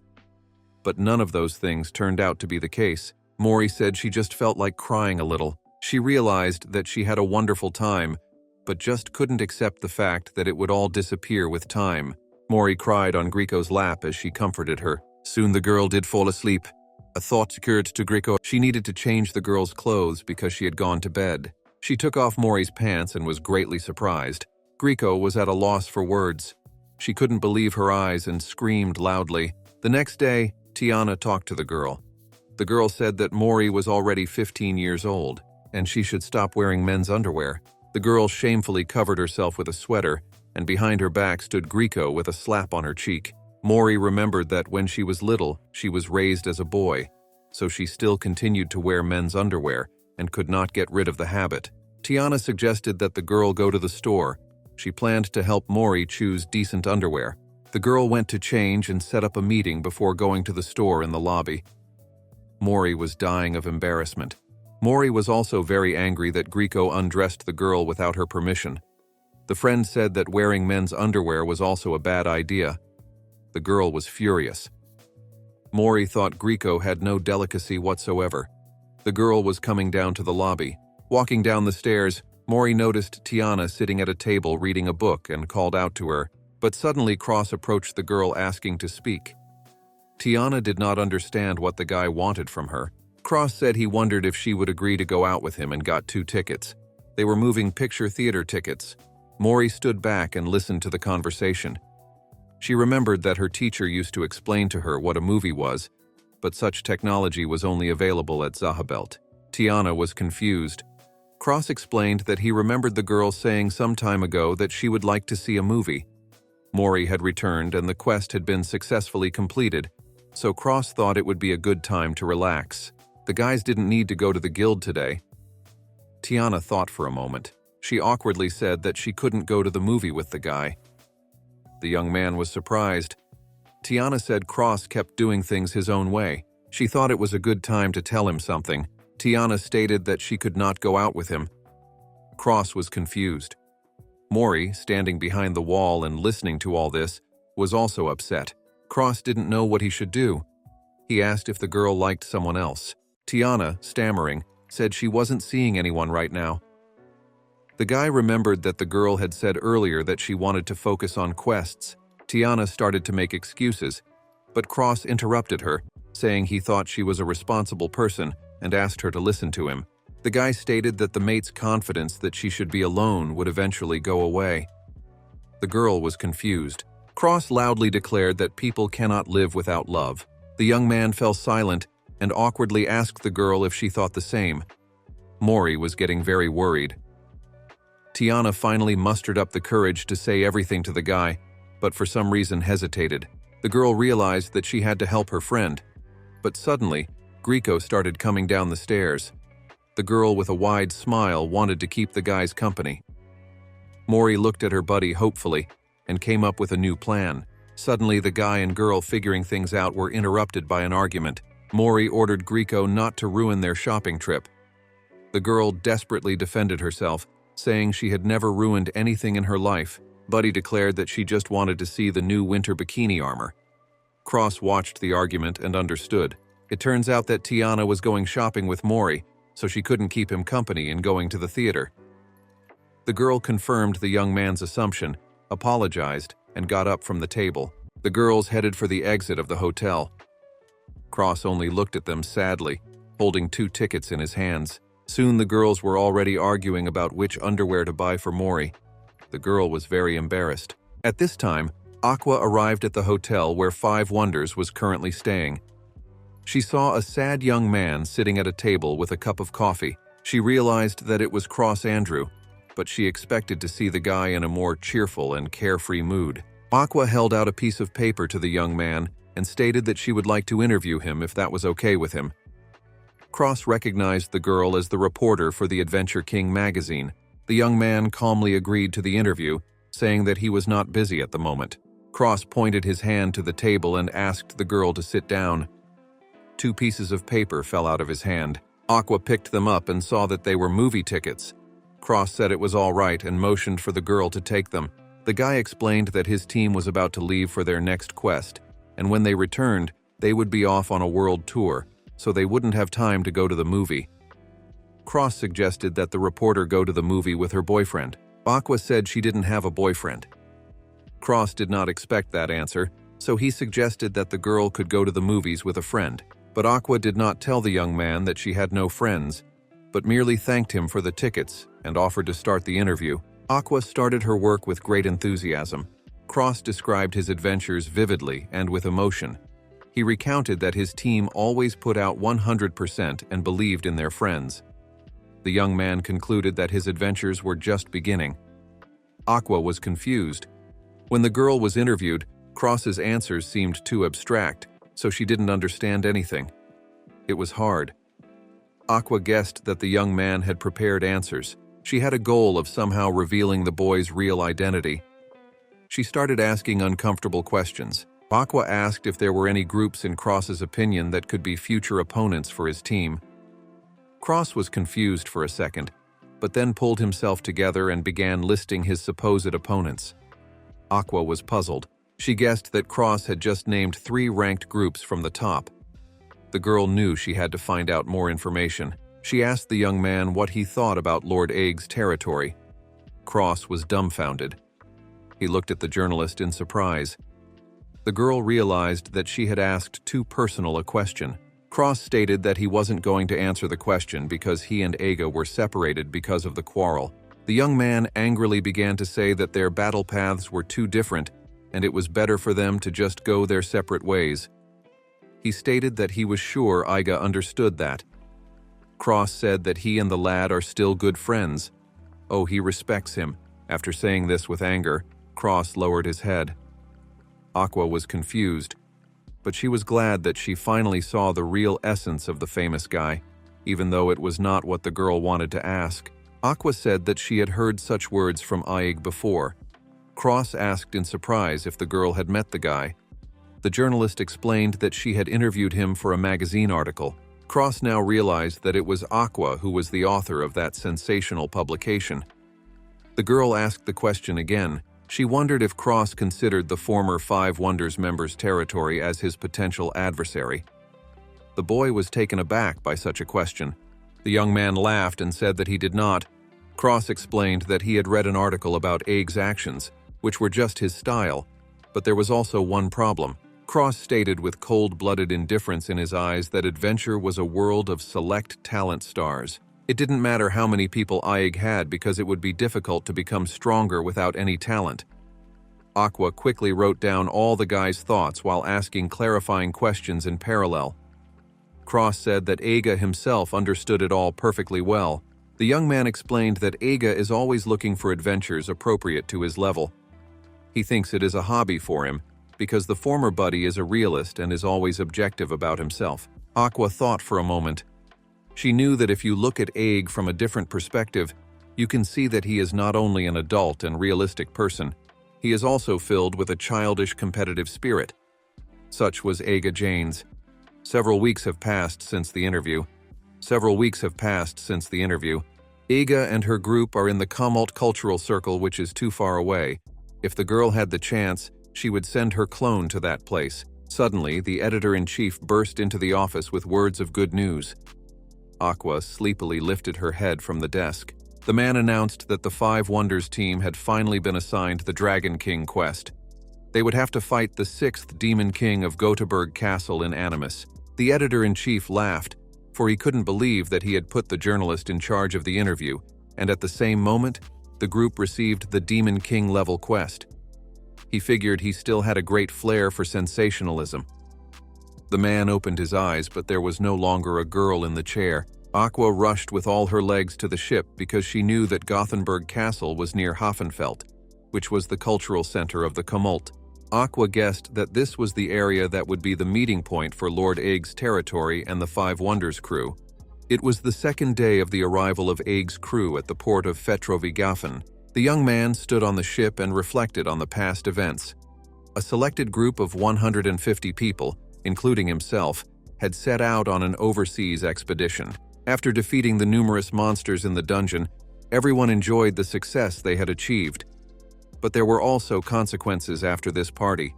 In the morning, everyone woke up with a hangover. Isekai'd informed his team that he was giving them the day off today, and they could rest. The warriors apologized to their lord for last night's mayhem, but Isekai'd, with a smile on his face instead of scolding the boys, told them to watch the amount of alcohol they drank next time. The warriors nodded their heads appreciatively. With the same smile, Isekai'd returned to the cabin where Galcias and Igarashi were already in. The aides looked with a murderous look at the lord.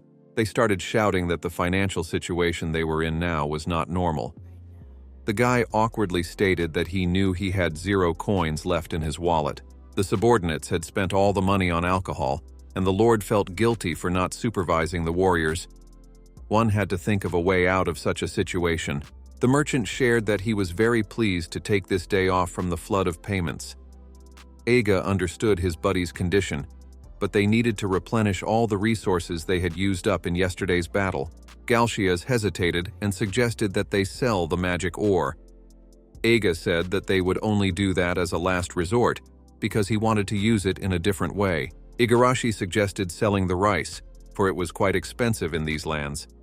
The lord said that it was not the right decision, for his team was not used to eating bread. The warriors would need some time to adapt to the unfamiliar cuisine. Proper food distribution during the first long expedition is a very important part of a good adventure hunt. In such a case, the boys were left with the only possible solution. Galcias said that they could get a loan. Isekai'd hesitated. Loans could take many forms. The first way is a loan from a bank. However, these organizations are usually not very welcoming to adventurers, especially if they are low-ranked and financially unstable. But to high-ranked teams, even banks can offer loans themselves. But there was still another way to get the money. But Igarashi suddenly distracted the guy.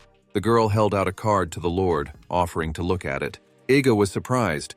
The girl declared that inside this envelope was 3 million bond. The young man hesitated for a moment. That was a huge sum of money. Igarashi must have set aside money every month while working as the minister's secretary. With such a sum, the boys could last for a while. The guy put his palm on Igarashi's hands and said that she should put this money aside for her own needs. Isekai'd apologized to the girl. He explained his action by saying that borrowing money from friends might lead to something not so good. Isekai'd had seen teams fall apart because of quarrels over this. That was why such an idea was not suggested by Galcias. Buddy stated that he didn't even have that kind of money to pay it back later. Isekai'd said that the fellow was very lazy for a merchant, but the mate stated that it was precisely because of his laziness that he had learned to sell things. Galcias explained that a bad merchant is someone who has a lot of cash. He would rather have assets in the form of property or businesses. Suddenly, an idea popped into his head. Galcias said that he might be able to help, but he needed Igarashi to do it. The boy took the girl and ran out of the cabin. Isekai'd didn't have time to think back. The lord was perplexed. After a while, Isekai'd stood watching the events outside thoughtfully from the ship. The young man was trying to think of a way in which he could get money in a hurry. The boy was even considering a part-time job. but the pay for a single day of work is 8,000 coins, and adventurers get 300,000 bonds per day for 10 people. Eiga realized that the idea of a part-time job was very bad. Suddenly, the guy heard a scream and turned around. The girl's skirt went up and she started swearing. The boys were teasing the girls and tugging at the fabric of their clothes. Eiga thought that kids who aren't even allowed to drink alcohol are messing around with Kyoko's skirt. He went to deal with the pranksters, but saw two figures appear in the path of the boys. It was Chio and Erika. They told the boys that it was not nice to do that. As they left, Eiga could only hear the sounds of blows and the boys' pitiful cries. The young man realized that things were bad, and at this rate he would soon have to buy pants for Kyoko. But there was no time to think about such unnecessary things. Eiga was ready, if necessary, even to get on his knees to beg the bank for a loan. The young man went to the bathhouse. He had to get ready for his visit to the bank. The first thing the employees of such organizations do is to assess the appearance of their clients. Eiga planned to shave, do his hair nicely, and put on a suit. The Lord needed to make sure those people from Okuga didn't guess that the team from Tokumo had no money at all.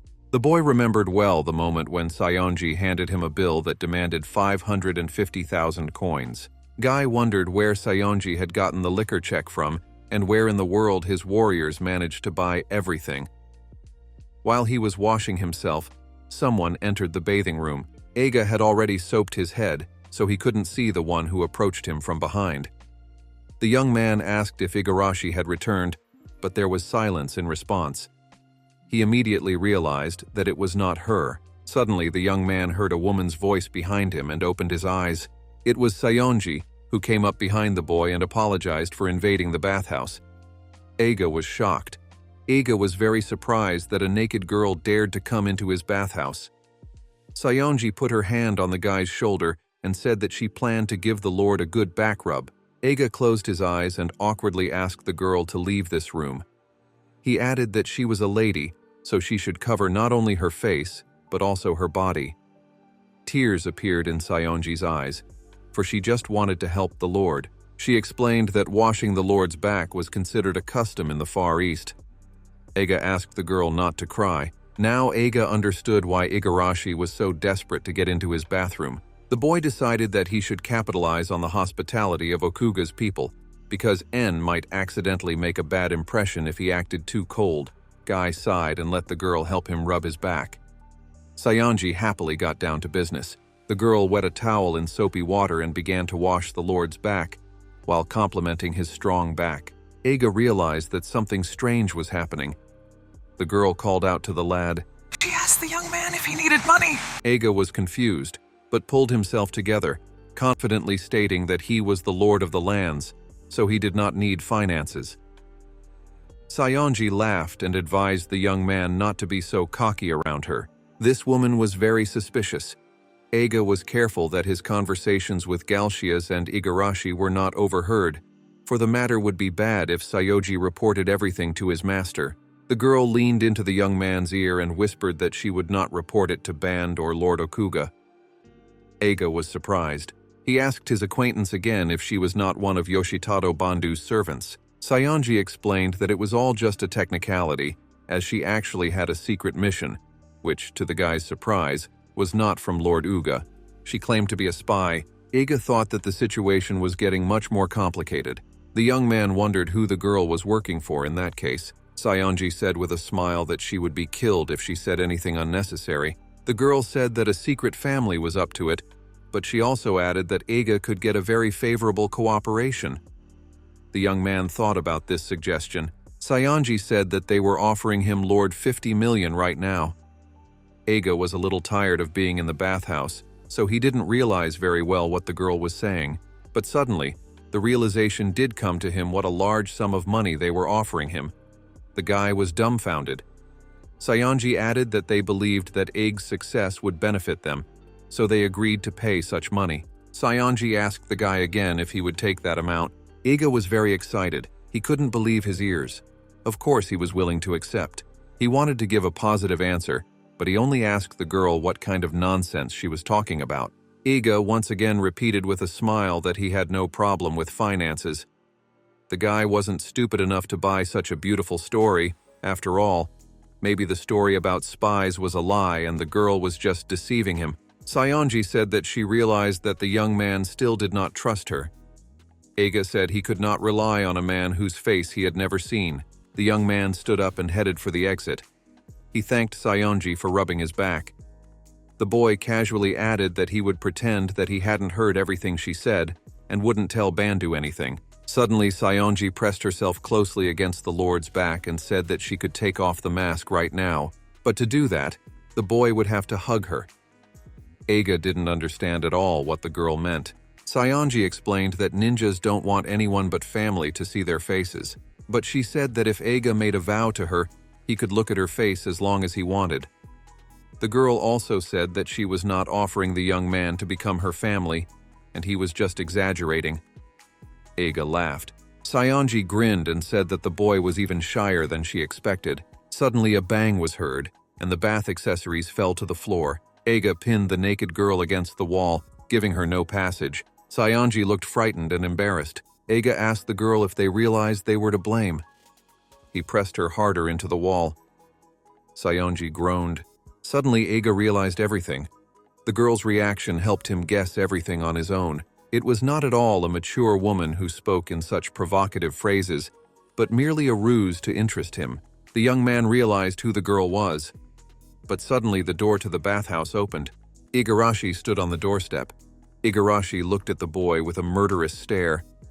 Eiga didn't expect the girl to manage to catch him in such an awkward position with Saionji. The young man was confused, for he couldn't think of a single decent excuse for what had happened. Igarashi was perplexed as she looked at the young man. She asked why the Lord was doing strange things. Eiga looked at the wall in surprise, but there was no Saionji there. He was just pressing the tree against the wall. The boy was dumbfounded. Eiga asked the girl if she could see anyone besides him.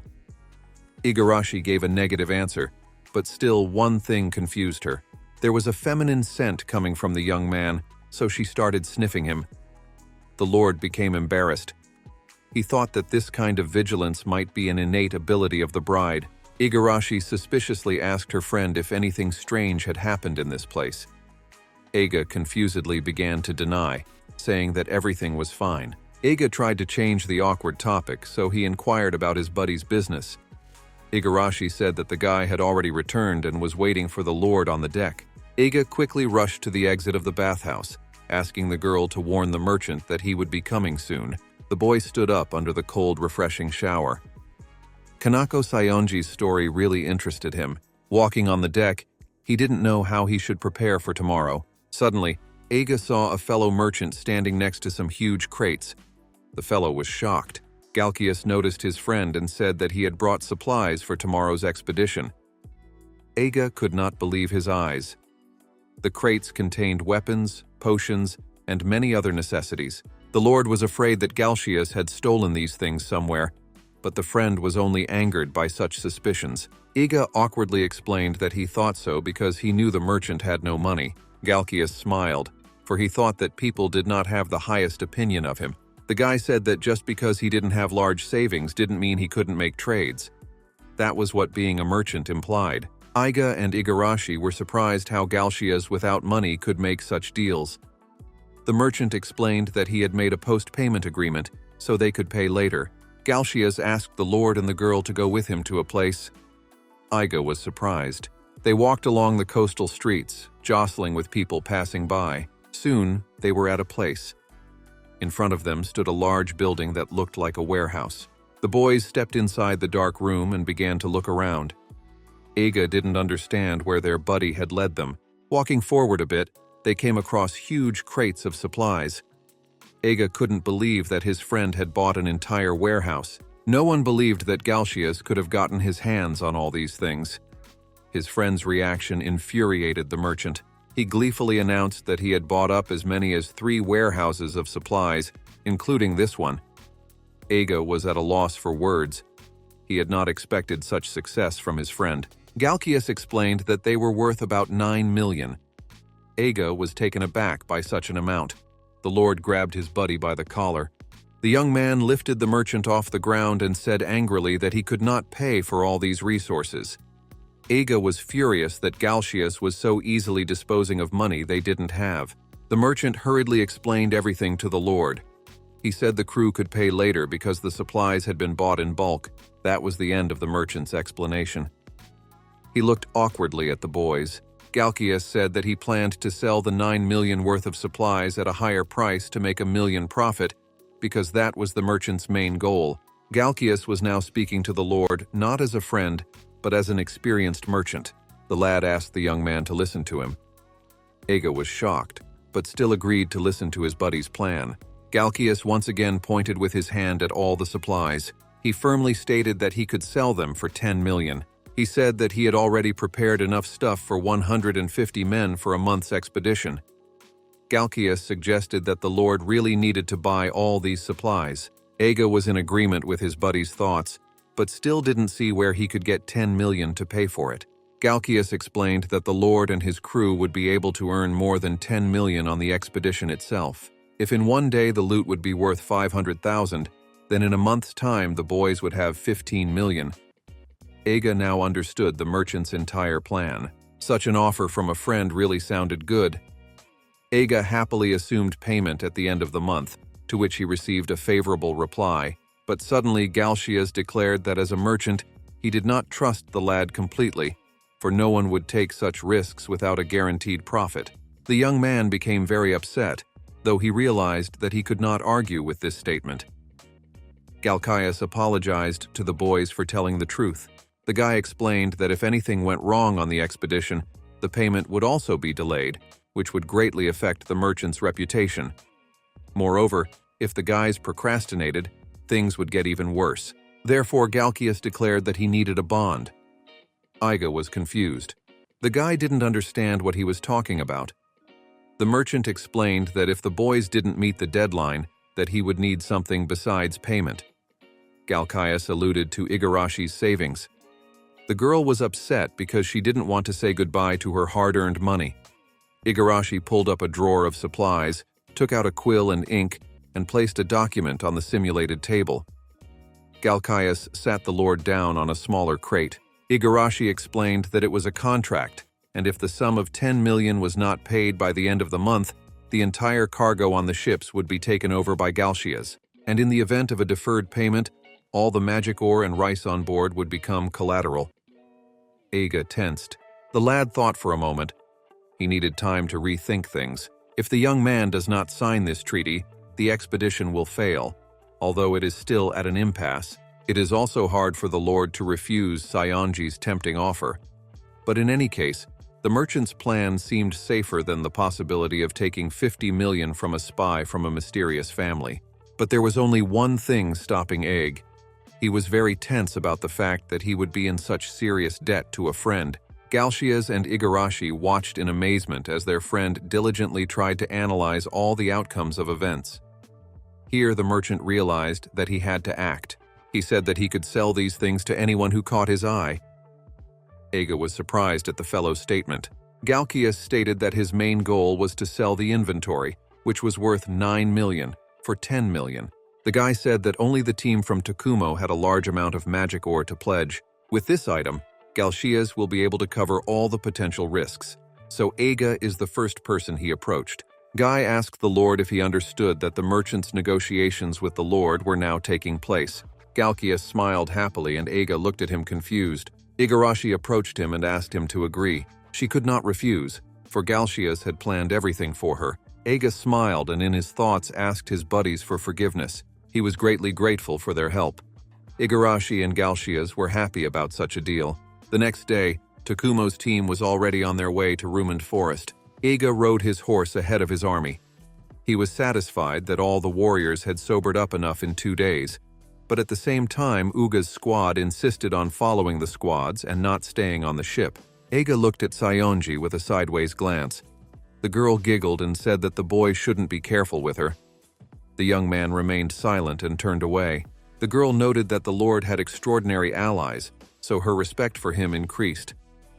Aga became embarrassed and said that Sayonji was overpraising him. Soon the boys arrived at the Rumand Forest. They stopped near an eerie and dark passage into a tunnel created from the trunks of tightly fitting tree trunks. Eiga began to give a motivational speech. The young man said that today was their main event. Recently, all the squads had gone to the forest in order under the Lord's supervision, but today, each team would go on their own journey to test their abilities. The young man explained that all squads must make their own decisions and find the best way to massacre the target. The warriors listened with interest to the important speech.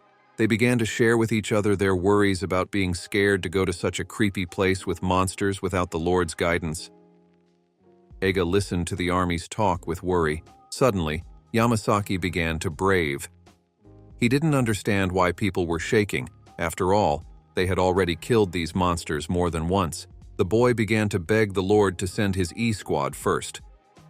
Eiga noticed that this time the young man's enthusiasm came in handy for his army, so he let them start traveling. Yamasaki rushed into battle, encouraging his squad with words that they would beat all the monsters and become even stronger. But 30 minutes later, the boys returned from the forest all beaten up. Eiga was shocked, for he had not expected the warriors to return in such a bad condition. The guy thought that E's squad had failed, for they had returned very quickly. He immediately began to question the warriors. Yamasaki said that he had been too careless and did not know that the soporific smoke was so dangerous.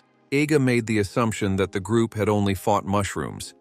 The warrior added that they had managed to kill as many as 2. Eiga inquired if the boys had gathered any resources from them, but the warriors sadly replied, bowing their heads, that they had not.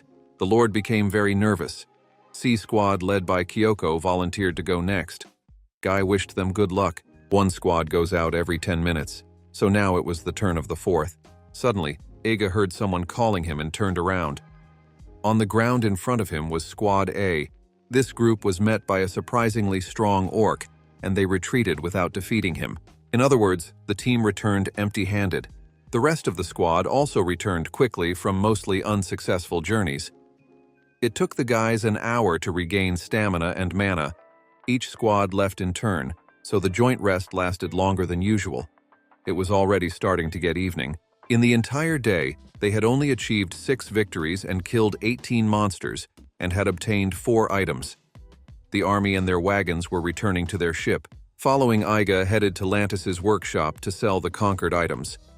Liv regretfully stated that she could only pay 70,000 for the items, for they were much less than last time. Eiga thanked the girl and bid her farewell as he left the workshop. The boy thoughtfully headed to his ship. On the first day, he had earned 220,000 from the booty, but today only 70. Galkias said irritably that with expenses included it came out to 320,000. Eiga lay down on the table. Now everything was clear to him. For the people of his village to make their own decisions and choose the right tactics was too difficult a task. Igarashi wrote the number 350,000 on a piece of paper. Galkias stated that the boys should try harder. The buddies were counting on the fact that a specific goal of 350,000 a day would give them motivation. That was the amount they needed to earn in order to end up with 10 million at the end of the month. The team was determined to do well. Igarashi noticed that their team's net profit was only 7,000. Eiga and Galkias were a little upset. On the expedition today, they were determined to eliminate all their weaknesses. The next day, each squad conducted sorties without the Lord. Eiga looked at the boys and noticed that everyone had returned wounded again today, just like after yesterday's battle. What gave the Lord hope, however, was that the guys' winning percentage had increased. Unlike the first time, everyone came back today having defeated at least one monster, and everyone seemed to be getting used to it. On the second day, the items were sold for 240,000. On the third day, the loot increased to 280,000. A was very happy with such progressive results. On the fourth day, to the lad's surprise, the team was able to earn 300,000 coins. Eiga realized that the expedition was progressing very well, and at this rate, they would soon reach their goal set for the day. On the fifth day, the boys encountered a powerful, huge orc who dealt a lot of damage to the units. In the end, the profit dropped to 260,000. On this day, a serious conversation was taking place in the ship's cabin. Galkias reminded Lord and Igarashi that when they had counted on the number 350,000, they had planned to earn that amount every day. The boys began to get nervous. Such a plan would only help the team solve their financial problems if they earned that amount of money from the beginning. Suddenly, the door opened and Bandu burst into the room with a shout. The man wanted to ask the master for a favor. The boys were startled out of their wits. The lad saw that Bandu had not come alone but with his team from Aug. They said that they had heard about the Lord's situation, so they wanted to offer something. The young man frightenedly thought that in that case, this group knew everything. That was why he wanted to serve an alliance with them. But suddenly, Bandu said that they wanted to join the Lord's army to help destroy the monsters in the expedition. Iga was a little confused because he expected a different answer. He asked the guys to give him some time to think. Iga knew that Uga-san had sent his men with the expedition for the young man to help them improve their combat abilities. The young man used the eye granted by the goddess. Bandu's attack power was 679 points, Yamamoto's was 34, and Tanaka's was 41. Iga thought that there was no problem in allowing Bandu to join the squad, but his friends would be a problem for the squads. Iga thought that Sayonji hiding behind the door might have saved him from doubts. The girl had no attack power displayed. She still didn't show her true nature to the Lord, so it was difficult to interact with her. Iga scratched his head. Sayonji peeked out from behind the door, surprising everyone but not the Lord. Suddenly, Bandu stated that, as expected of a Lord, he was always interested with Sayonji. Iga didn't understand exactly what the guy meant. The man explained that they had always known that their attack power was rather limited, but in battle, even swinging a sword with all their might could not be guaranteed to destroy the opponent. Bandu explained that in that case, they needed someone like Sayonji. After all, she is a spy. Iga was shocked by his subordinate's words. The next 6th day during the expedition, Aina and Sayonji stood side by side, leaning against a tree. The boy stood there and pondered why he was so unlucky. He pondered the idea of forming a separate group with Sayonji. Recently, Bandu had said that a spy like Sayonji should be good at scouting the enemy's data. Then, Iga was interested in the guy's idea. The guy explained that the girl would become the eyes, ears, and mouth of the Lord, so he could keep calm and lead the units. He said that Sayonji would help him scout the forest and quickly relay orders to others. Bandu asked Iga starting tomorrow to work with the girl. Sayonji was in agreement with the boy's request, and now Iga was standing alone with this woman. The guy told Sayonji that she was still a spy sent by Lord Uga and he should remain vigilant around her. Sayonji laughed and said that an honest person like Bandu has his own charm, and Mr. Iga must be too into everything. Iga asked the girl if she was still reporting everything that was going on to her lord.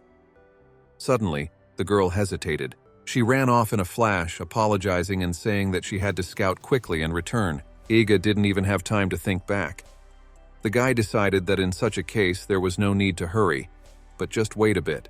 But suddenly Sayonji appeared right behind the guy's back, while giving him a big scare. Iga asked her to appear more calmly without inspiring terror. Sayonji laughed and noted that the Lord was quite easy to scare. Iga inquired about what was really going on in the forest right now. The girl began to tell everything step by step. Squad A fought at a disadvantage in the eastern part of the forest. They fired their attack spells too early. Squad B continues to use their stirls and spells, but doesn't interact well with Eriko's spear. Squads C and D rest in cover and prepare for a ranged attack. Now it came to Squad E, but the young man was no longer listening. He was surprised that Sayonji's report from the battlefields was more serious and detailed than he had expected. The report was detailed and focused. Iga now understood why her spy clan still existed to this day. Iga praised the girl for a job well done. He rolled up the sleeves of his jacket. He now asked the girl to relay his instructions to all the squads. Sayonji then quickly told each squad the Lord's orders, telling them what they needed to change in their plans. Step by step, those who usually suffered heavy losses while slaying monsters were able to avoid injury and find a way to fight and kill the target. Finally, the guys reached the biggest profit size of 310,000. Day 7 had arrived, the second day of cooperation with Sayonaji. The guys stood at the entrance of Liv's workshop while inside they counted the amount of loot. The girl stated that she could give the guys 340,000. Although it still wasn't the planned daily rate yet, but Iga was already very happy with the progress. On the 8th day, the team once again brought the things they could get during the battles. Liv was diligently looking at everything and calculating the ransom amount. The girl put the money on the table with the words that it should be enough. The boys held their breath and looked at the money, wanting to count it and find out how much they had earned today. Igarashi went outside and held up the sheet on which the day's goal was written. They had finally achieved their goal. The team began to cheer and rejoice loudly, for the proceeds amounted to 390,000. Galkias told his buddy that now everyone knew about the team's financial problems. But Iga did not despair, for he knew that the warriors also had a poor past behind them. Galkias remarked that they had nothing to worry about if they continued at this pace. The Lord said that he knew perfectly well that it was impossible to relax from now on, but the pace was not maintained. Already on the 9th day, the boys were able to earn 570,000 coins. On the 10th day, the amount for the day's reward reached 910,000. Everyone was shocked. For the merchant, such a rapid development caused panic because the units began to change suspiciously quickly.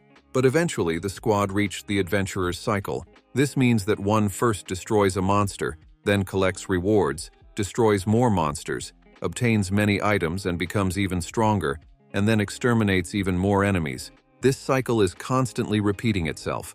The point is to kill monsters and get trophies. Thanks to the blessing skill, the army develops much faster and better. Now the Lord should have re-evaluated the strength of his subordinates. Even the weakest guy among all the squads at the current moment had 985 points of strength. Iga noted that the young man had become much stronger. Now the warriors no longer needed to give orders like before, as they were able to navigate the situation on their own. The development of the army had not yet stopped. Then, on the 11th day, 2,230,000 was earned. On the 12th day, the amount of income was 5,670,000. The income did not cease to increase. The evening of the 13th day came. Galkias fled to the Lord's quarters. The lad happily reported that their crew had covered the cost of their gear, and it had only taken a month to do so. Iga rejoiced that the boys had already earned a combined 10 million. But Galkias, out of breath from running, said on an exhale that he didn't mean that at all. Today's income has reached 10 million. Iga was at a loss for words. The guy was insanely happy because he had never even dreamed of such a thing. Galkias said that he wasn't kidding, and the income on the 13th day was 14,370,000. Finally, the boys completed the first stage of their expedition. Its result exceeded all the expectations of the Lord. There were two main reasons for this. The arrow forged from magic crystals. The use of this weapon was the first reason for the successful outcome. The second reason was to improve the battle strategy. But still, Iga could not ignore one fact. He turned around and addressed Sayonji as he sensed her presence behind him. The girl removed the paper imitating the wall and smiled and asked what was the matter. Iga said that he was truly grateful for her help this time. The guy added that he didn't think they could work so well together. Sayonji became embarrassed and blushed. Galkias entered and began to resent that he felt the place was intimate.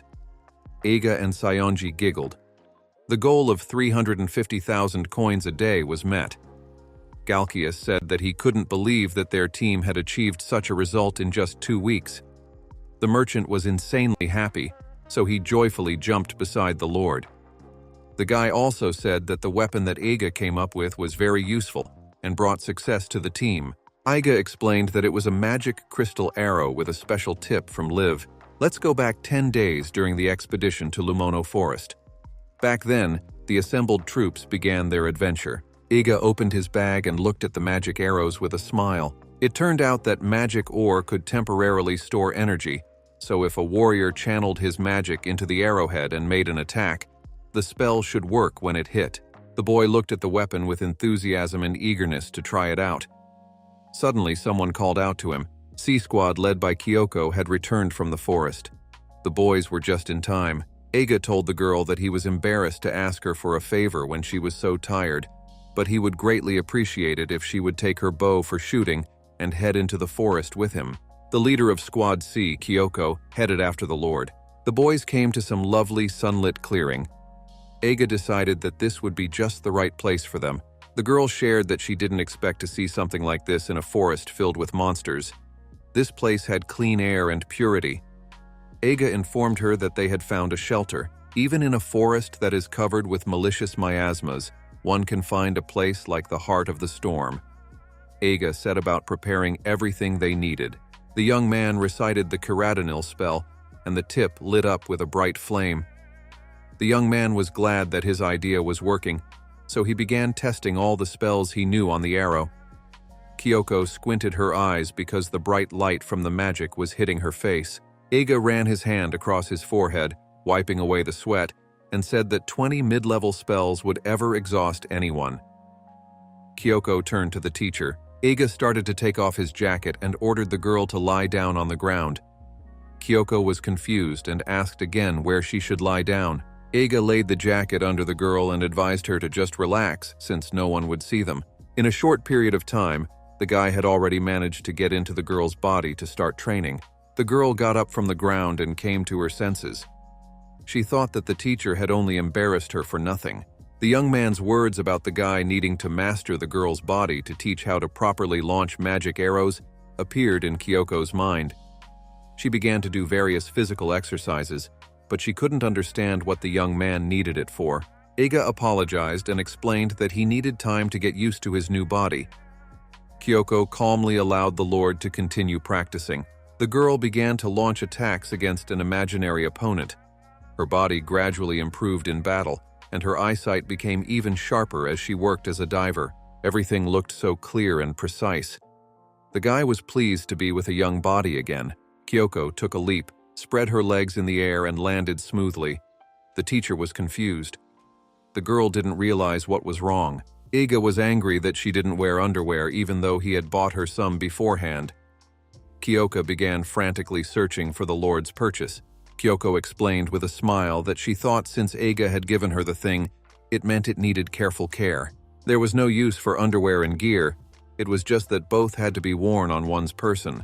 But the girl didn't know how to put on this item of clothing properly. Eiga didn't know how best to help Kiko, but he still began to control her body. She began to try putting on. Eventually, the girl managed it all and put on the underwear correctly. Eiga made sure that the student understood how the process should take place. Kyoko shared her mixed feelings about this piece of clothing that bothered her a bit. At this time, someone's silhouette was hiding behind a tree. It was Sayonji who was stealthily observing everything. Eiga eagerly began to test the new arrows with Kyoko. Kyoko ran quickly through the forest without even looking back. The girl asked the master if he planned to fight in her body, to which she received the answer that he was experienced enough in this matter. But Eiga added that it would be necessary to retreat when he lost control of the girl's body. The girl stopped abruptly and looked away. A poisonous slime was flowing down from the branch. This monster secretes poison and eats away anything that touches it. Kyoko thought that Solter's attacking earth magic would work well on such an opponent. Eiga, while in the girl's body, put her in the right stance that would help change the trajectory of the shot. Kyoto fired a magic arrow, but the arrow flew just above the monster, right above its head. Eiga volunteered by controlling the girl's body to strike. Kyoko, controlled by the boy, fired the bow. The magic arrow hit the target directly, making a critical hit. The energy stored in the magic stones reacted to the monster's magic. There was an activation of Solter's earth magic. The monster began to dissolve, turning into a huge cube. Kyoko was very happy that she was able to defeat the monster. Suddenly, the girl felt something strange. Eiga, to her surprise, began to emerge from the girl's body. Kyoko was confused, for she could no longer feel the master's spirit. Eiga was now watching her from the outside. The entrapment effect ended, and the boy's soul was thrown out. The young man urgently needed to go back. Kyoko began to call out to Eiga. The guy smiled because the girl didn't notice him even when he flew past her. Suddenly, Eiga felt a strange magical thread passing by his side. The boy turned around and saw that there was only a plain of rocks around him. Small towers of cobblestones rose up everywhere. The river flowed straight through the air, gradually spiraling. A magical thread floated towards her. Suddenly, the young man realized that things were taking a bad turn. He began to hear a strange whispering polyphony. Iga was terrified, for he had heard of this place before. This demonic world is calling for the soul of the dead monster to return for a quick rebirth and return to the normal world. This place sucks the souls of slain monsters into hell, as well as flying and unstable souls like the young man's. Iga realized that things were bad, for he was about to be sucked into hell. The boy began to try to resist this urge with all his might. Suddenly, he woke up in his body, lying in a clearing of flowers. The young man got up from the ground and looked around. He was lucky and had returned to the normal world, but Iga still felt someone's strange presence. Kyoko spotted the master and ran up to him. She started asking questions about the boy's well-being and suggested that he go home and rest. Iga realized that he was lucky to get out of that place.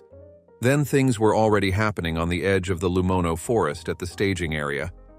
Iga lay on the bed and slept. This station was built by a group of guys from Uga territory. Among them is an incredibly talented builder named Yamamoto.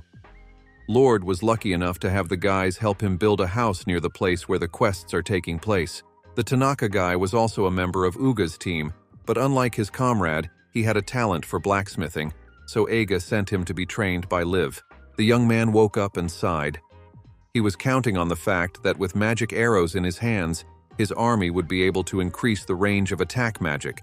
But there was a problem in that practicing controlling someone else's body had not had a very good success. Iga could move normally, but after the monster attacked, his soul would be thrown out of his body, which was very dangerous. The young man had a bad feeling after the omnipresence, so he closed his eyes from fatigue. But suddenly next to him on the same bed was Sayonji. The girl started to wake up the guy, to which he irritably asked her what was wrong. Sayonji explained with a smile that she wanted to ask the Lord for a favor. She asked the guy to teach her how to do a body grab. Iga realized that the girl was following him and Kyoko after all. The young man rolled over on his other side against the wall and sleepily muttered that he couldn't teach the girl anything because he hadn't yet fully understood the principle of its operation himself. Sayonji laughed and noted that the guy still kept a distance between them. The girl said that if Iga took over her body and took control of it, he would be able to participate in the reconnaissance and monitor the battlefield himself. Iga was surprised at her suggestion. The young man got up from the bed and said that the girl spoke interesting suggestions. If Iga were to give orders through Sayonji, there would be no wrong or incorrect information that would mislead others. In addition, if the young man simply takes over her body by moving in a circle, his soul should not be thrown out into another world. But Iga feared that if the girl learned the principle of capture, she could use it for suspicious purposes. Sayonji laughed and asked the Lord not to think of her in that way. The girl explained that her family works not only for the Uga territory, but for the entire Tokumo area. She reported that they would never become agents or an independent force. The girl also explained that she was aroused by the fact that her body could be possessed. Iga irritably ordered her to forget it, for he was not going to teach her how to capture. But the next day, Iga did teach Sayonji. They were in the same field. The young man's body was lying on the ground, and the girl was gradually getting used to the new sensations. Sayonji could feel the Lord's soul entering her body, which confused the young man. The girl abruptly jumped onto the branch. Iga had never imagined that Sayonji's skills and abilities were so impressive. She could quickly and smoothly traverse large areas while remaining undetected. With a wind scarf, Sayonji was several times faster than everyone else. But the guy was sometimes wildly terrified and afraid of some of her techniques. The girl could even use a kite at altitude to scout the battlefield. Flying through the air, Sayonji declared that Lord's skills were amazing, and he was an amazing guy. Iga said that he still couldn't see the girl's status, even though he was in her body. She giggled and explained that it was a little secret. Sayonji once again advised the guy to put aside all doubts about her and just trust her, because even her whole body belongs to him now. Iga became embarrassed and realized that the girl had saved him several times. Sayonji giggled. The Lord asked the girl to show her true face, to which the girl replied that it was different. Tokumo's troops rushed into battle. Everyone had perfected their skills to the point of automaticity and could now fight monsters quickly and splendidly. Nao used her search skill and reported to the team the location of all the monsters in the area. Saionji at this time was sitting on a branch and observing the battlefield. Eiga was glad that he could finally observe the army with his own eyes. The guy noticed that his 150 warriors had undergone a lot of changes. When the army had just reached the forest, the guys were at the entry level, but under the Lord's guidance, the team's development had not stopped for a moment. Every squad had at least 2 people with search magic, greatly reducing the danger of traveling at night. Eiga, while in Saionji's body, gave instructions to Chiyo. The girl was confused at first, but then happily realized who was actually talking to her. Eiga said that with her current level of strength, the girl herself could deal with all the monsters in the area, but could still take a lot of damage. The Lord advised Chiyo to be more agile the next time she attacked a monster. The girl pondered over the commander's words. Chiyo realized her mistake and had already started fighting the way Eiga had advised her. Saionji ran to the next squad. The girl giggled and declared to the Lord that she was very handy. Eiga visited all the fields in Saionji's body and helped the boys improve their skills.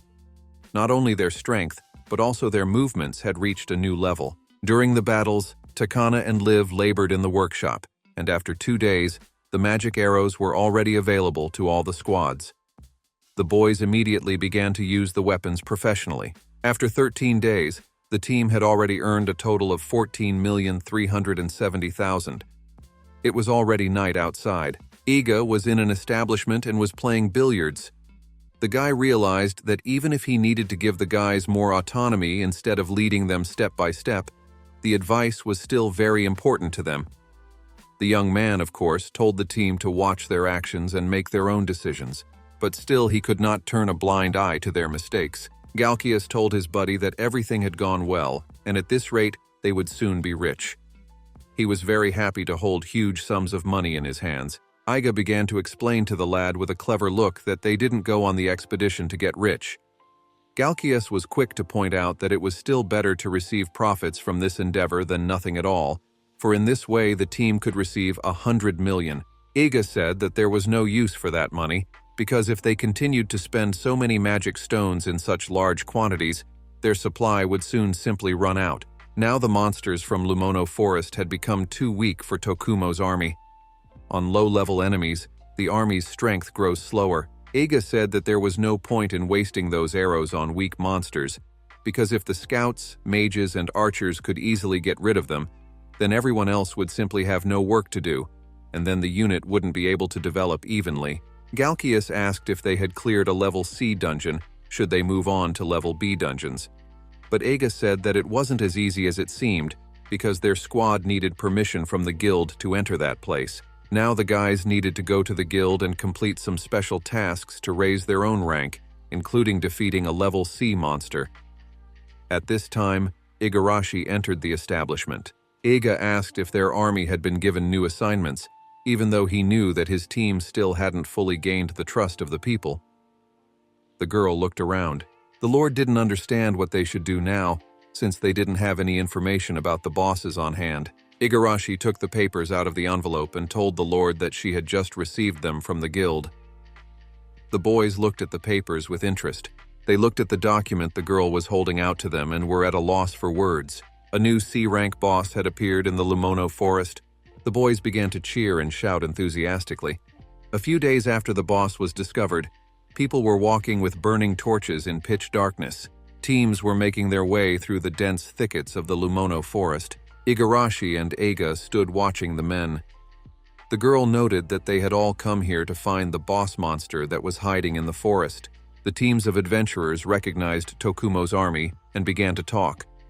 They were very surprised at the large number of the squad and the fact that the warriors were all villagers. But at the same time, the Tokumo boys looked very much like hardened adventurers. In particular, the strangers were very surprised by the martial artist Chiyo.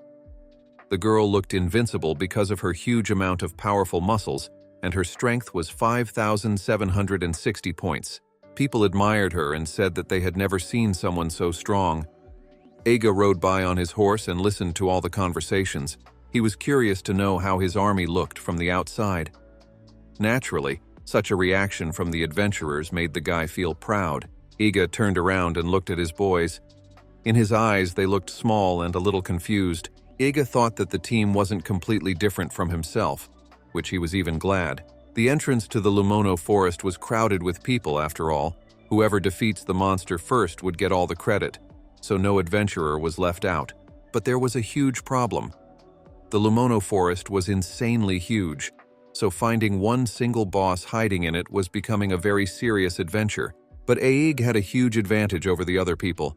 Every one of his squads headed in the given directions. Eiga asked Banda to make sure that all the warriors took magic arrows, for they needed to be well prepared for the boss himself. As the general of Uga territory, Mr. Bandu was very skillful in controlling the movement of troops, and at 150 men, the units from Tokumo had a significant advantage over the other adventurers. In addition, the Lord still has a ninja scout named Sayonji, who is quick and agile in exploring the forest.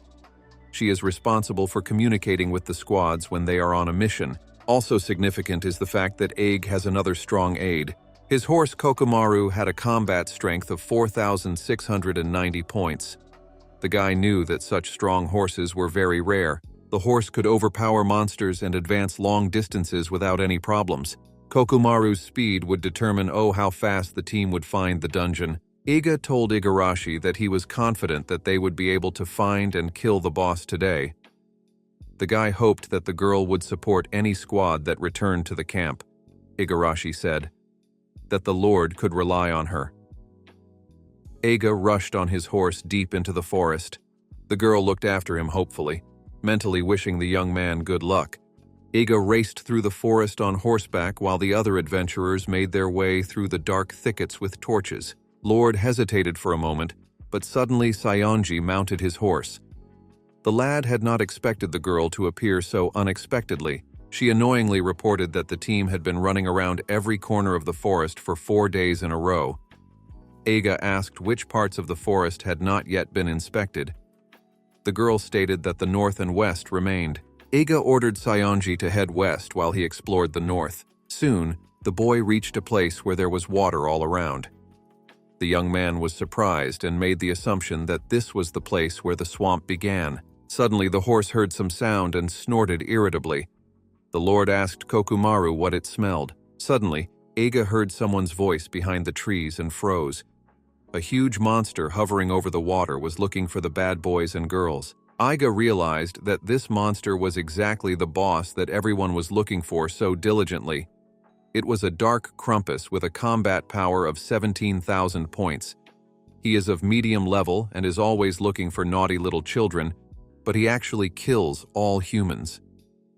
Dark Krampus had a long tongue hanging out of his mouth, huge horns, and long clawed fingers. Its body was braided with a metal chain. Eiga thought that this was a dangerous enough monster for a rank C assignment. The guy decided to signal the rest of the team to quickly come to his aid. But before the young man could do anything, the monster's huge face appeared from behind a tree.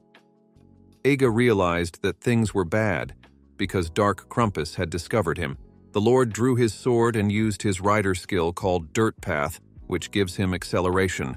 The split tree trunk fell and the monster roared. The guy thought it was some kind of madness, but he managed to place smoke signals in the trees. Lord was counting on Sayonji seeing the smoke and quickly rallying everyone to quickly organize 150 men and surround the monster. Eiga was facing a strong opponent. He only needed to buy time. The guy began to reflect the monster's powerful blows, while still managing to make attacks himself. The young man didn't know how he could hold on for so long, as he and the horse were already exhausted. Continuing the battle was more difficult than just ending it. But in fact, Eiga could defeat the enemy himself. But the problem was that only the one who finished the boss would get the bonus. The Lord wanted to give the villagers a chance to improve their strength. That was why the guy needed to keep holding back the monster. But suddenly, he saw chains entangling his sword and konas. The guy couldn't move. Dark Krampus rose above the water, holding the metal chains that were being pulled tighter and tighter. The monster, smiling, asked the young man if he had been a bad boy. Eiga realized that things were very bad. The boy was worried about Kokumaru, who might have suffered serious damage, so he thought about killing the villain. Suddenly, a powerful fire attack struck the monster's shoulder. Eiga was surprised and looked hopefully behind the enemy's back. The monster was very surprised by the unexpected blow to his shoulder and so began to look around, looking for adventurers. Seeing no one, Dark Krampus turned to the boy with a smile, hoping to massacre the young man, but suddenly his back was pierced by many arrows. There was a tremendous explosion, from which Eiga was able to escape by putting up a shield. The monster was enveloped in fiery flames. The Lord rejoiced. His team had arrived at the sound of the battle. Bandu ordered the archers to prepare for a second volley, so as to hit Tharur, the warriors drew their magic arrows, preparing to attack. The boys held their breath waiting for the command. Bandu ordered the archers to fire, and dozens of magic arrows flew straight toward the enemy. Eiga smiled and said goodbye to the monster. There was a tremendous blinding explosion. While the boys were in the forest, Igarashi stood at the entrance and hoped the team would win. Suddenly, the girl heard someone calling her. Igarashi looked up and saw Eiga flying on a horse, declaring that the army had returned. The horse landed on the ground, and Igarashi quickly ran up to the guy with questions about how the search went. Eiga, with a smile, and proudly stated that the army was able to find and kill the boss, and Kokumaru learned to fly like Griko afterward. The guy extended his hand to the girl, helping her climb onto the horse, and ordered the team to return to the ship. The boys cheered and shouted joyfully as the lord on the horse flew over them. The boys proudly headed to the guild, but Igarashi froze in place. She looked at Eiga's joyful face, at his wide smile that radiated nothing but happiness and jubilation. The girl blushed. Soon the boys arrived at the ship and threw a loud party. They danced, shouted, and drank huge barrels of beer. Eiga happily ordered the warriors to drink all the alcohol. Leaving such an order, the lad walked forward along the deck. Eiga was pleasantly surprised that his group now consisted of B-rank adventurers. He thought it would be glorious to have a party of his own. Guy stood at the edge of the ship and looked off into the distance, holding a mug of beer in his hand. But suddenly he saw Igarashi beside him. The girl was also standing looking at the night starry sky. Eiga praised Igarashi, saying that she had done very well.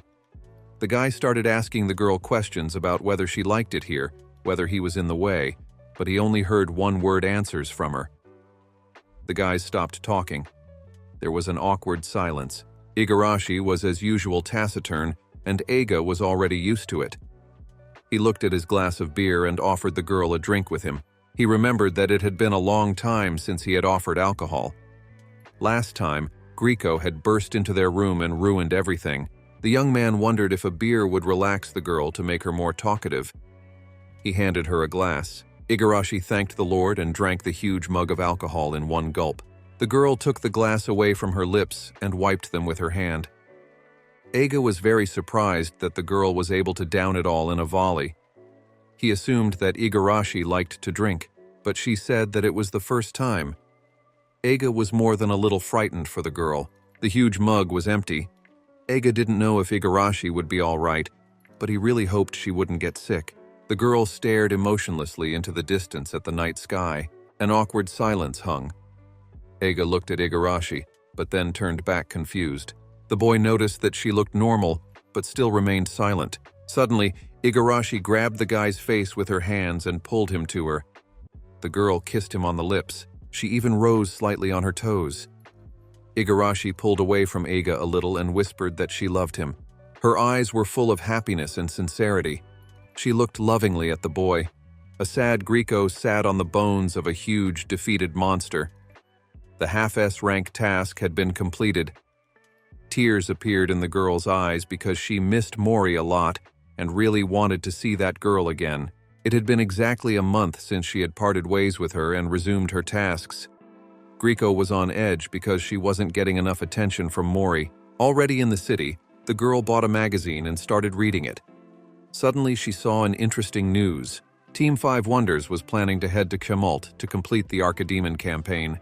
Without wasting a second, Griko flew towards Mori with great speed. After arriving in Arfenian Felt, the girl went to the guild branch office, where she was informed that the Fantastic Five had not arrived yet.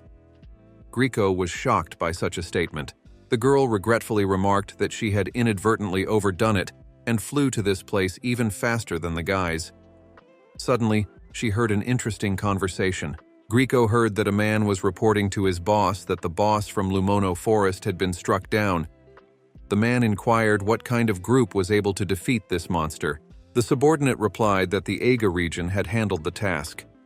Grieco had a genuine smile on his face at such news. After reaching the shipyard, the girl asked a local man to show her the way to the ship. Grieco saw that the Tokumo boys had thrown a raucous party on the ship and were now shouting and having fun with mugs of beer. The girl appreciated the team's zaniness. Once up on the ship, the girl started looking everywhere for the Lord. She couldn't find Aig, but she did find his buddy, who was hiding behind a pillar for some reason. Grieco approached the merchant and asked him what he was doing. Galcius was very surprised because he did not expect to find his mate on the ship. Grieco said that she flew to this place for Aig because she really wanted to see him. Galcius blocked her way with his body and said that this was not the time for a visit. But Grieco still peeked out from behind him. On the deck stood kissing Iga and Igarashi. Grieco was speechless. She clearly hadn't expected to see such a thing. Galcius was glad that the girl was finally able to confess her feelings to the Lord. Suddenly, Grieco realized that it was Iga who was kissing his secretary, who was always frowning walking beside him. She concluded that the two were really quite close, but in fact, Grieco thought otherwise. She plunged into her memories. A month ago, a magician named Tiana had taken her and Mori to a lingerie store. Grieco was looking at the skirts, and the girl stood embarrassedly by her side, looking at the merchandise. The girl offered to try on Mori's armored bra, but the girl began to vehemently decline. Grieco remarked that Mori was not satisfied with the armor, but was also interested in the skirts. The girl became embarrassed. She said that she liked pants, since it was easier to move around in them and they looked good. However, the girl thought about how she could look a little more feminine. Mori stated that perhaps then the master would pay more attention to her. Grieco looked at the teenager in surprise, and now the girl saw Igarashi on the deck trying to kiss the Lord that Mori liked so much. She thought that she shouldn't let anything like that happen. Galcius started to ask Grieco to be quiet, because the guys might hear them. The girl said that it was very unacceptable. The guy did not understand exactly what she meant. Galcius began to hold Grieco so that she would not interfere with the guys, but the girl shouted loudly that Aig's future wife was Mori. The merchant was greatly surprised at such a statement. The guy said that he now realized that Grieco was on Mori's team, but the girl didn't quite understand what he was talking about. Galcius challengingly stated that he was on Igarashi's team, so he was declaring war on her because he thought that Igarashi looked good with the Lord, not Mori. Galcius confessed that he had actually secretly guided his friends to the moment of the kiss. The guy stated that Eiga is best for Igarashi, as he is a great chance for her, but Grieco didn't understand at all what the guy meant. She told her buddy to pay attention to the fact that Igarashi and Eiga were piling on top of each other due to alcohol intoxication. But the merchant said that it was fine, because the Lord wasn't drunk. Grieco ordered her buddy to shut up, for she believed that Mori was the only possible option for Eiji. Galcius stated that although the girl was cute, Igarashi had always been there for her, supporting the Lord after he was kicked out of the past team. Grieco was outraged by the boy's words. She shouted that it was Mori who followed the young man all the time after learning about his expulsion from the guild. Especially the girl had known Eiga for much longer. Galcius and Grieco clasped hands and began to confront each other fiercely. At this time, Igarashi knocked Eiga to the floor. The opponents, not realizing what was wrong, turned their heads sharply to the side. Igarashi jumped on top of the Lord, knocking him down, and began to kiss him. Eiga confusedly asked the girl to stop. He covered his mouth with his hand and ordered his mate to stop kissing him. Igarashi, puzzled, asked why the guy didn't want to continue the kiss. Eiga stated that the girl was very drunk. She was very surprised by those words. She was puzzled for a second, but then she still went to the guy to continue kissing him because she loves him. Eiga was very angry. He started telling her that he had enough of doing things like that, but suddenly the guy heard a quiet sniffling. Igarashi lay down next to him and fell sweetly asleep. Eiga was very surprised. He didn't like the fact that the two of them were now lying in the middle of a ship with people walking around. The boy clutched his head confusedly. The young man began to try to lift Igarashi, telling her that this place was not meant for sleeping because she might catch a cold. But the girl only opened her eyes for a moment and then fell into a deep sleep again. Suddenly, Eiga heard a voice offering him help. The boy turned around. Standing right in front of him was Grieco.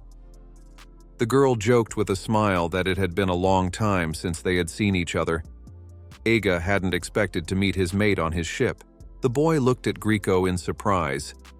At this time, the defeated Galkias, who had previously tried to resist the best adventurer in the world, was lying on the floor, but realized late that he didn't have even half of her strength.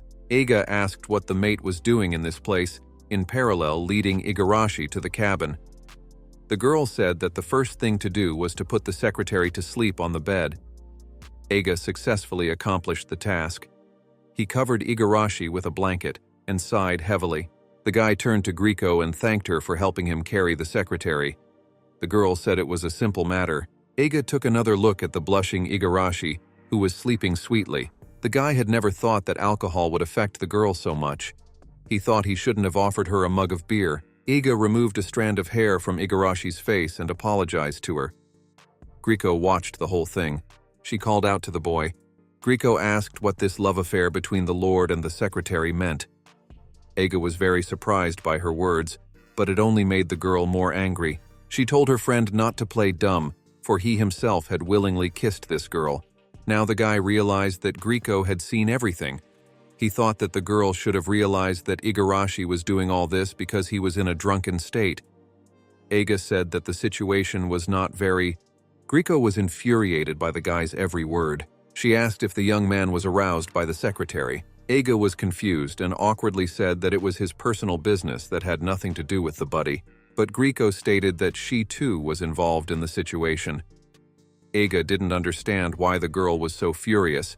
After all, she was even talking to him in raised tones. Suddenly, the realization of what was happening came to the young man. He made the assumption in his mind that he probably just liked Grieco. He thought that the girl was jealous of him, which was why she was angry.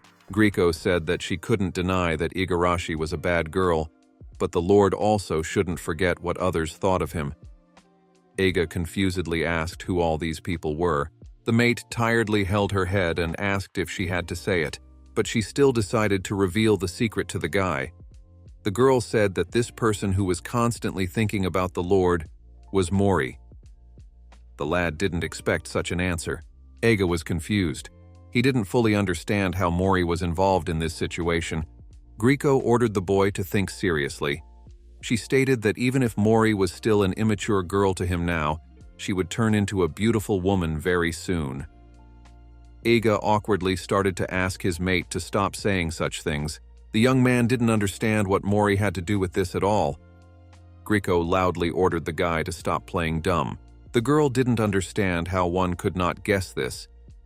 Mori had abandoned her troop to follow the master to his lands. Grieco didn't understand why the realization about the girl's affection didn't reach the guy. Eiga suddenly became thoughtful. He had always taken all attempts at attention from Mori as her heartfelt kindness. Suddenly, Galkias burst into the cabin. He had been looking for his mate all this time. Eiga didn't understand why a friend had come to this place. The guy said that he heard that Igarashi had been drinking a little too much, so he brought her a potion that was supposed to help her.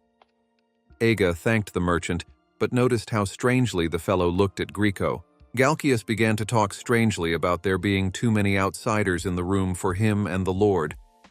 He suggested that the mate step away for a while to somewhere else. Grieco looked defiantly at the merchant and declared that she would never forget his name. The boys looked at each other with a look ready to tear their opponent apart. Eiga didn't realize when these two mates had managed to become so close. The young man was at this time drinking Igarashi's potion. Eiga asked Grieco what she was even doing in this place, since this region was mainly suitable for novice adventurers. The girl explained that Mori and her companions would be arriving at the new place soon. but she purely happened to hear about Aig's exploits. She was delighted that the Lord's army was already accomplishing missions. Grieco knew that Aiga was an excellent teacher. The young man thanked his friend, but he was troubled by one thought. The boy was surprised that the Five Wonders team was heading to this place. Grieco asked the young man if he hadn't heard about such news. It's predicted that the 6th Archidemon will appear in this area, so there should be a new assignment as well. His friend's words made Aig think. The boy covered Igarashi more firmly with the blanket. He was glad his team was finally accomplishing this task. Leaving the cabin, Aiga asked the merchant to keep an eye on the secretary. Galkias and Grieco remained in silence. The boy tried to start a conversation. At this time, Kokumaru was lying tiredly in the stables. Aiga saddled the horse and apologized for not letting him rest at all. The young man informed him that the flight would not last long. Aiga looked up at the starry night sky and thought he wanted to fly even higher. Archidemon's task was beyond a guy's capabilities. It even made one feel dizzy. Perhaps this feeling was because of the hurricane of thoughts in his head. He stretched his hand towards the sky and thought that he too would reach such a level someday. Soon, it was the morning of the next day. The Lord gave the boys 2 days to rest. Everyone slept sweetly in their quarters. In the meantime, the young man took his horse and rode off to an unknown destination. Aiga knew that he couldn't sit idly by, so he set out alone to explore a rank B dungeon called Isekai'd Labyrinth. Aiga raced through the air on his horse with great speed towards new adventures. The rank B task zone, Isekai'd Maze, is located northwest of Afarin's Felt. Aiga swiftly rushed his horse in that direction. After arriving at his destination, the fellow tied his horse and went about his business. He was deciding where he should go first. Aiga headed towards the Adventurer's Guild post, which is right by the dungeon. Ruins and similar dungeons often have such posts near the entrance. They are a resting place, and you can also buy regenerating items there. Aiga approached the reception desk and said that he had come to get permission to enter the dungeon. The girl asked the boy for the license. The young man started pulling out a card, but the worker said that the license was rank C and the Lord was in a level B area. Aiga confusedly said that his army was promoted yesterday and it should be displayed in the reports. The girl checked all the data once more and said that the team from Tokumo was indeed listed. The young man rejoiced and informed the employee that he was now going to the dungeon, but the girl ran out of the building and rushed to detain the young man. The boy did not realize what was the matter. The worker said that Aig's squad is a whole team, but at the same time there is no one here besides himself. The young man was surprised and explained that the other guys had the day off today. The worker persisted and said that in that case the boy should go back and join his team. Aiga was upset that he ran into such a noisy secretary at this very moment. The Lord asked what the problem was if the absence of the rest of the company was not a violation of the rules, but the girl aggressively began to assure the guy that the problem was his reckless behavior and she just wanted to prevent a tragedy because that was the guild's duty. Aiga pondered over her words.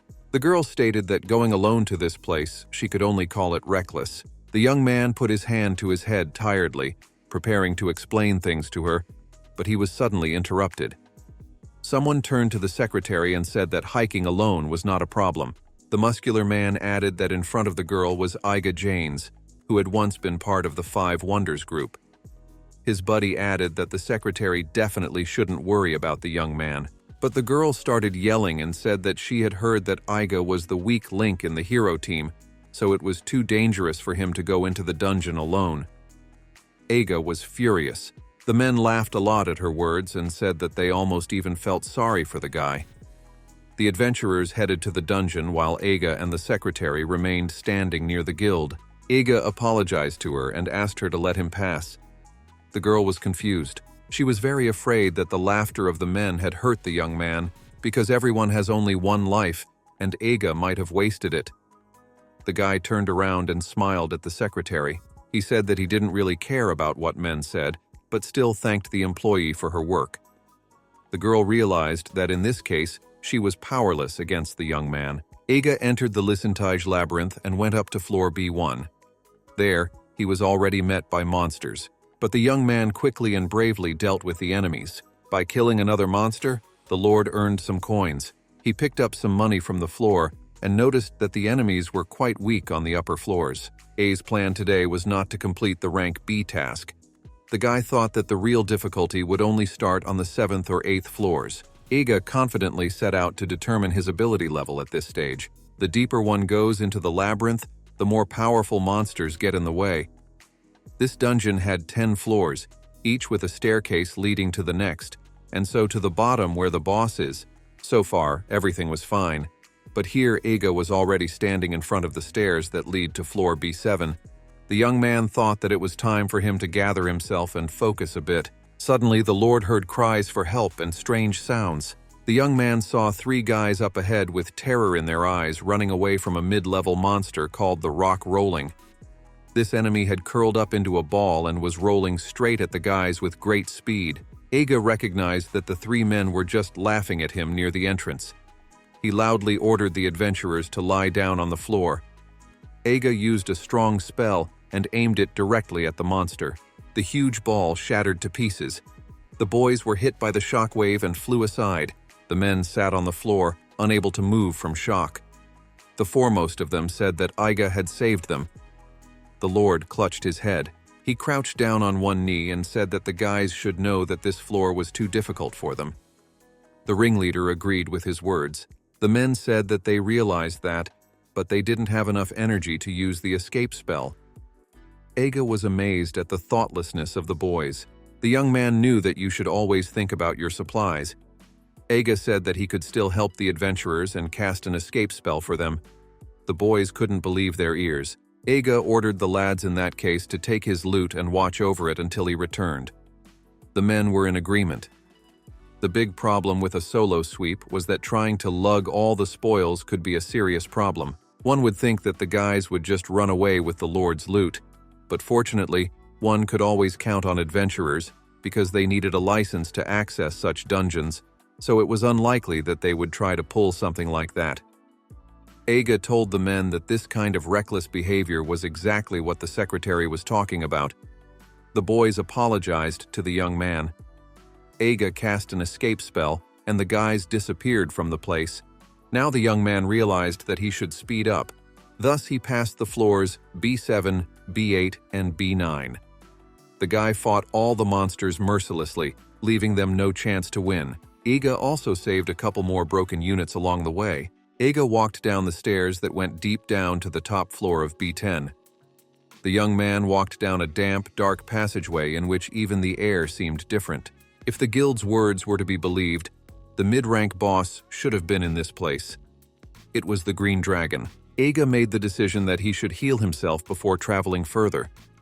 The guy started using healing magic. On his way to this place, the young man came across a dark Krampus and other powerful monsters with combat power exceeding 15,000 points. That was why it was necessary to use healing magic to regain his strength.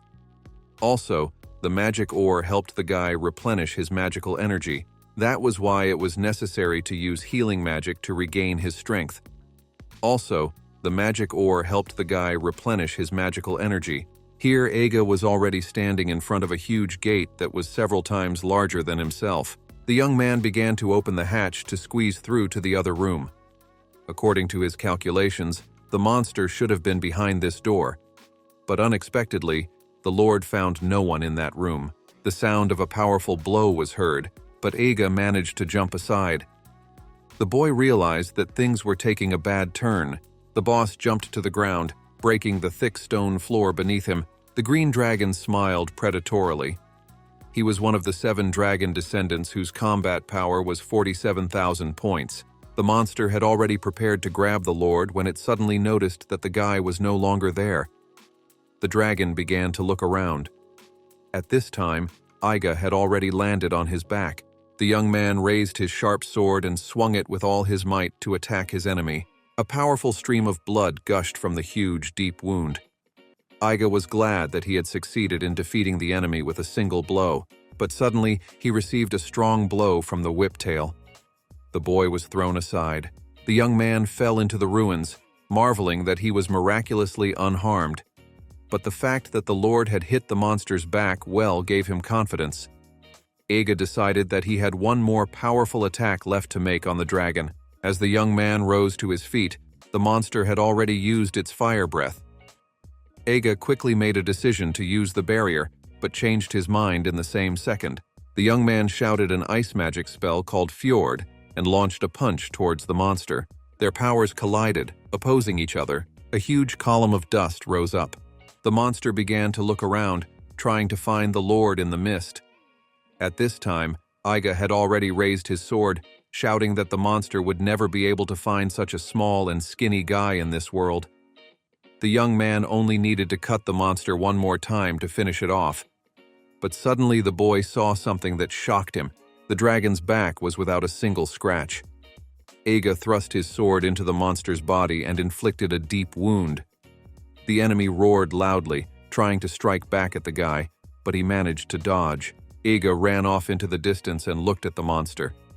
The one was magically already healing its huge wound with a predatory smile looking at the hero. Eiga realized that things were not good. The young man grabbed his sword. He was ready to confront the huge, invincible monster. The boy's gaze was fierce and cold-blooded. The bright afternoon sun illuminated the entrance to the dungeon labyrinth, within which there was only pitch blackness. The adventurers noticed a dirty young man in ragged clothes coming out of the place. The lads rejoiced that the lad was well. They told the Lord that they were beginning to worry already because he had been in the dungeon for too long.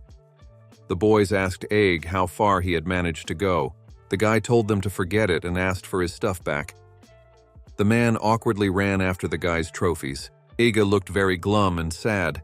Everyone was puzzled as to what had happened. Suddenly they heard the voice of the running secretary. The girl ran up to the Lord and said that she heartily apologized for calling him weak. The adventurers did not understand why she was acting so strangely. The secretary explained that she had just received a message from the guild. It turns out that Eiga-san had actually defeated the boss on floor B10. The guys were at a loss for words. They even thought that the secretary was joking. After all, killing that green dragon was beyond the ability of most strong adventurers, and the guy had defeated him single-handedly. But there was no smile on Eig's face at all. The men had no idea that the young man was so strong. Eig was infuriated by these words. He yelled for everyone to shut up and give him his bag back right now. The guys got really scared and froze in place. The lad was quickly given the bag of belongings, and he mounted his horse and rode home. The men did not understand what could have made the hero so angry, and so they made the assumption that it was all because the young man had to rescue them. But one of the guys said that killing the boss and should not make a man happy. Eiga swiftly rushed on his horse back to the ship. It was a disaster for him. The young man had to spend several hours to deal with a single mid-ranked boss. A battle with a green dragon that could regenerate required more firepower, otherwise things could go badly. Eiga gave the verdict that his maximum was not enough. All of the lad's skills were bumped down to the middle rank, and that kind of strength was good for nothing in his opinion. The young man walked glumly along the city streets. Eiga would be glad if he had even half of the power that Cross and Grieco possessed. The young man sadly exhaled and looked up at the sky. When he finally brought his men to A or S level assignments, there was a possibility that he wouldn't have the help he needed. While walking down the street, the guy heard someone calling him. Eiga turned around and saw a familiar journalist. Aqua thought that since they met in this city, this fate, so she gladly offered the guy to give her an interview. But Eiga only turned back around and headed onward. Aqua pressed her whole body against the guy and stated that the fact that she had found Eig earlier than stumbling upon 5 wonders was fiction. The girl proposed to sensationalize the story, so she immediately demanded an interview with the guy. Passers-by, hearing her loud speech, turned around and recognized Eig.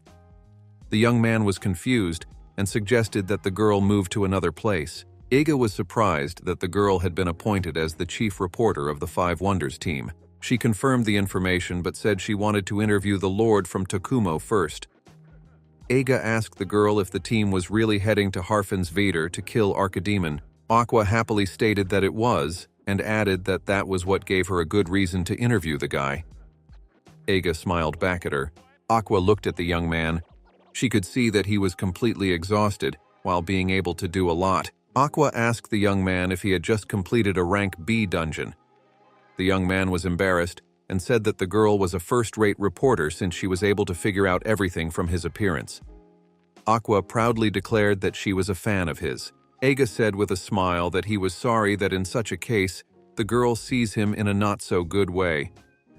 The young man shared that he constantly heard loud words about a place called Zahabelt, but at the same time, he was almost floored by some insignificant rank B dungeon. Eiga sadly headed onward. Aqua bewilderedly called out to him. The girl realized that with the young man's mood like this, their interview would not be fruitful, but at the same time, she didn't know how she could help the Lord. But suddenly the boys came to their senses and noticed the huge, majestic Schwartz Theater in front of them. A poster on the bulletin board invited guests to come and see the moving pictures on Holy Night. Aqua realized what this place was. Eiga was glad that this team had a tour. He couldn't realize that Holy Night would already be next week. Aqua informed the guy that she actually had 2 tickets. The girl offered the gentleman to go with her. She took the tickets out of her pockets, and the young man grabbed her hands. Eiga couldn't believe his ears. He would be very happy to visit this place together with the journalist. Eiga's eyes sparkled with happiness. Aqua noticed that the boy looked excited and asked him if he liked moving pictures. Eiga said that wasn't really the point. He hadn't had to go to a wonderful place called Zabelt before, so he hadn't seen such pictures yet. However, the young man said hopefully that it had always been his goal to see one, but Eiga muttered with annoyance that there was no use for him to talk about such things, for he had never gotten to Zahabelt. Aqua remarked that such words were more like the truth. The girl happily stated that the premiere was only 4 days away and offered the boy to watch the pictures on the Holy Night with her. Eiga was happier than ever. Eiga and Aqua made their way to the guy's favorite coffee bar called Hill and Kraut.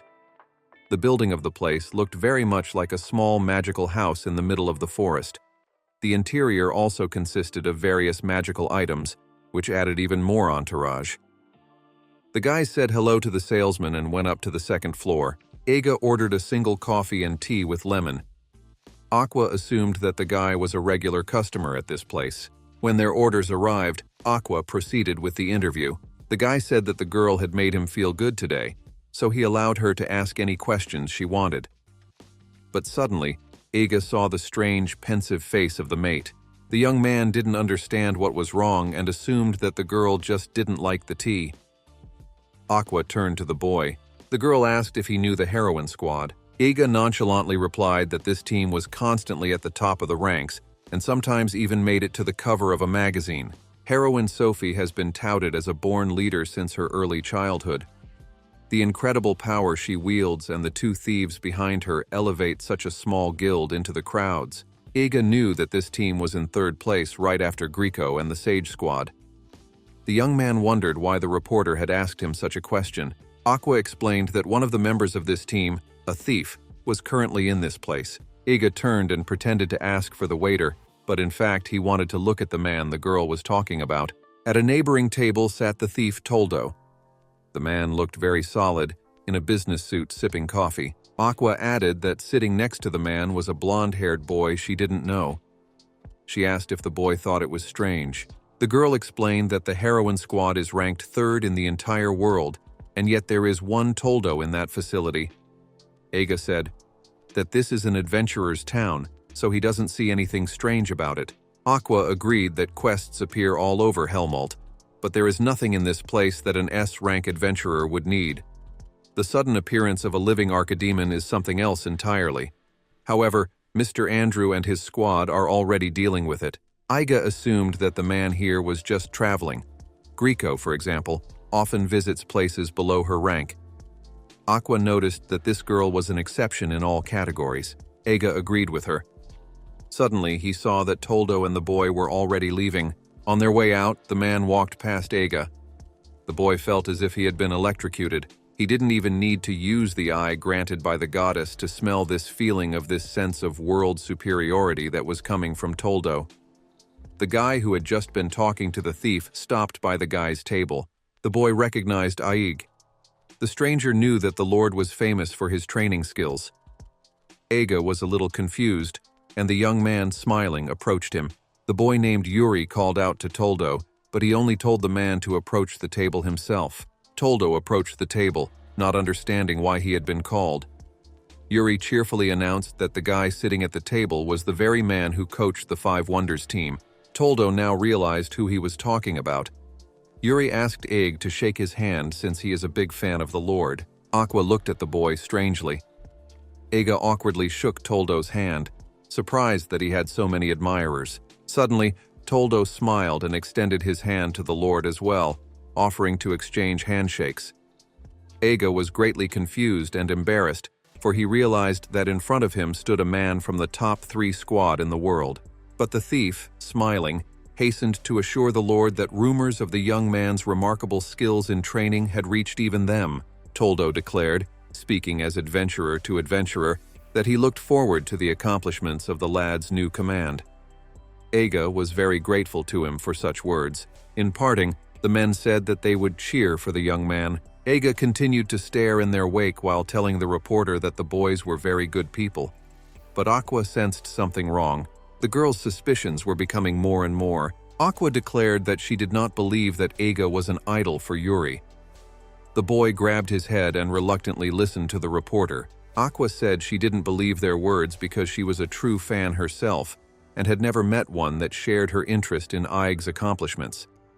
The boy looked at the girl frustratedly, but suddenly Aqua stood up abruptly from the table and said that it was time for them to leave. Isekai'd didn't understand why there was such a rush. After all, they hadn't finished the interview yet. Soon the guys were already at the dock. Aqua swiftly made her way through the crowd, and the young man asked what was tormenting her so much, but the journalist answered him nothing. The boy could see the girl was focused. A man standing near the ship in a loud voice announced the last announcement before the ship left for Gateberg Castle. In the crowd of people, the guys noticed 2 men they had just recently said goodbye to at the cafe. Isekai'd realized that these 2 men were heading for the castle, but this mission should be handled by Cross and his team. Aqua announced that she was heading after the men. Isekai'd was speechless. The girl rushed as fast as she could to the ship in time for its departure. She could smell the scent of sensation, and Mr. Cross was going to get here sooner or later. Isekai'd asked the journalist to stop. Suddenly, the girl came to her senses. She stopped, turned around, and walked over to the guy. Aqua pulled out the tickets and handed them to the young man. The girl asked her buddy to accept them as an apology, for she was sorry that she would not be able to keep her promise. The young man asked the reporter if she was sure of her decision, but she reminded him that he had never video moving pictures. She asked the guy to do everything he could to reach S rank as soon as possible so they could watch them on the Zahabelt grounds together. The girl smiled goodbye to the Lord. Isekai'd was very grateful to her. He embarrassedly replied that he would try his best to fulfill her request. Aqua, Toldo, and Yuri traveled to Castle Gateberg to pick up Cross. Further shifts to the events taking place in the harbor on Isekai'd's ship. The Lord sat in his cabin and pondered. Cross and his squad are on an S-rank assignment when there are other adventurers out there. The young man realized that Aqua had not lost her mind, for he himself had a bad feeling. He decided to ask one person to go to that place. Sayonji smiled and said that she was always at the guy's service. Isekai'd wanted to use the girl's intelligence skills. Sayonji said that she was very pleased. The guy asked why she was feeling such emotions. The girl explained that she felt that the Lord trusted her since he let her watch her dear friends. Isekai'd was annoyed by Sayonji's words, but the girl advised him not to be so modest. She informed him that due to traveling she wouldn't be able to see him for a while, but she would be arranged for a goodbye kiss. Sayonji took Isekai'd's face in her hands and began to move closer to him. The young man looked at her irritably, but suddenly, Igarashi entered the room and interrupted the whole process. Sayonji announced that she was departing. Isekai'd guessed that the girl had someone she disliked intensely. The guy allowed Igarashi to enter his room. The girl said that the minister had sent him a letter from the capital. Isekai'd thought it must be something unusual. The girl unfolded the message, and the boy asked her to tell him what it said. Igarashi said that it was news about the New Year's Congress, but Isekai'd didn't know about such an event. The girl explained that this assembly of all the lords of the Far East was held once a year. The young man hesitated for a moment. He realized that there was no way he could miss this event, but at the same time, he would really like to focus on pumping up his army right now. Igarashi began to think about different possible outcomes. She stated that this was the first Congress since the guy had taken the position of Lord, so it would be safest to attend at least the opening ceremony. The young man frustratingly agreed with her words. Today was the 21st of December, and the event would be held on the 24th of January. Eiga realized that he should try to get to Tokumo before the end of the year, for he still had to see how the villagers were doing in his absence. That said, the hand-picked troop had not yet had much success in the new territory. The young man wanted everyone to be able to fight in the B-rank task area without his presence. The Lord was surprised that he had such a busy schedule. But suddenly, Igarashi said that it was okay to relax. She explained that the guy had been absent all day today, and she had heard from the merchant that the Lord had been tormented by something last night. Eiga laughed and apologized for making the girl worry. He reported that he just needed to get outside for some fresh air, as he easily loses his patience. Suddenly, Eiga remembered yesterday's event. He awkwardly asked how Igarashi was feeling after yesterday. But the girl didn't understand what the question was about. Eiga realized that the secretary didn't remember anything. He said it didn't matter anymore. Just like that, the Lord's long day came to an end. The Lord told Igarashi that from now on he forbade her to touch alcohol, but the girl did not understand where such inhibitions came from, and Eiga still remembered Sayonji's sad face the moment Igarashi walked in on them. There are 3 strong monsters in front of us. Koshkolev with a battle power of 25,000 points, Red Orc with a strength reaching 18,000 points, and Blue Snake with a battle power of 15,000 points. Bandu swung his sword forward and ordered the units to attack the enemy. The warriors immediately rushed into battle, professionally dealing serious damage to the enemy. The boys were in a new rank B mission area called Colt's Wasteland. Eiga at this time was watching the team on his flying horse from the sky. The guy thought that the army was doing quite well and was quickly adapting to the higher-ranked monsters. The guys changed their priority pumping location from Zone C to Zone B. The monsters in the new location are all at around 2,000 power, and the open field of this area allows the team to utilize the numerical advantage to the maximum. General Bandu once again took control of every participant this time. The guy was quick to give the right orders to the squads, helping the army to take more favorable positions and use better battle tactics. The team begins with a volley of magic arrows to immediately weaken the monster. This happens before the release of melee fighters enhanced with support magic occurs. Sayonji was carrying out her mission at this time, but the open space gave the Lord already enough opportunity to observe the battlefields entirely. Eiga was also giving his squads more favorable battle tips. In the evening, everyone returned to their ship. The warriors grew stronger and smarter each day, gaining good physical fitness. Eiga shared with his friends that at this rate, his squads would be able to handle B-rank tasks on their own. Galshias said that if that was the case, the Lord would be able to return to his territories by the end of the year. Suddenly, Eiga remembered something. The young man hadn't seen Grieco for a long time, so he inquired about her whereabouts. Galkias hesitated. He said that the 5 Wonders team should arrive in Afarin's Fetra today, so Grieco had gone to meet them. Eiga now understood the girl's plans. The young man continued to eat his dinner. The merchant asked if his buddy didn't want to see his past team. Eiga was very surprised at such a question. Eiga pretended not to understand what his buddy meant and said that he felt perfectly normal as before. Galkias awkwardly apologized. Eiga quickly got up from the table, saying that he had already eaten and headed to prepare for tomorrow's journey. The boys were very surprised at this strange behavior of their comrade. Slamming the door, Eiga gave his word that they would easily defeat the monsters tomorrow. Igarashi shared her thoughts with the merchant. She believed that Eiga was being self-deprecating. Galshias agreed and said that it was no longer a joke, and the guy's behavior was already starting to get tense. The next day of adventure came. Bandu, leading the horse on which Eiga was sitting, inquired if he was well, for he looked as if something had happened. The young man said he just had a headache, but the lad hastened to assure Banda that he would be fine, for it was probably just the residue of alcohol disturbing him. The young man was on his way to the temporary medical center of his area.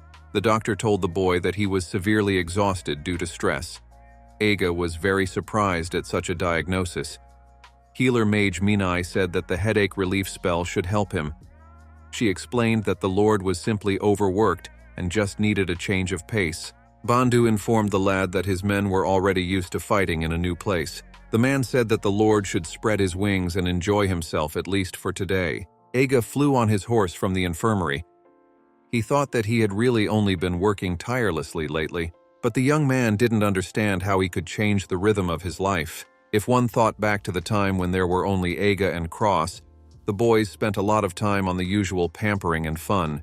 The boy once again repeated in his mind the advice of the healer mage. Eiga wondered if Cross would agree to a game of billiards if he offered it to him, for they had parted on a good note, so there was nothing wrong with it. Eiga walked down the street with a newspaper in his hands. Finally, he reached the Grand Hotel. He was counting on the guys staying in this particular huge building. In fact, he just needed to read the newspaper to find out where the famous S-rank group was staying, and that place turned out to be a first-class hotel. The longer the guy looked at it, the bigger it seemed. Now the young man had a question as to how he could find the guys in this place. As soon as Eiga entered the building, he immediately saw Cross walk past him. The boy couldn't believe his eyes that he was able to find his former buddy so quickly. The guy thought that Cross hadn't changed at all. Only Eiga wanted to call out to his former buddy when he heard the cheers of the crowd. The hero from Team 5 Wonders was abruptly surrounded by a crowd of reporters, furiously wanting to interview him. But Cross felt as if someone else had called out to him. The boy turned around, but there was no one across from him anymore. Eiga quickly managed to hide behind a column standing nearby. The boy did not understand what was happening to him and why he was hiding for no reason. He was very angry at his own behavior. The young man looked out slightly from behind the column. He was very embarrassed by the press that surrounded his former buddy. Suddenly, someone's voice was heard. Someone recognized Eiga. The boy turned around and saw Ima and Deli saying hello to him. The young man didn't expect to be noticed. Ima asked what the guy was doing just now, since he couldn't afford to stay in such a hotel. The young man was very angry at the girl's gloating. Deli looked at his girlfriend. He noticed that as soon as Eiga appeared, she immediately became unable to contain her joy. He wondered if Ima was giving herself away so easily. Meanwhile, the girl was furiously calling the poor young man names. Eiga embarrassedly muttered that he had come to see Cross. He thought that his old buddy might agree to spend time with him and have some fun. Eiga looked at the young man very strangely with pity. She began to laugh at the boy, for he thought Cross would agree to spend time with such a lowlife. Ima suggested that the lad look at the crowd of journalists. She explained that such cheering every time they find themselves in a new city. Cross is always the center of attention. She added that she wanted to say that the hero of Team 5 Wonders doesn't have much free time, especially when spending it on a loser like Eiga. The boy looked at his old buddy frustratedly. The girl's words seemed fair to him. The team was now on a mission for Archidemon, and Cross must be busy with all kinds of organizational work.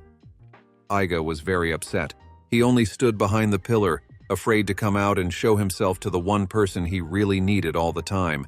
Eiga lowered his head. Deli whispered to the girl to be more restrained, but Ima only waved him off and said she just wanted to have fun. But she hesitated for a second. She knew that only Cross was always present in Eiga's mind. Suddenly, a new idea popped into the girl's head. Deli didn't like the look on her friend's face. Ima started talking about what hard workers they were, deliberately drawing Eiga's attention. She started to pretend to be a tired girl and said that their team didn't even have time to purchase items. Eiga turned around and looked at her. Deli didn't understand these words after all. Ima herself had recently complained that she had nothing to do. But the girl only wished fiercely that the man hadn't said his thoughts out loud. Ima pretended to notice the Lord and told him that since he was free, he would have no trouble doing a trifling errand for her. Eiga was confused. He did not know what errand he was referring to. The girl quickly took out a piece of paper and handed it to the guy, asking him to quickly find all the things on the list. Eiga didn't understand why she was doing this, since he hadn't even given her consent. Iga asked the young man to just go to the Heil and Kraut establishment and asked if he knew where the place was. Iga knew this coffee bar perfectly well, especially since he had recently visited it with the journalist. Iga began to quickly push the young man outside, citing that the store would soon close. But Iga stated that the establishment was open 24 hours a day. When Iga had already left, Deli asked the girl what was the matter now. She replied that she kept hearing only words about Cross from the former team member. Ima said that there is a shy person who also wants Iga wished to see only him. Soon the young man reached the establishment to which the girl had sent him. The boy wondered for a moment what Ima was even thinking. Ima could express herself badly, but the guy knew that deep down she was a good person. That was why the Lord wondered why the girl wanted to send him to the coffee bar. But Iga thought it was unlikely that Ima wanted to get him into trouble. Well, or at least half-heartedly. Iga looked at the list with the things that needed to be bought.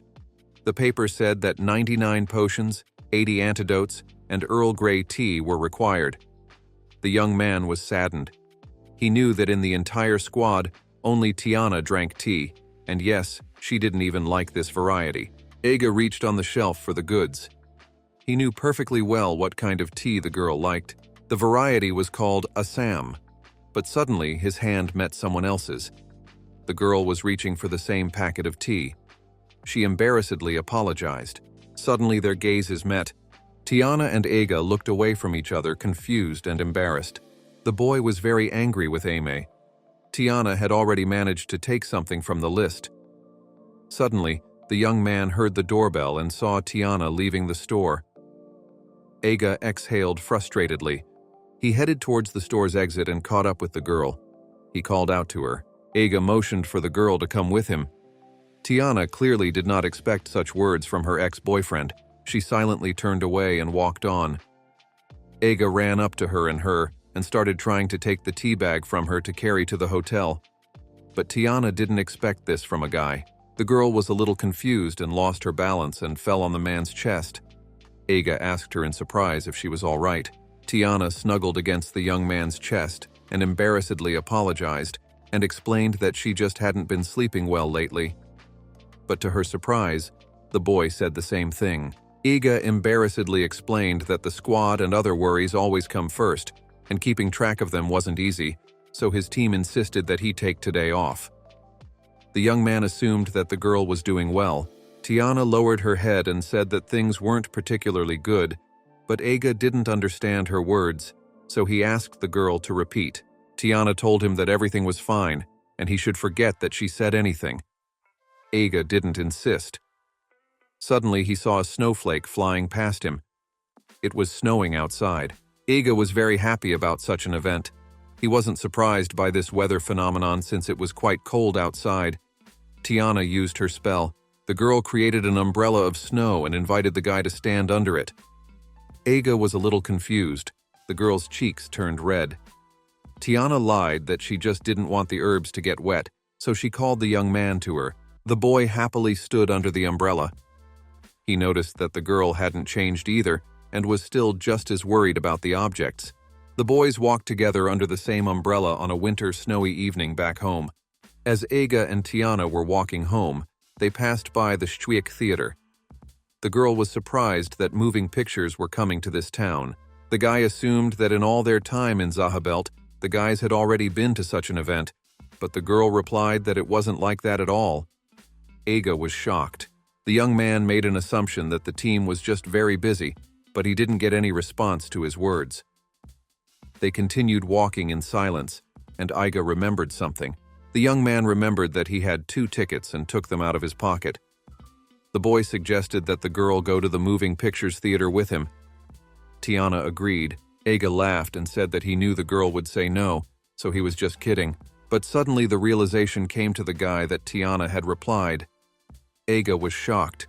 The girl repeated once more that she agreed. The guy hesitated and said that they probably shouldn't go to the theater. Tiana asked why he thought so. Iga explained that Cross would probably feel very bad if he found out about their going together. It might cause the boy some heartache, but Tiana hastened to assure the young man that everything would be fine and no one would resent anyone. Eiga didn't understand what she meant. Tiana clarified that she was not in a relationship with anyone. She hasn't had a boyfriend since Eiga said they were breaking up. The young man was at a loss for words. He had not expected to hear such words, but noticing the crowd of reporters, Eiga quickly took a step aside. The young man realized that Cross had already bored the reporters, so they were walking around looking for a new victim. Eiga glanced at the girl. There was a huge chance that people would notice him along with the girl from Team 5 Wonders. Then there would be a scoop on all the magazine covers that there was a rift in the group and a new intrigue between the girl and the former team member. Eiga sincerely didn't want to cause more trouble for the squad, so the thought of running away from this place as soon as possible crossed his mind. The boy grabbed the girl's hand. He quickly muttered that they should meet at Heil and Kraut at 1 o'clock in the morning on Holy Night. The young man ran the other way as fast as he could. Tiana was confused and frozen in place, for she had not expected the lad to do such a thing. But in Egg's mind, the moment when Tiana invited him under her umbrella on a cold, snowy evening will always remain. Eiga ran as fast as he could to avoid being seen by the reporters. He stopped on an unknown street near a large tree and leaned against it. The young man took out his tickets and noticed with annoyance that they were crumpled. The boy again remembered the girl's last words. Tiana had said she hadn't been in a relationship since they broke up. Eiga pressed himself against a tree and thought. He didn't fully understand what the girl wanted to say. The young man wondered if it was even a good decision to invite her to the moving picture theater. A cold wind blew in and the boy couldn't help but sneeze. It was freezing cold on his way home, so he was all shivering because of the cold. Heading home, Eiga thought it would be a good idea to go to the store and warm up. Suddenly, he noticed a signboard that indicated the location of Lantis's workshop. The young man had already completely forgotten about this place, so he hadn't visited Liv in a long time. After entering the workshop, Eiga chatted with Liv. The girl boasted that they had done a good job, so they had added as much as 3 points to the power of the sword. Eiga's bronze sword had undergone a good change. Eiga was very happy with the work they had done. He had left his sword in the workshop after his recent solo dungeon trek. Liv laughed and admitted that the work wasn't really her handiwork. While the guys were chatting, the hammer blows on metal resounded in the workshop. Eiga was greatly surprised. Tanaka from Uga labored throughout and helped Liv place orders.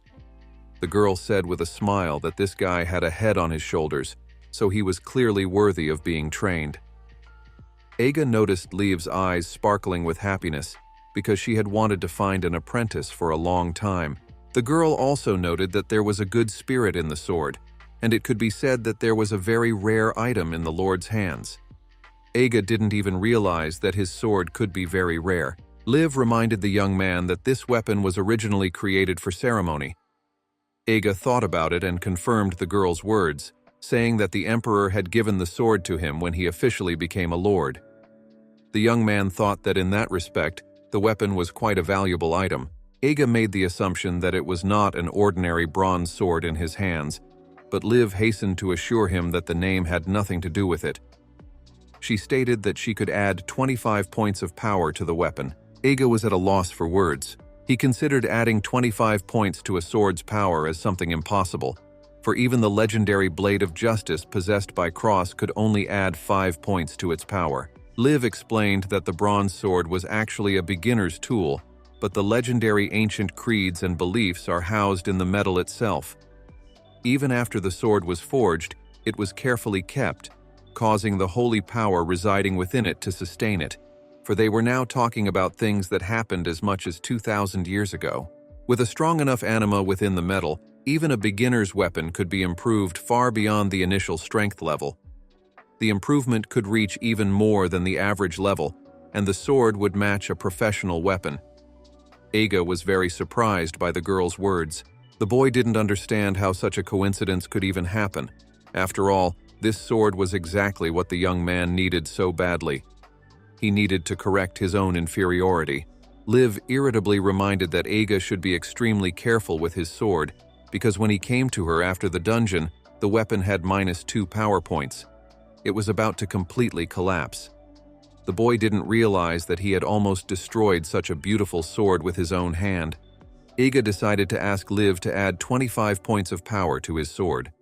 He, smiling, said that he would be very grateful to her, but in response, he only heard chagrined sighs from the master and her assistant. Eiji sincerely did not understand what was the matter. The girl said that Iga could add a lot more power. She assumed that the young man simply didn't understand how the heart of a blade worked. This was the first time Iga had heard of such a concept. Liv explained that as the young man wields the sword and becomes accustomed to it, he gradually builds strength in the weapon. The sword only gets stronger if one alternates between using and forging the weapon little by little. The girl smoked and said that it could certainly increase its power well, but strengthening a sword this much at once eliminates the possibility of additional strengthening later. Liv advised the boy to improve the weapon gradually, without rushing into anything. Eiga said that he didn't quite understand how the heart of the blade worked, but he could assume that it was based on the same principle as women's hearts. The boy assured his mate that in such a matter, he would not fail. Suddenly at that moment, all the girls with whom Eiga had befriended felt something strange in their chests. Igarashi, Tiana, Ama, Grieco, Mori, Aqua, Sayonji, and Liv noticed a strange feeling in their chests, as if someone somewhere had said something. Liv said she would pretend she didn't hear those words. Eiga was confused, for he did not understand what was the matter. The girl put her hand on Tanaka's shoulder and said that the boy had done a very good job of adding 3 points to the power of the sword. The boy blushed, for he was pleased to be praised for doing well. Eiga realized that Liv was improving both sword and apprentice in his work. The boy thought that he was the only one using such tactics. The guy noted that Liv was becoming a pretty good teacher. The girl embarrassedly replied that she didn't expect the Lord to say that. But to her surprise, Eiga suddenly suggested that she move to his lands. Liv was shocked. The guy had already been thinking about it for some time.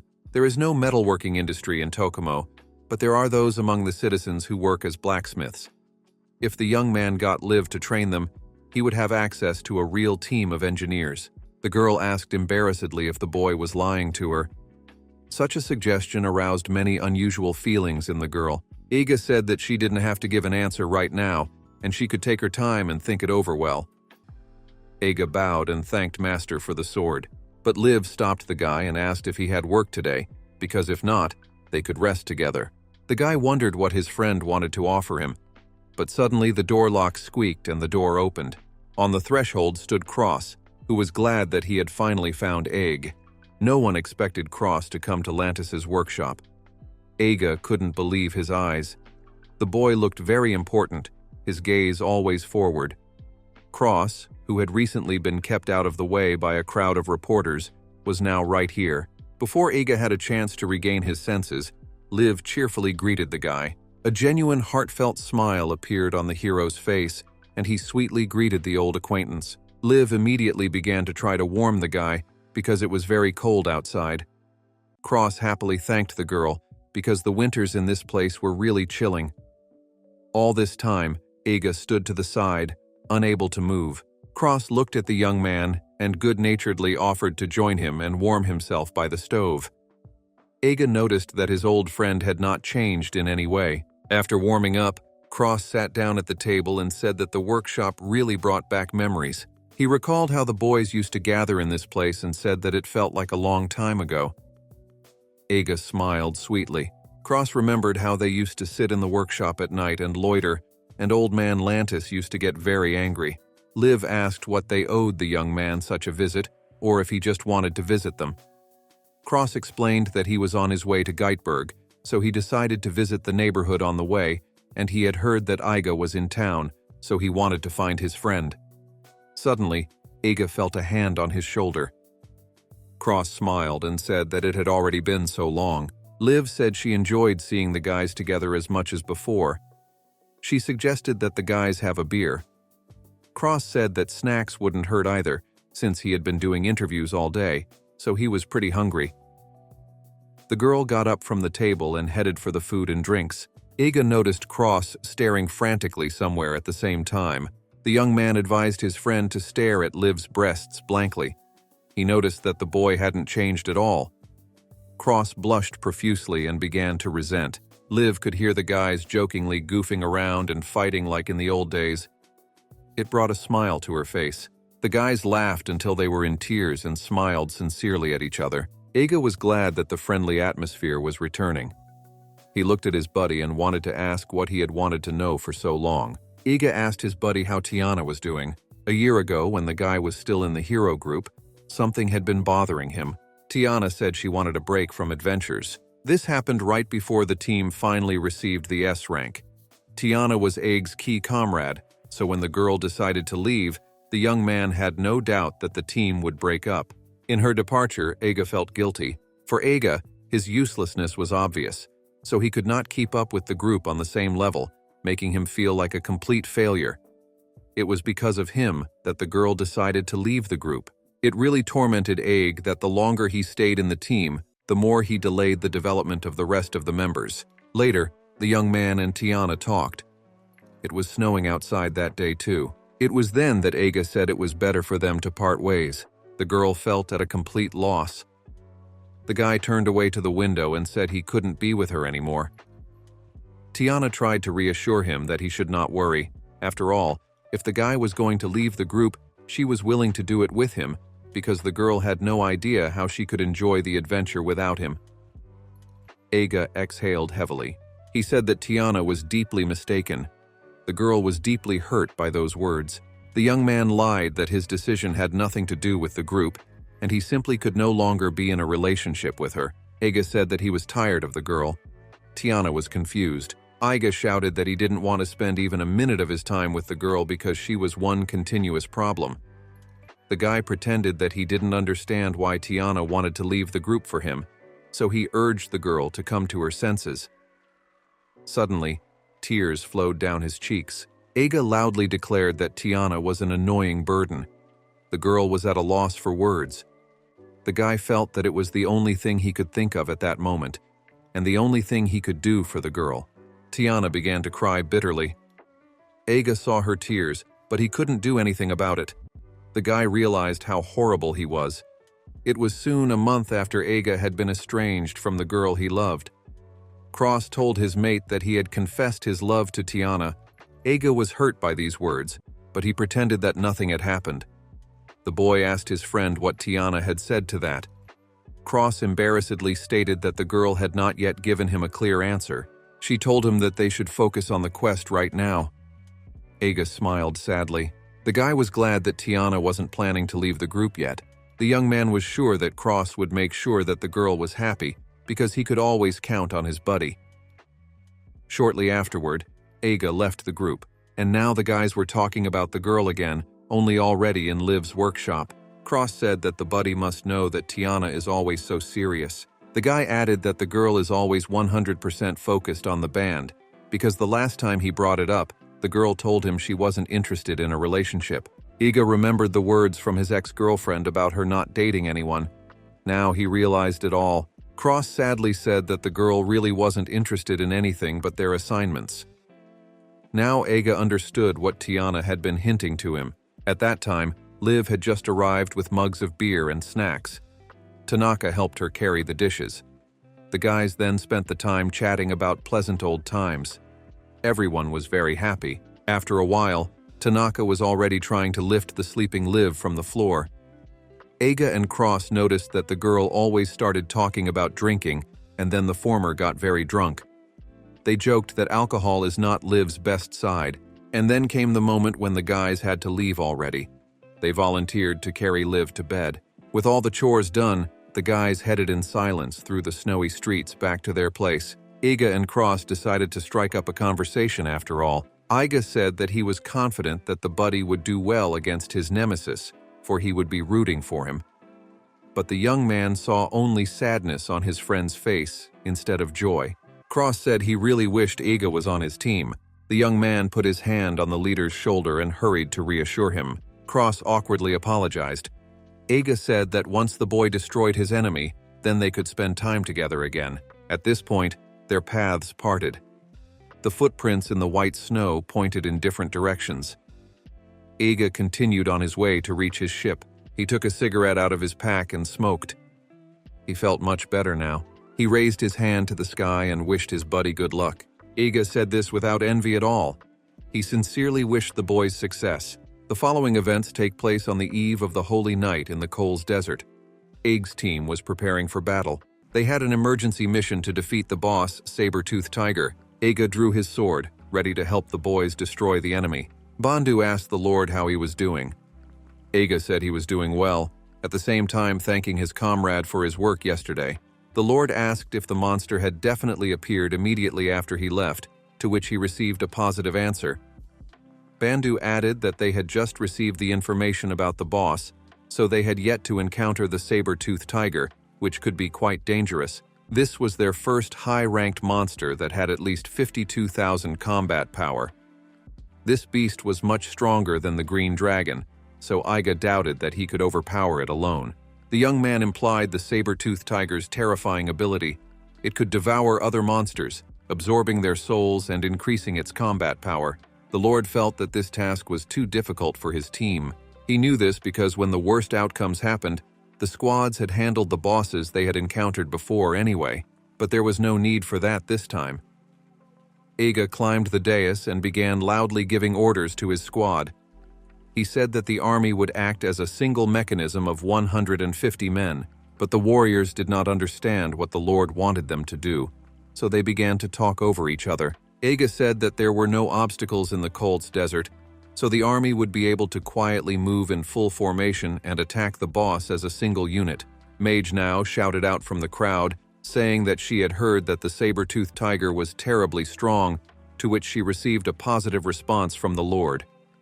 Yamasaki was already doubting that going after this boss was a good idea, but Isekai'd hurriedly reassured the boys and said that he had a plan.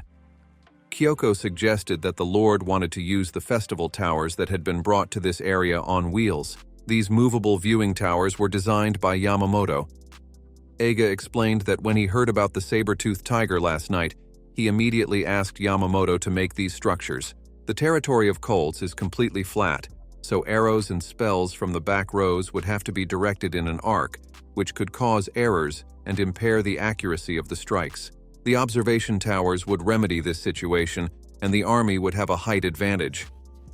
Kyoko now understood the Lord's plan. Isekai'd added that the vanguard swordsmen would use long spears. The young man asked the team to try to use their usual weapons to fight ordinary monsters and save the spear for the boss. The same rule applied to magic and arrows. It was necessary to save as many resources as possible for the saber-toothed tiger. Gang had a question.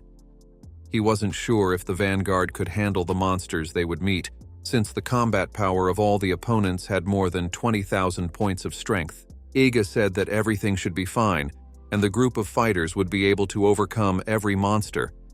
In addition, the guys improved the army's equipment. The Lord added that he would fight side by side with his troops, so they could count on him. The boys were very surprised by such news. This event was a turning point, because if the squad could defeat a high-level monster, it would mean that the squads would overcome the wall in front of them and could advance to a higher level themselves. Isekai'd ordered the army to advance while simultaneously cheering them on. The cheers of the crowd were heard. The units moved out on the road. All of this was controlled in flight by Isekai'd. The army moved in a diamond formation. In the very center were observation towers with the warriors' belongings. The mages and archers were around the tower, and the vanguard around the perimeter of the entire rhombus.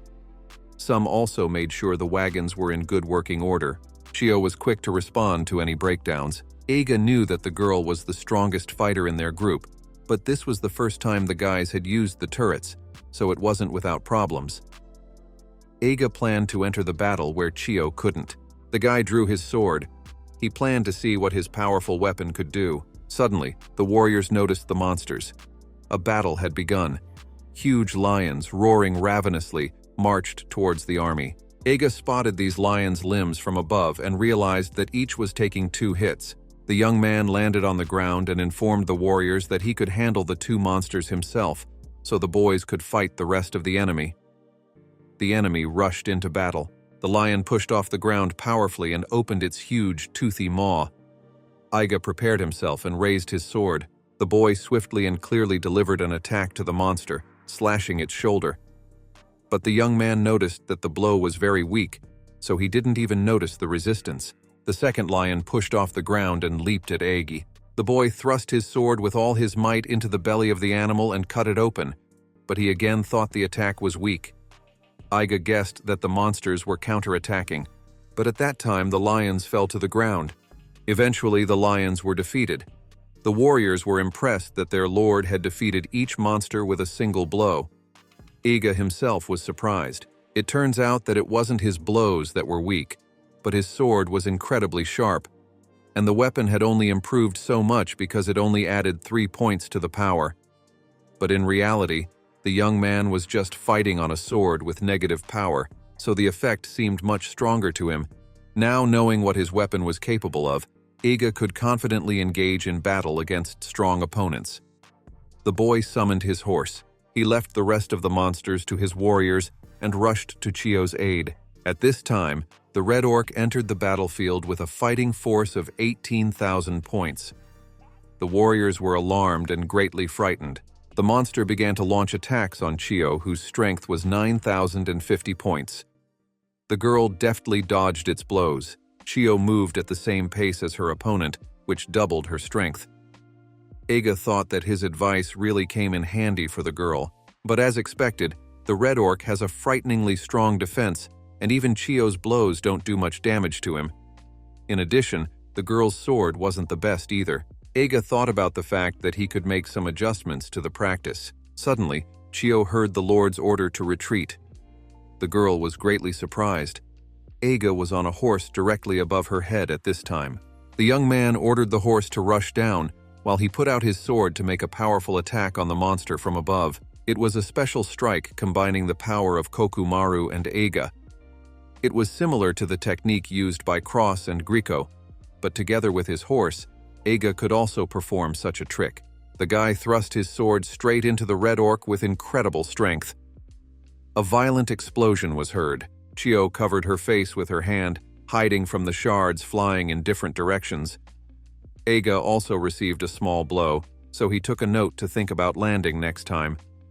He took another look at the impact site.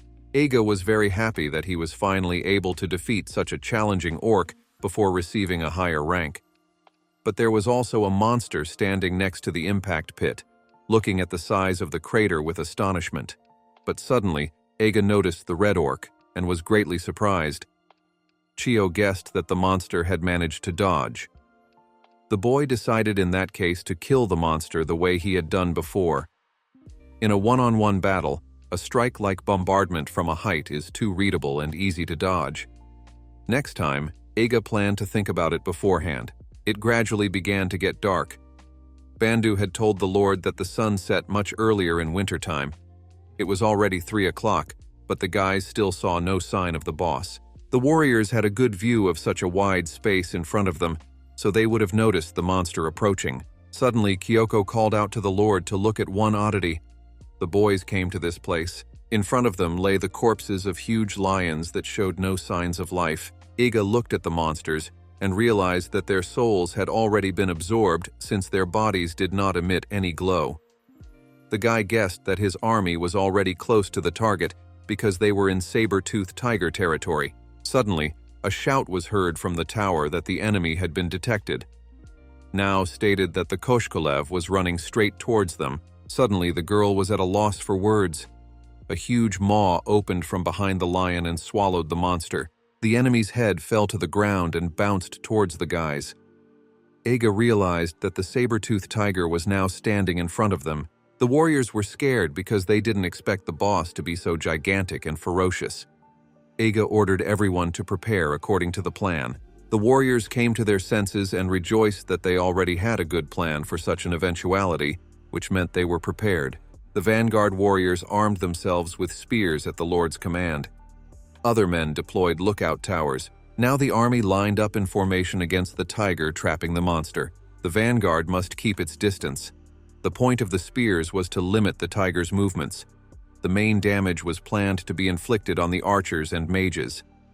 Iga watched everything on his horse from the sky. He established communication with his aides and asked if all the towers could hear him. People from all 4 towers could hear his orders perfectly. Iga advised them not to charge their ranged attacks yet. Each tower has a support mage with a communication mage, so they can make synchronized attacks. But there was one problem. The saber-toothed tiger started attacking. Even surrounded in this way, the enemy was still skittish enough to prevent the rangers from taking aim. The army needed to immobilize the monster even more. Suddenly, the saber-toothed tiger heard someone's voice. Iga swept past him on his horse, delivering a powerful blow to the enemy's left eye. The young man was about to become bait for the monster that possessed 59 points of strength. The saber-toothed tiger roared deafeningly. The warriors were panicked by such a terrible noise. Iga guessed that the predator had already decently increased its strength. The tiger began to approach the lord. The young man realized that procrastination could be fatal, so it was necessary to move on to the next stage of the plan. Iga ordered Ban to get to work and follow the plan. Guy began to give orders to each squad. The warriors reacted quickly to the orders and tried their best to act coherently. The army purposely opened a small window in the enemy's encirclement. Iga planned to run out of it. Then the saber-toothed tiger would begin pursuit in a straight trajectory. Everything was going according to plan. The mages and archers were in motion. Iga gave them the order to begin the attack. Fire attacks flew at the monster from all sides, causing significant damage. The saber-toothed tiger was engulfed in flames of fire and roared loudly. No matter if the opponent was high level or not, such a blow was very painful. Setting the exact trajectory of the enemy makes it much easier to hit with ranged attacks. Then the guys would just keep maneuvering, only slightly changing the way they bait the tiger. In this way, the army dealt 4 blows to the monster. Suddenly, Iga heard his name being called. The boy came to his senses. It was reported to him that the army had almost no magic arrows left. The lord was greatly surprised. Meanwhile, a badly wounded tiger was marching towards the warriors, preparing to attack. Night was approaching, and the tiger was only getting fiercer.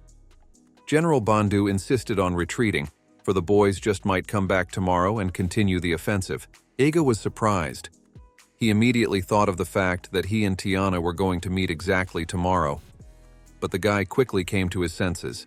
The young man thought that if the army retreated, the saber-toothed tiger would have a whole night to hunt. The team can't imagine how strong the boss might become tomorrow. Iga realized that after what they had done today, the monster would no longer fall for the same tricks tomorrow. The young man couldn't leave this opponent for tomorrow. Iga's gaze expressed cold-blooded madness. The young man was prepared to fight to the end. The lord asked now if there would be enough magic arrows for one more joint strike, to which he received a positive answer from her. The lord ordered another attack, only this time he had a new plan. The saber-toothed tiger once again rushed after the guy who led him to an open spot in the formation. Suddenly, the young man took off on his horse. Rising up, the swordsmen and archers began to attack. Iga knew that he had failed last time to thrust his sword into an orc from a height, but still he decided to try again. The warrior's attacks hit the saber-toothed tiger, but it managed to dodge and smiled predatorily. The team could not believe their eyes. The monster had managed to figure out their plan, but Iga had counted on this behavior of his opponent. The fellow was already flying down from a great height on his horse, thrusting his sword forward for a powerful strike. The saber-toothed tiger spotted the young man at the last second, but he did not have time to dodge, and a powerful blow occurred. A deafening explosion was heard. There was a huge column of dust at the scene of the battle. Not a sound could be heard. Suddenly, the warriors saw the silhouette of a horse. The men rejoiced that their lord had survived after all. Bandu ran up to his lord, unable to believe his eyes that the lad was able to perform such a dangerous maneuver. The young man tiredly admitted that he had spent all his strength on the attack, but suddenly, the boys heard a strange sound behind them. The saber-toothed tiger was climbing out of the pit, while already in death. Iga said that he hoped for his team and believed that they would finish off the enemy. The young man fell exhaustedly to the ground. He was exhausted. The boy was glad that he was finally able to make that kick, even though he wasn't as graceful as Cross or Greco, but he had managed to break through the conventional wall that kept him so mid-level. Iga closed his eyes and smiled. Things got much better after that. The vanguard had more than enough strength left to finish off the boss, and the battle with the saber-toothed tiger had come to an end. The monster was finally killed, so it dispersed in the form of magic. The warriors stood in front of it and, closing their eyes, put their hands together and bowed. Aga didn't understand why the boys were doing that. Bandu explained to the Lord that it was an Eastern sign of showing condolence. Aga remembered that not long ago, the team was happy when defeating monsters. The black night sky showed thousands of twinkling stars. Aga, along with Bandu, folded his hands in front of him and bowed.